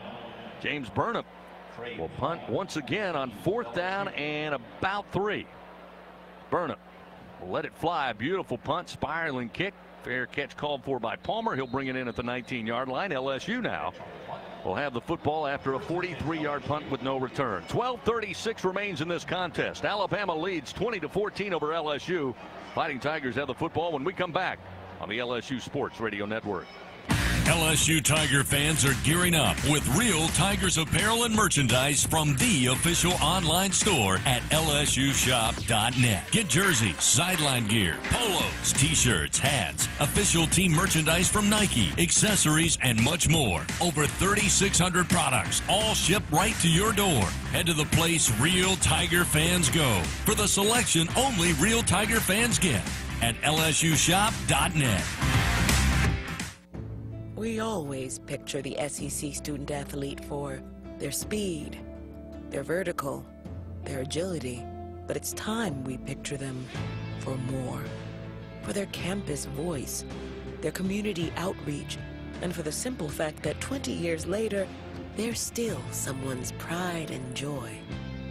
More than students, more than athletes. In the SEC, it just means more. Hey, Tiger fans, this is Chris Blair inviting you to become part of our LSU Athletics podcast world. For the very latest on the Tigers, whenever it's convenient for you, catch Cody Worsham and number 18, Jacob Hester, for the Hey Fighting podcast, a look inside LSU football. Join me and hear from some of the great voices of college sports on Hearing Voices. Get up to speed on the Tigers' next opponent with LSU Recon, plus replays of the Ed Ogeron Show and many more. Find them all at lsusports.net/podcast, on the LSU Sports mobile app, and anywhere podcasts can be found. Subscribe today. Fourth quarter action continues. Presented by J&J Exterminating on the LSU Sports Radio Network. Fourth quarter action from Tuscaloosa. 12:36 remains in this contest. Alabama holding a 20-14 lead over the Fighting Tigers of LSU. Tiger fans, say Fan Zone into your Contour voice remote and enhance your game day experience all week long. Play games, win prizes. Cox, we're LSU fans 24/7. Gordy Rush, if you had told any Tiger fan, any Tiger coach, any Tiger player on Saturday night, fourth quarter, you're in this game, to me, that's all the motivation you need on that sideline as the Tigers come out and get ready to take over first down and 10. Absolutely. And if you would have told me right now at this point of the game, LSU feels like they're the aggressor. They have the momentum in this football game. They've got to put together a solid offensive series here. Got to be smart with the football. But again, making the trip over to Tuscaloosa, playing with house money. Down 20-14. To what the College Football Playoff Committee felt was the number 2 team in the College Football Playoff rankings on Tuesday night. Tigers led early, 7-0. Fake punt on an early drive in the first quarter allows the Tigers to go in. Thomas with the reception from 8 yards, make it 7-0. A couple of costly turnovers found Alabama up 20-7. But LSU got on track with a 14-play drive and eventually made it 20-14. First down and 10 for the Fighting Tigers from their own 20. Johnson rolling out to his left. The left-hander throws and almost intercepted. Incomplete at the 30-yard line, as that time Moore jumped the route. They were looking to get that, I believe, to Jeray Jenkins. Jenkins slowed up just enough, and Moore stepped right in front. Luckily came off the number in the shoulder pads, not off the hands. Luckily it's incomplete. Second down and 10. The Tigers live to fight another day. You know, Chris, LSU has run a lot of these short patterns that are covered well, and Alabama's jumping the routes. Boy, it's exactly what you need to do to run a double move when you run the out pattern or the in pattern and run up because you're running away from the defender who's closing on you. That's what Alabama scored their touchdown on. The previous play, if you remember, they ran a slant. LSU jumped the route and knocked the pass away. And the next play is when they used the same concept, but they ran a deeper pattern that just left the LSU defender standing still. So after the incompletion, an eligible receiver downfield, the call against LSU backs him up. It'll be first down, but 1st and 15 now from the LSU 14-yard line. Shotgun snap to Johnson, slings it quickly, waiting for it. Jenkins has it at the 19 near side, up across the 25 before being carried out of bounds at about the 27-yard line. That time, Kool-Aid McKinstry, one of the coolest names in college football, the freshman out of Birmingham, there to make the tackle, but a 13-yard gain on the quick hitter from Max Johnson to Jontre Kirkland makes it now 2nd down and 2. Ball placed at the 27-yard line of the Tigers. Move it to the near side hash. LSU breaks from the huddle. Liam Shanahan puts his nose over the football. Armani Goodwin checks in as the featured running back. Here's the snap, fake the toss, fake the end around. Now Johnson throw the ball deep down the field, and it's out of bounds into the Tigers sideline. Looked like Goodwin was trying to go on the wheel route, but he stepped out of bounds. The official tossed the hat, so that'll set up 3rd down and 2. So on 2nd and short, the Tigers try to go for the big home run play. Coach Ogeron not happy that they couldn't execute on that one. Now they got to find a way to get 2+ yards on this 3rd down. 11:51 clock stopped here in the 4th quarter. 20-14 Alabama with the lead. They'll call on Ty Davis Price back on the field at running back. Here's the snap, give to TDP. TDP's got the first down, spins away up across the 30 to the 32-yard line. He picks up 5. It's a 1st down and 10 for the Fighting Tigers. 62 yards rushing tonight for Ty Davis Price. They have not come easy, but a big gainer there just to get the 1st down, keep the drive moving. 200-yard total offense for the Tigers tonight. 1st and 10. Again, Ty Davis Price on the carry. Gives a ride that time to Will Anderson, who got him from behind, but he picks up 3 yards moving forward. It'll be 2nd down and 7. Ball at the 34-yard line of the Fighting Tigers. Clock moving, 11:15. 4th quarter action from Tuscaloosa. Alabama leading 20-14. I'll tell you this, Doug, the more I sit here and watch Alabama, they continuously creep up on the short passing routes, on the run plays. Play action over the top is there if LSU can connect. 2nd down and 7. Shotgun snap. Ty Davis Price right up the middle. Again, runs right into the teeth of that Alabama defense. Stopped at the 35, only got a yard, and that's going to set up 3rd and 6 now for LSU. Again, manageable 3rd down, but the Tigers have struggled most of the night. They're 4 of 13.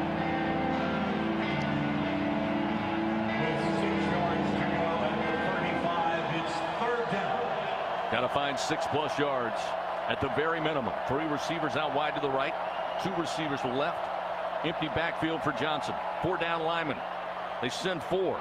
Johnson has time. Throws! Catch made by Besh.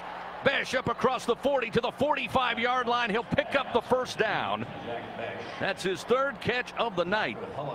Check that, 4th catch of the night.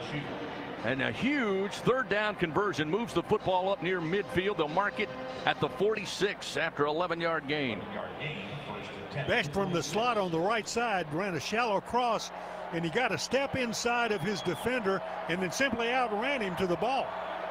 Corey Kiner will check in at running back, the freshman out of Cincinnati. Motions at the snap. Fake the swing pass, get the screen. Kirkland hesitates now up the middle of the field. Gets into Tide territory at about the 47 before being slung down there. But Kirkland making something out of nothing at all after the quick screen. They got Alabama to freeze momentarily on the swing pass. The fake on the swing pass. And then Kirkland wisely allowed his blockers to set up before he started moving. 7-yard gain at 2nd down and 3. Ball now at the Alabama 47-yard line. Up the middle, it'll be Kiner, and Kiner trying to reach the 45 of the Crimson Tide. He's very close. Looks like they'll spot him at the 45. He'll be a yard shy of the 1st down, but it will set up 3rd down and a yard here for LSU. We're down to 9 minutes, 1 second remaining 4th quarter. Alabama up 20-14. Tigers with the football. Kiner runs into his own man, needs an extra push to get to the 44. Looks like they will give him the spot. It looks positive for LSU, waiting for the official signal. And Matt Leffler, our referee, comes in. He's asking, and looks like they're going to say he was shy. They placed that football just inside the 45. Not a very good spot at all. Yeah, that was a bad spot. So it will be 4th, and we'll say less than a yard. LSU going to keep the offense out there. They replace Kiner with Ty Davis Price. Down to 8 minutes, 23 seconds. Clock moving. 4th quarter. There's 10 on the play clock. LSU's got to hurry. They got to get half a yard. Nearly everybody in the box for Alabama. Ty Davis Price has the first down and then some. Ty Davis Price near side 30, 20, 15, 10. Pulled down from behind and around the 7-yard line. Ty Davis Price.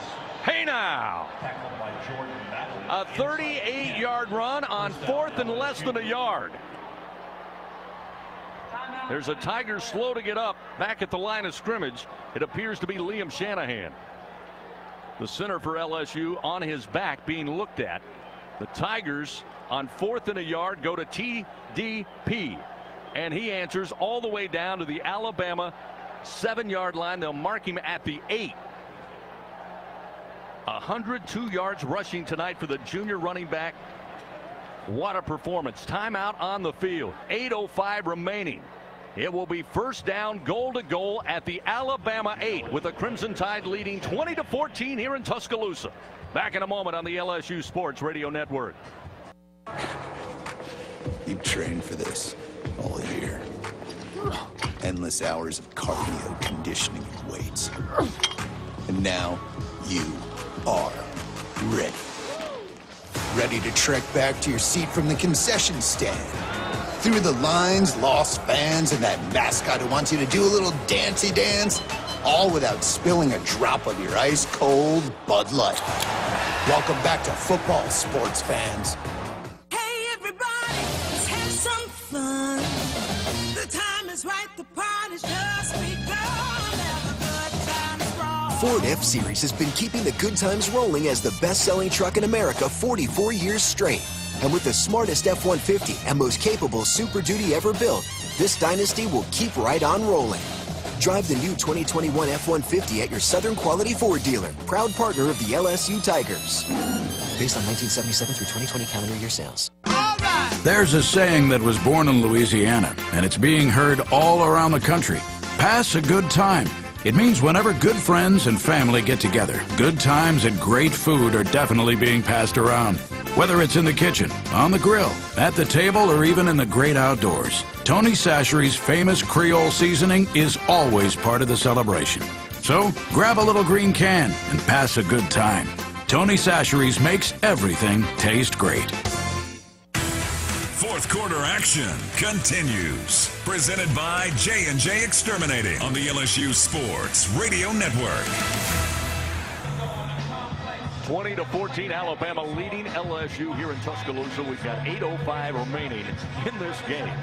Tigers trailed 14-7 at the half. They had an early 7-0 lead that lasted until late into the second quarter when Alabama tied the game. Then a turnover would allow the Crimson Tide to score late in the second quarter, take that one-score lead into the halftime locker room.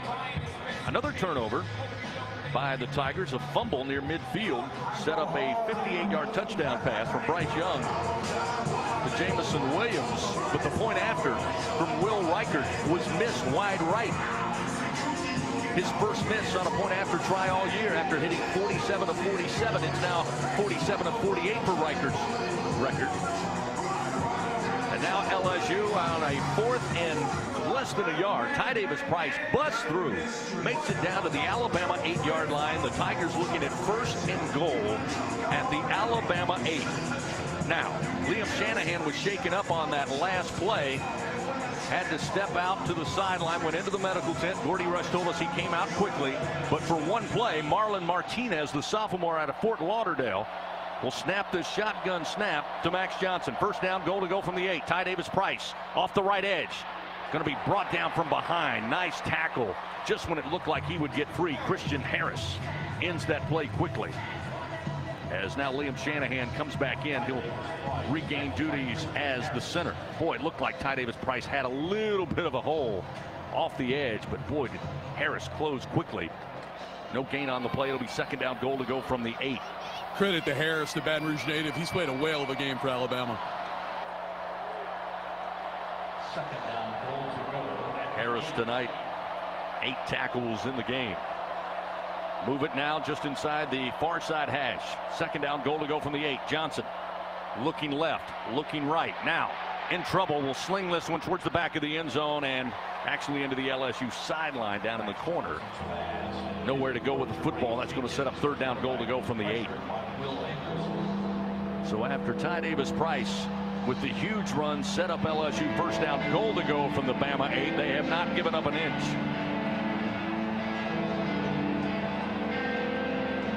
Tigers, no doubt, 2-down territory here with 7 minutes to go in this game. But they got to get close to the goal line if they can't get in on this third down goal to go from the 8. Thomas motions. A little confusion here for LSU, and it looks like they'll have to burn a timeout. Thomas had lined up on the right side, and after they lined up, and he realized he was on the wrong side of the formation, so LSU has to burn the timeout. Brought to you in part by Legend Steakhouse, offering a gourmet take on seafood and steak, served with all the flavor Louisiana has to offer. This is how we play. Timeout on the field. The drama intensifies here in Tuscaloosa. 7 minutes on the board, remains in the fourth quarter. 20-14. Alabama leads. Tigers knocking on the door. Back in a moment on the LSU Sports Radio Network. Bridgeway Hospice is the official hospice of LSU Athletics. Bridgeway Hospice would like to thank you, South Louisiana, for allowing them to care for your loved ones. Help them celebrate 10 years of local hospice care by asking your healthcare provider for Bridgeway Hospice. They come to you in-home, assisted living, or nursing facilities. Now with 3 locations to better care for your loved ones in the greater Baton Rouge, Acadiana, and Plaquemine areas. Bridgeway Hospice says stay safe, go local, and go Tigers. Welcome back to Acme Oyster House action. Looks like a fried crawfish tail story of oyster shooter champion, Steve. Yeah, I'd say char-grilled in an herb butter sauce, Bob. Truer words never spoken, setting the soft-shelled crab platter for all of us. Well said, a game of onion rings, craw puppies versus hush puppies. Indeed, this team never misses on the food. Jill? Oh, can't argue with crab cakes and gumbo down here, Bob. One team, one stomach. Thanks, Jill. Back after this tasty commercial message. Acme Oyster House. Life's more fun with seafood. Louisianians know life here is filled with joy, and sometimes a little uncertainty. No matter your stage in life, know that you can rely on the strength of the cross and protection of the shield. Your card opens the door to a large network of top doctors to care for you. Blue Cross and Blue Shield of Louisiana has been helping Louisianians get care for generations. With the right card and the right care, you can get back to what you love best. Fourth quarter action continues. Presented by J&J Exterminating on the LSU Sports Radio Network. 7 minutes remain in the fourth quarter from Tuscaloosa. Alabama holding on to a 20-14 lead over LSU. The Fighting Tigers looking at third down goal to go from the Alabama 8-yard line. Fans, start your journey to greatness with a fantastic deal on the 2021 RAV4 and Highlander. Visit your local Toyota dealer or Toyota.com today. Toyota, proud partner of LSU Athletics. This will be the 13th play of this drive for LSU. The Tigers had a 14-play drive earlier that resulted in a touchdown to make this a tight game, 20-14. Ty Davis-Price on a 4th and less than a yard bust a play down to the Alabama 8. Since then, Alabama defense has stiffened up, not been able to move the ball at all. Tried one on the ground and one pass thrown to the sidelines. So here they go. Liam Shanahan about to snap it on third down goal to go. Johnson looks to the near sideline. Now calls for the snap. He's got it. Johnson looking, tight pocket, and he's going to be hit from behind. The ball is loose. Alabama dives for it and has it at the 20. Johnson going to try to make the argument that he was throwing the football, but I don't think it's going to work. It's the third costly turnover tonight for LSU. Now 2 fumbles and an interception in Alabama. at least with 6:51 to go in this game, has dodged one of the bullets fired by LSU with a chance at the 8-yard line. But the defense comes up with a turnover. As a quarterback, Chris, your mental clock, your clock's just got to tell you don't have that much time down there in the red zone. The ball has got to come out. Just held it too long. Yep.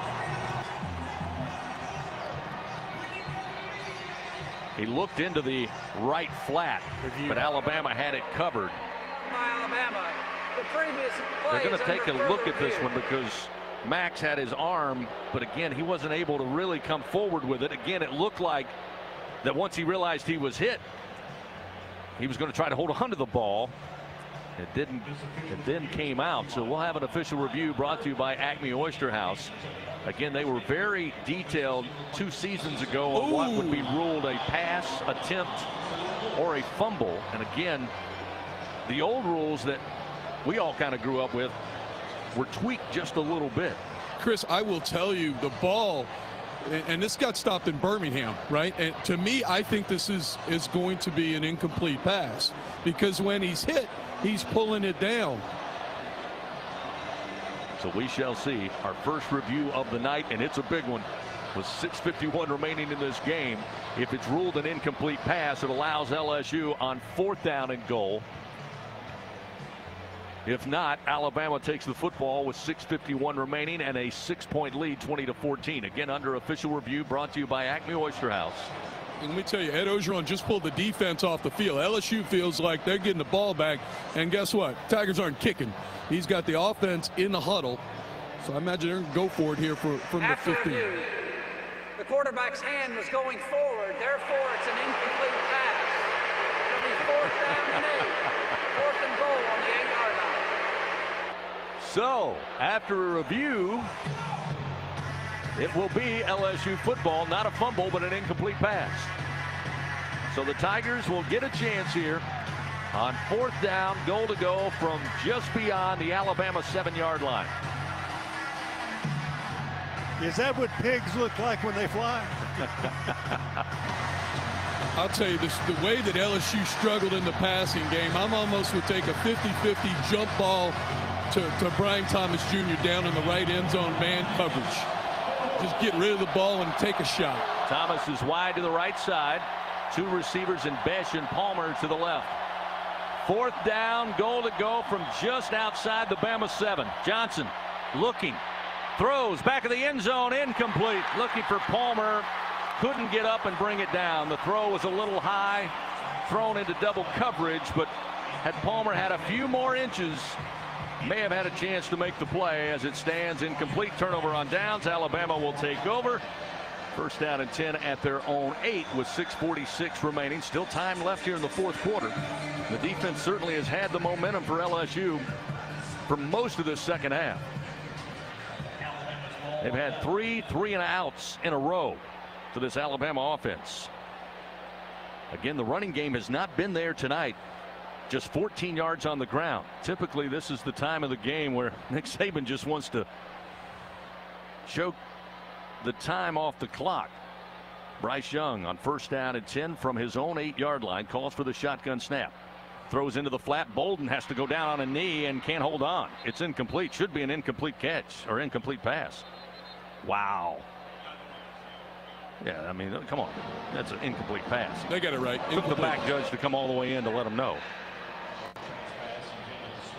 But yeah, no chance. He had to go to the ground. Young with a low throw. Now Ray Jones is slow to get up for LSU. Looks like his hand is being looked at by the training crew down here in front of the LSU sideline at about the 15. Yeah, that's right. His right wrist they're looking at. McLaughlin, thankfully, has come back from his ankle injury, so he'll come back in the game. Nothing too serious on Jones. So that'll set up 2nd down and 10 again from the 8-yard line as that one ruled incomplete. Bolden went down to the ground, got his hands around it, but as he spun, ball came out. Took a little committee to figure it out, but eventually the right call was made. Move it to the just inside the far side hash here for Alabama. On the incompletion, 6:42 remains on the clock. 2 wideouts to the right, 2 to the left side. Bryce Young in the shotgun, empty backfield. calls for the snap. Looking to his left, now comes back across the middle of the field, still in the end zone, waits, throws. Bolden's got it at the 19 and falls forward to the 21-yard line. They'll pick up the first down. You give Bryce Young that kind of time in the pocket, eventually there's going to be a receiver come open. This time it was Bolden. The throw was a little high, but sure-handed receiver comes down with it, picks up the first down. It's 1st and 10 now as the clock rolls. 6 minutes, 23 seconds. Ball at the 22-yard line of Alabama. Robinson joins Young in the backfield. Couple of claps. Now he gets the football, throws, and looking for Williams. He's got it at the 29 and will just step out of bounds. So Williams with the catch on the near sideline. Well, you remember the sequences earlier in this game when LSU kind of took control temporarily is when they were blitzing, when they were bringing people, bringing heavy pressure and playing man-to-man in the secondary, forcing the quarterback to get rid of the football quickly. 7-yard gain sets up 2nd down and 3. Handoff Robinson. Robinson trying to get off the left edge. LSU able to slow him down and eventually bring him down. He's close to the first down. Depending on the spot, looks like they're going to get it. It'll be a 1st down and 10 for Alabama after a gain of maybe 3.5 yards. So that rolls the clock under 5.5 minutes to play. Alabama picks up the first down on the ground. 1st and 10 now at the 32-yard line. Tigers need to make something happen. Alabama's been given 3 gifts from LSU tonight. 2 fumbles and an interception. LSU looking for a takeaway in their own right. Young looking, slings it quickly out to Williams at the 40 on the hitch. He breaks free, picks up the first down across the 45, makes his way to the Alabama 49-yard line. And Damone Clark a little slow to get up. That is a 16-yard gain, another first down for Alabama, coming out slinging the football and taking up chunks of yards.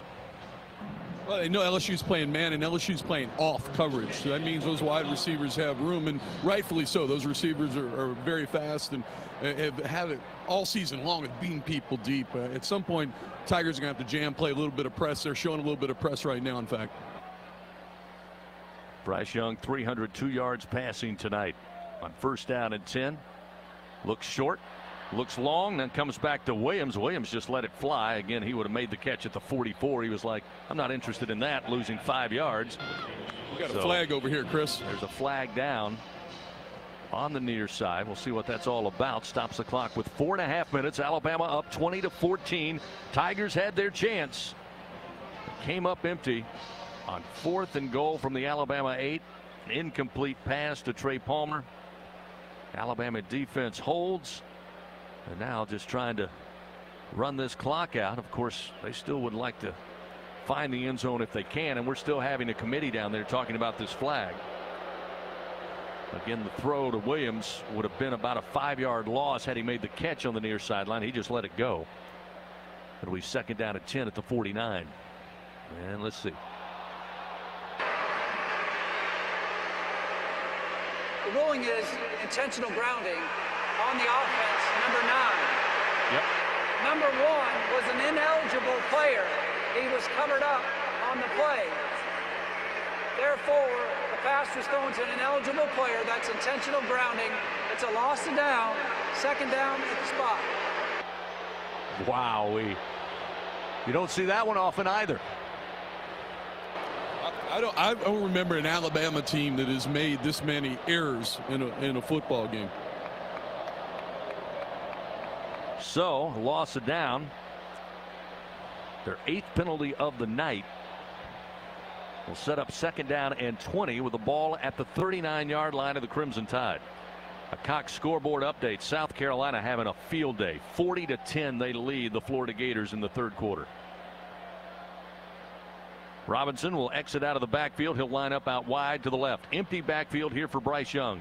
2nd down and 20 from the 39-yard line of the Crimson Tide. Here comes the blitz. Young going to turn upfield. He's got room to midfield and takes a collision at the 46-yard line. He hops up immediately, but boy, oh boy, did Jay Ward bring the wood. But a big gainer for the quarterback. His 2nd big scramble on the night. Got away from pressure, and again with coverage downfield, he had a lot of room to run. 15-yard gain. It'll set up 3rd and 5. The ball now at the LSU 46-yard line. The fans here wanted a targeting call. It looked like Ward got most of the shoulder pad, although it appeared he led with the crown. Nick Sabin, no surprise, hot on that far sideline. 3rd down and 5 here after that costly penalty. Play clock dwindling down, and it looks like Alabama's going to have to call a timeout. And they do. And he is hot. Somebody better get that backup headset ready. That one he's got in his hands may not last. I think Coach Sabin was the one calling the timeout because he wants somebody in a different city to take a look at it. So timeout on the field. 3rd and 5 for Alabama. Ball at the LSU 46-yard line. We'll step aside, come back. 20-14 Alabama leads here in the 4th quarter on the LSU Sports Radio Network. Our Lady of the Lake, just like LSU, is anchored by deep roots put down almost a century ago. We share a singular vision to advance health, education, and research to serve the incredible people of Louisiana. Our partnership with LSU is inspired by our passions for knowledge and our commitments to our community and healthy Louisiana families. Together, there's nowhere we can't go. Our Lady of the Lake is proud to be the healthcare provider of LSU athletics.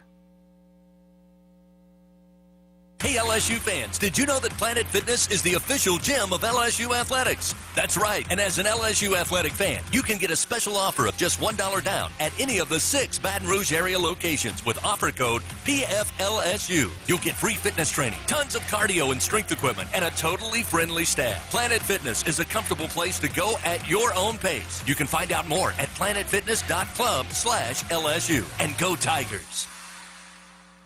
At Southern Air Heating and Cooling, their top priority is customer service. For over 25 years, Southern Air has been dedicated to providing honest pricing with no surprises and passing along their savings to you. Now available for a limited time, their special fall discount. Get a professionally installed new AC and heating system, $72 a month, or 0% interest for up to 72 months. Supplies won't last long, so visit their website today, southernairnow.com. Southern Air, official partner of LSU Athletics.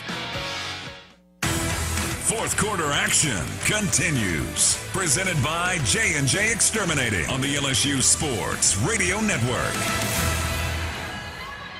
Fans, if you're feeling lucky, then stop at any lottery retailer. Pick up Lucky 7 from the lottery for your chance to win up to $100,000. That's $100 grand. Play Lucky 7 today for your chance to win big. Must be at least 21 to purchase.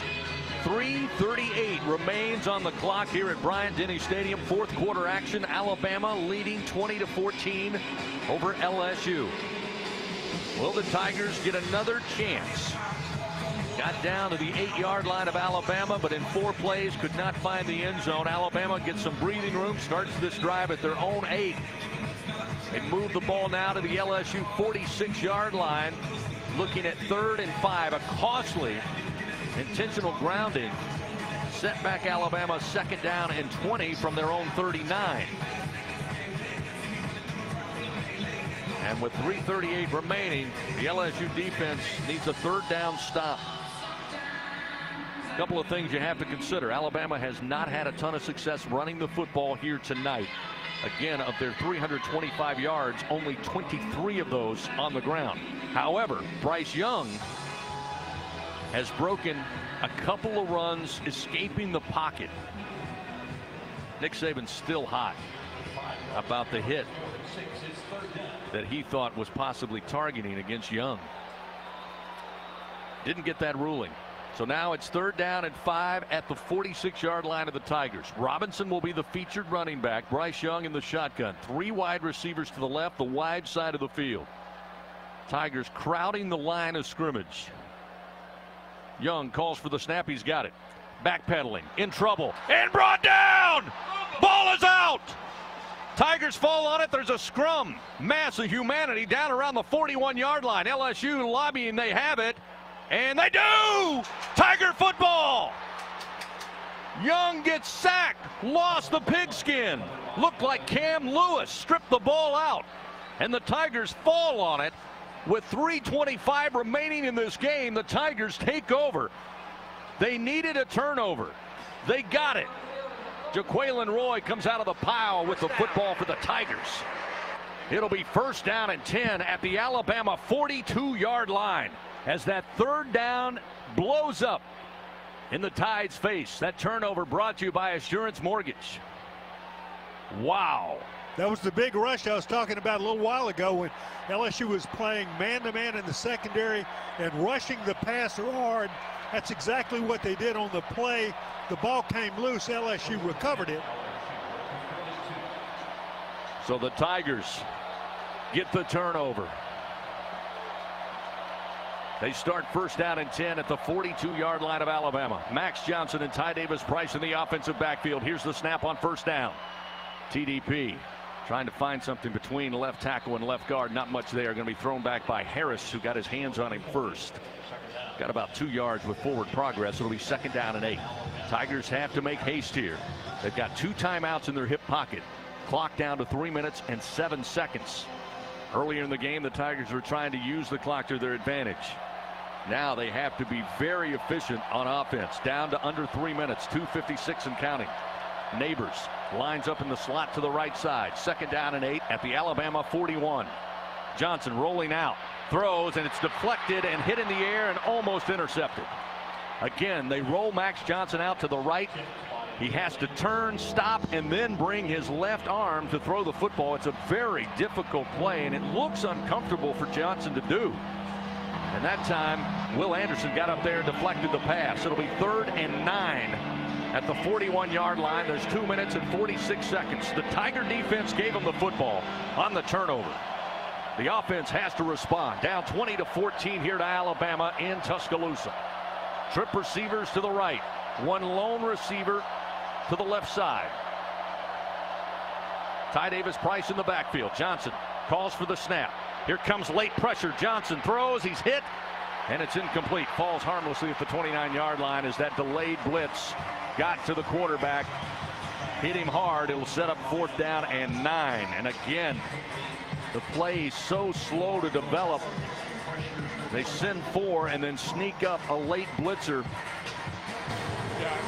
Chris, it was a safety blitz the whole way. Unfortunately, Johnson really didn't see it, and Thomas certainly didn't see it, and he couldn't get off the jam here. So now 4th down and 9 at the 41. Comes down to this with 2 minutes and 40 seconds remaining. Alabama leading by 6, 20-14. Tigers need to reach the 32-yard line of Alabama, but first a timeout. Timeout brought to you in part by the Draft Room at Paragon Casino Resort, the best place to catch every major sporting event while enjoying an extensive beer list and fan favorite food menu at Paragon Casino Resort. This is how we play. All right, Coach Ed Ogeron mentioned going to bring out all the stops in a very underdog situation for LSU coming here to take on Alabama. While we have a moment, let's pause 10 seconds. Station identification on this, the LSU Sports Radio Network. Hear the Tigers roar worldwide. The LSU Sports Radio Network and the LSU Sports mobile app.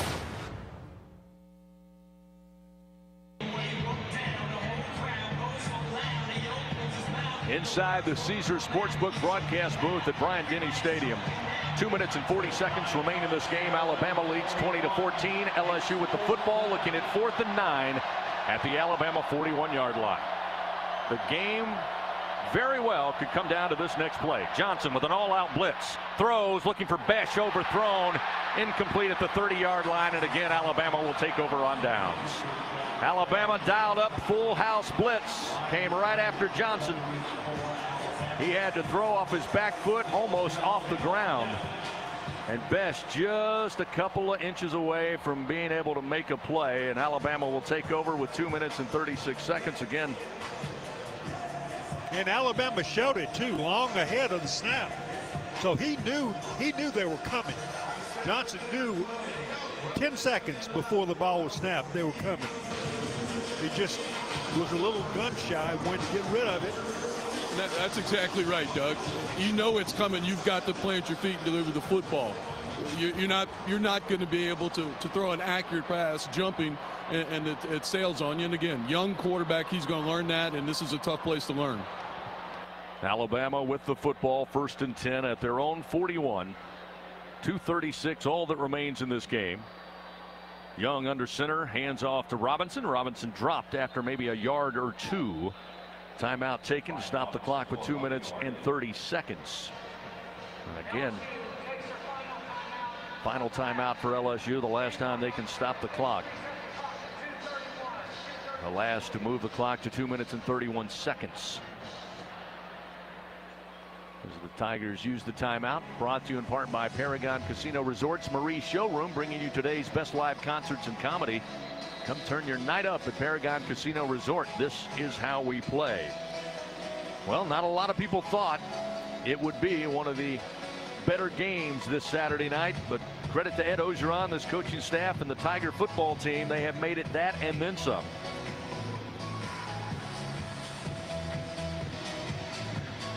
Couple of missed opportunities. Again, Alabama dancing on glass here in the 4th quarter, only leading 20-14. But with 2:31 remaining, again, they'll move Bryce Young under center. Robinson will be the running back deep in the hole.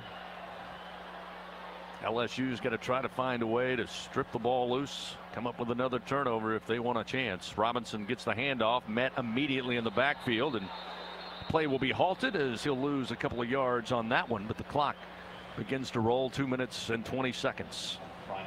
Checking the Cox scoreboard on this Saturday night. A recap of SEC action earlier today. Ole Miss gets by Liberty as Hugh Freeze returned to Oxford. Lane Kiffin and company get the win 27-14. Georgia showing why they're the #1 team in the land. They had no problem with Missouri today, 43-6 the final in that one. Arkansas gets by Mississippi State in a nail biter in Fayetteville, 31-28. Razorbacks get the victory. Looks like Alabama going to call a timeout with 1:44 after coming out of that timeout. We get another timeout. Brought to you in part by Paragon Casino Resort, your home for big action in the Bayou State. Stop by anytime. Get it started. This is how we play. South Carolina routing the Florida Gators. 12:24 to go in that game in Williams-Brice Stadium in Columbia. 40-17. Coach Beamer and the Gamecocks ahead of Coach Mullen and Florida. Tennessee and Kentucky in a battle in Lexington. The Vols ahead 45-42 with 7:20 to go in the 4th quarter in that contest. And again, Texas A&M gets by Auburn in that battle between number 14 Texas A&M, number 13 Auburn. A&M with the victory, 20-3 a final. 1:44 remains here, 20-14 Alabama looking to try and hold on, move to 8-1 on the year, 5-1 in SEC play, but they got a well of a battle if nothing else tonight. With 10 yards taken before 1, it's 3rd down. And somebody better keep the tin horn away from Nick Saban in the press conference. 3rd down and 10 from the 41-yard line. Again, Young under center. He's got an I formation. On the bootleg coming near side, LSU's there, and Young will just fall to the ground at the 36-yard line. Lost 4 yards. They'll have to punt it away. Again, LSU, no timeouts remaining. But they're going to get a chance to get the football back here.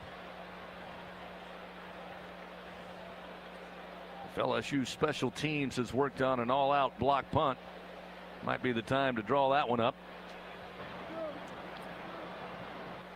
Absolutely. Chris, I'm just doing the math, and I know we got Patrick Wright, a math professor up there. LSU's going to have roughly 40 to 50 seconds left, no timeouts. That is correct. Excellent job. Somebody studied hard. And it looks like timeout going to be taken. Alabama will use their final timeout with 59 seconds. Again, they'll send in the punt team looking at 4th and 15. And I cannot imagine, should this score hold, Alabama getting the victory, if indeed they do 20-14, that this is going to be a game Nick Saban will not tear apart from top to bottom. The Crimson Tide stumbling out of the blocks tonight, mistake after mistake. got down early 7-0, got fooled on a fake punt by LSU that eventually led to a score to make it 7-0. Penalties tonight, 9 for 64 yards for the Crimson Tide. Trey Palmer back deep, stands at the 24-yard line of LSU. They come after the punt, but he gets it away. Palmer on the run, takes it at the 35, breaks one tackle, trying to get outside to the near sideline, eventually steps out of bounds at about the 38-yard line. So LSU will start with 50 seconds, no timeouts remaining.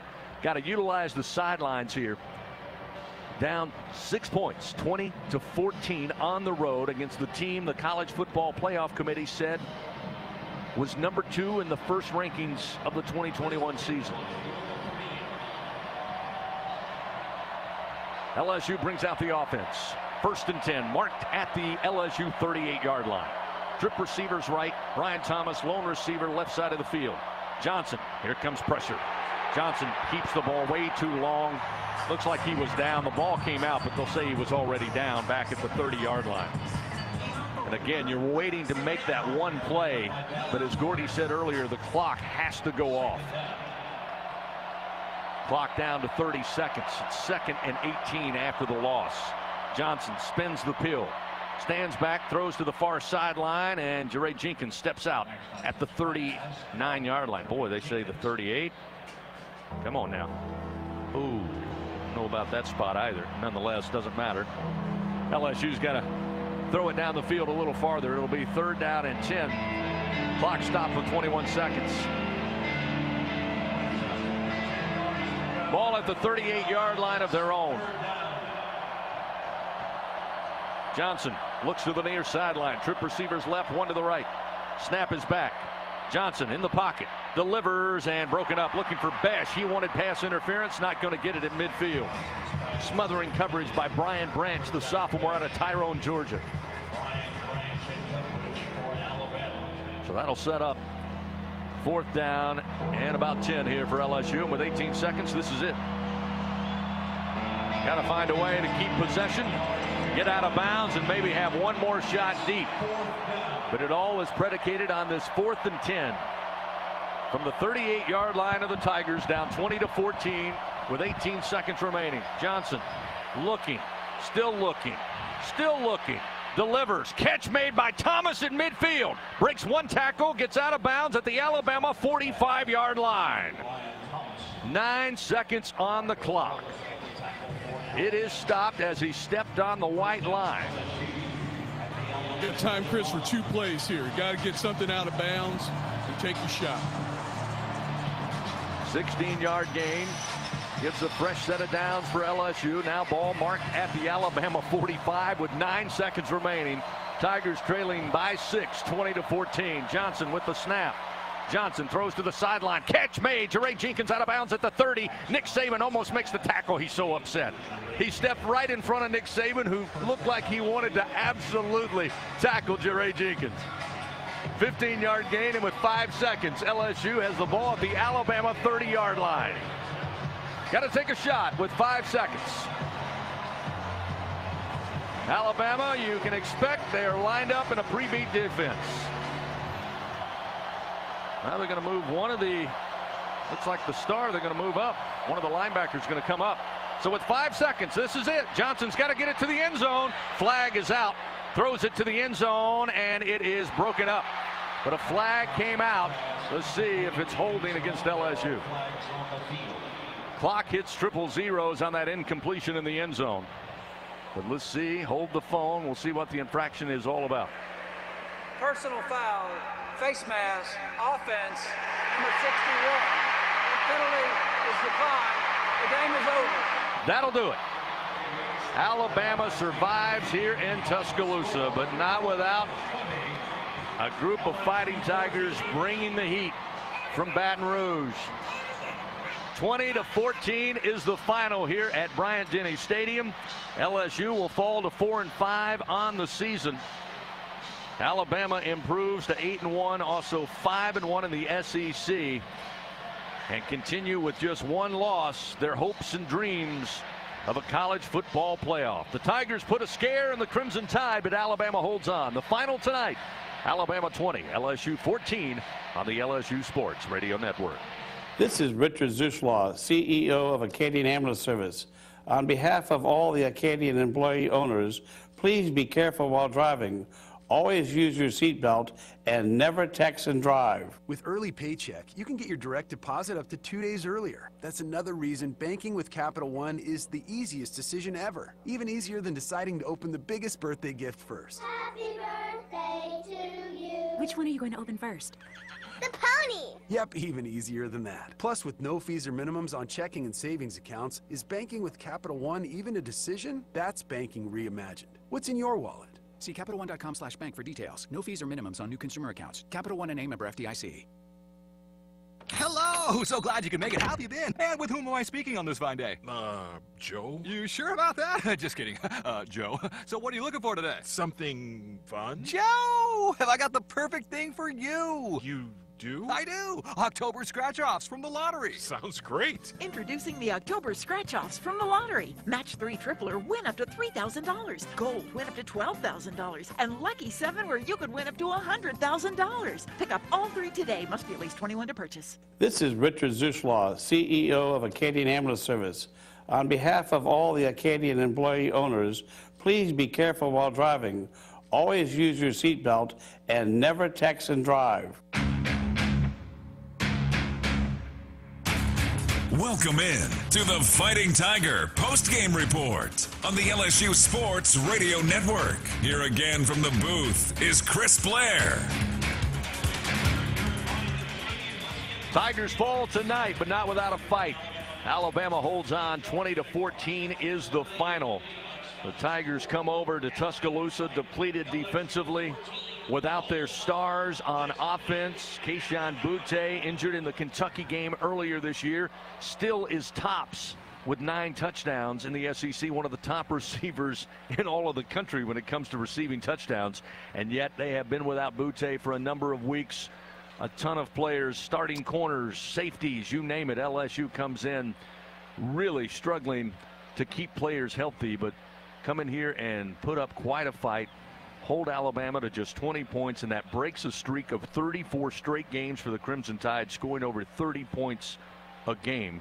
It's the fewest punts the Tide have had since they lost 44-16 to Clemson in the title game back in 2018. But the final is Alabama 20, LSU 14, and Doug Morrow, we mentioned it several times in tonight's broadcast. Nobody but the guys in that LSU locker room believed they could come out and do this. Nobody across the nation, nobody who follows college football thought this game would bring the drama and intensity that it did tonight. And for that, a tip of the cap to Ed Ogeron and these Fighting Tigers. It's a tough one, but they can hold their head high as they make their way back to Baton Rouge. It was a real strong effort by the LSU team.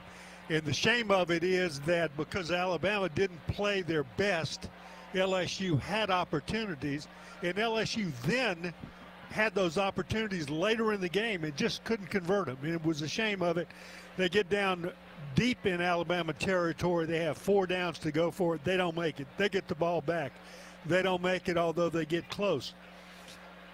Chances galore because Alabama gave them to them, and some of them LSU took advantage of or took on their own, but they just couldn't convert it. And the real devastating thing was it would have been one of the great wins of all time. Yeah, absolutely. Considering the season that it has been for LSU, and particularly the last several weeks. So hats off to the effort put forward by the LSU players. Alabama didn't play well enough. They didn't play their best, for sure. But it was a hard-played game, and it's why we watch football games, because you never know who's going to end up with more points than the other guys. Alabama gets the win, but of course, obviously, questions will arise going into this coming Tuesday's second round of the college football playoff ranking, as Alabama struggles tonight. Really opened the door on a number of occasions for LSU to pull the victory out here on the road, but it wasn't to be. The final again, Alabama 20, LSU 14. We'll continue with more on the Fighting Tiger postgame report right after this on the LSU Sports Radio Network. It takes true grit to wake up every morning dedicated to a higher standard of work. At H&E Equipment Services, we're leveraging our national fleet of equipment with a local approach, working closely with customers to understand their needs and provide them reliability, fair prices, and the support of a first-class service team. We're an equipment company, run by equipment people. Where others stop, we continue. H&E Equipment Services, the higher standard in equipment rental, sales, parts, and service. Every LSU athlete knows you never want to end a game wondering, what if? You have to give 100%. You have to pounce on every opportunity. And you can never give up. If you've been injured, what if you don't stand up for yourself? And what if you don't get the money you deserve? Call us at Dudley DeBosier. Let us fight so you don't have to wonder, what if? That's the Dudley DeBosier difference. Command Dudley DeBosier, official partner of LSU Athletics. 444-4444. Baton Rouge, responsible attorney Chad Dudley. Excuse me, do you know how long halftime is at an LSU football game? 14 minutes. 15 minutes. 17 minutes. 12 minutes? 15 minutes, right? I'm pretty sure 10 minutes. Actually, halftime at LSU lasts 20 minutes. Any idea how long it takes to complete a mortgage application? An hour and a half. 2 hours. Probably like 3 hours. I'm going to go with 45 minutes. It could take a couple of days. Actually, at Assurance Financial, you can apply for a mortgage in less time than halftime. Wow. Really? Seriously? Find out more. Visit them at assurancemortgage.com. Equal housing lender. NMLS number 70876. Welcome back to Acme Oyster House action. Looks like a fried crawfish tail story of oyster shooter champion, Steve. Yeah, I'd say char-grilled in an herb butter sauce, Bob. Truer words never spoken, setting the soft-shelled crab platter for all of us. Well said. A game of onion rings, craw puppies versus hush puppies. Indeed. This team never misses on the food. Jill? Oh, can't argue with crab cakes and gumbo down here, Bob. One team, one stomach. Thanks, Jill. Back after this tasty commercial message. Acme Oyster House. Life's more fun with seafood.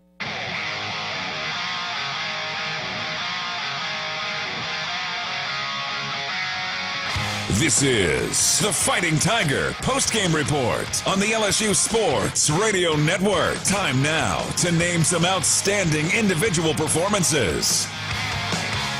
Well, the Tigers come up short tonight to Alabama 20-14, but a whale of a football game to watch, to listen, to be a part of. A true battle here on the gridiron in Tuscaloosa. Alabama moves to 8-1, 5-1 in SEC play.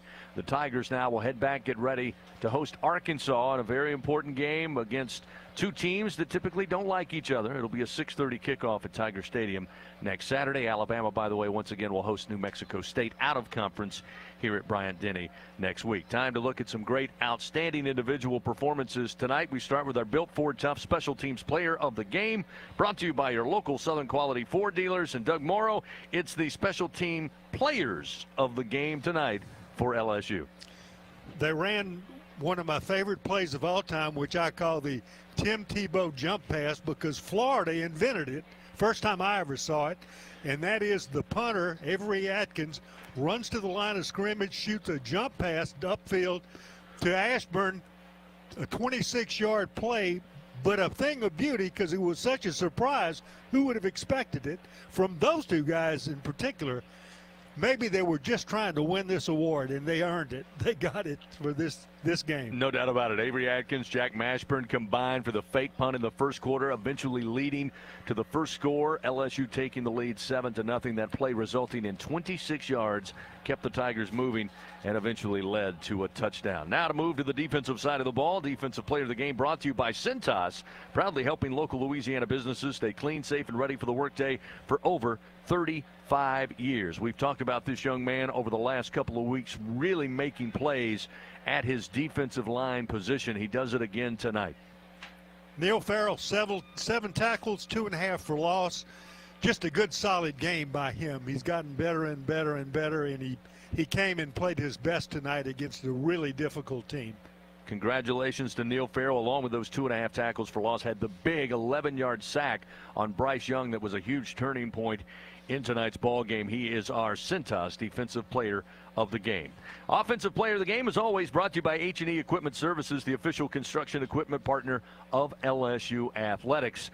It's not easy to do, to take on Alabama, home or on the road, certainly here in Tuscaloosa, and run the football effectively. But tonight the Tigers had a running back go for over the century mark, and for that, you got to make him the H&E Equipment Services Offensive Player of the Game.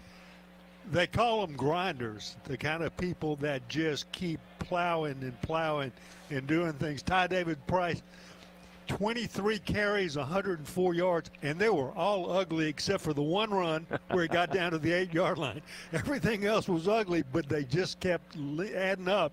And so he deserves that for sticking in there and making 104 yards out of it. You know, there's one other person than just you and I, Doug, that paid attention and will pay attention to that. His name is Nick Sabin. The fact that Ty Davis-Price got 104 yards on 23 carries tonight will certainly be something they discuss in the Operations Center next week. We'll continue with more on the Fighting Tiger post-game report. Up next, we'll take a look at the final game stats. Then after that, we will look ahead to the matchup with Arkansas back at home next week. Don't forget, coming up later, the Fighting Tiger post-game report continues. We'll have Hunt Palmer, Brandon Taylor, Marlon Favorite. Can't wait to hear their take on the game. They'll take your take as well live via Twitter at LSU Radio. Alabama wins tonight 20-14 in exciting fashion on the LSU Sports Radio Network. He's got a seam. He's down the near side hash. Tiger fans, if you've ever wanted to listen to the LSU Sports Radio Network while watching your Fighting Tigers on TV, now you can, and it's easy to do. Just pause the TV. Use the LSU Sports mobile app to stream the audio on your smartphone or tablet. Connect to a smart speaker, then wait for the audio to catch up to the point your TV is paused. Push play, and you are all set. Watch the Tigers and listen with the LSU Sports Radio Network and the LSU Sports mobile app. 15-10, 5, touchdown! Tigers! We always picture the SEC student athlete for their speed, their vertical, their agility, but it's time we picture them for more. For their campus voice, their community outreach, and for the simple fact that 20 years later, they're still someone's pride and joy. More than students, more than athletes. In the SEC, it just means more. LSU Tiger fans are gearing up with real Tigers apparel and merchandise from the official online store at lsushop.net. Get jerseys, sideline gear, polos, t-shirts, hats, official team merchandise from Nike, accessories, and much more. Over 3,600 products, all shipped right to your door. Head to the place real Tiger fans go for the selection only real Tiger fans get at lsushop.net. We always picture the SEC student athlete for their speed, their vertical, their agility, but it's time we picture them for more. For their campus voice, their community outreach, and for the simple fact that 20 years later, they're still someone's pride and joy. More than students, more than athletes. In the SEC, it just means more.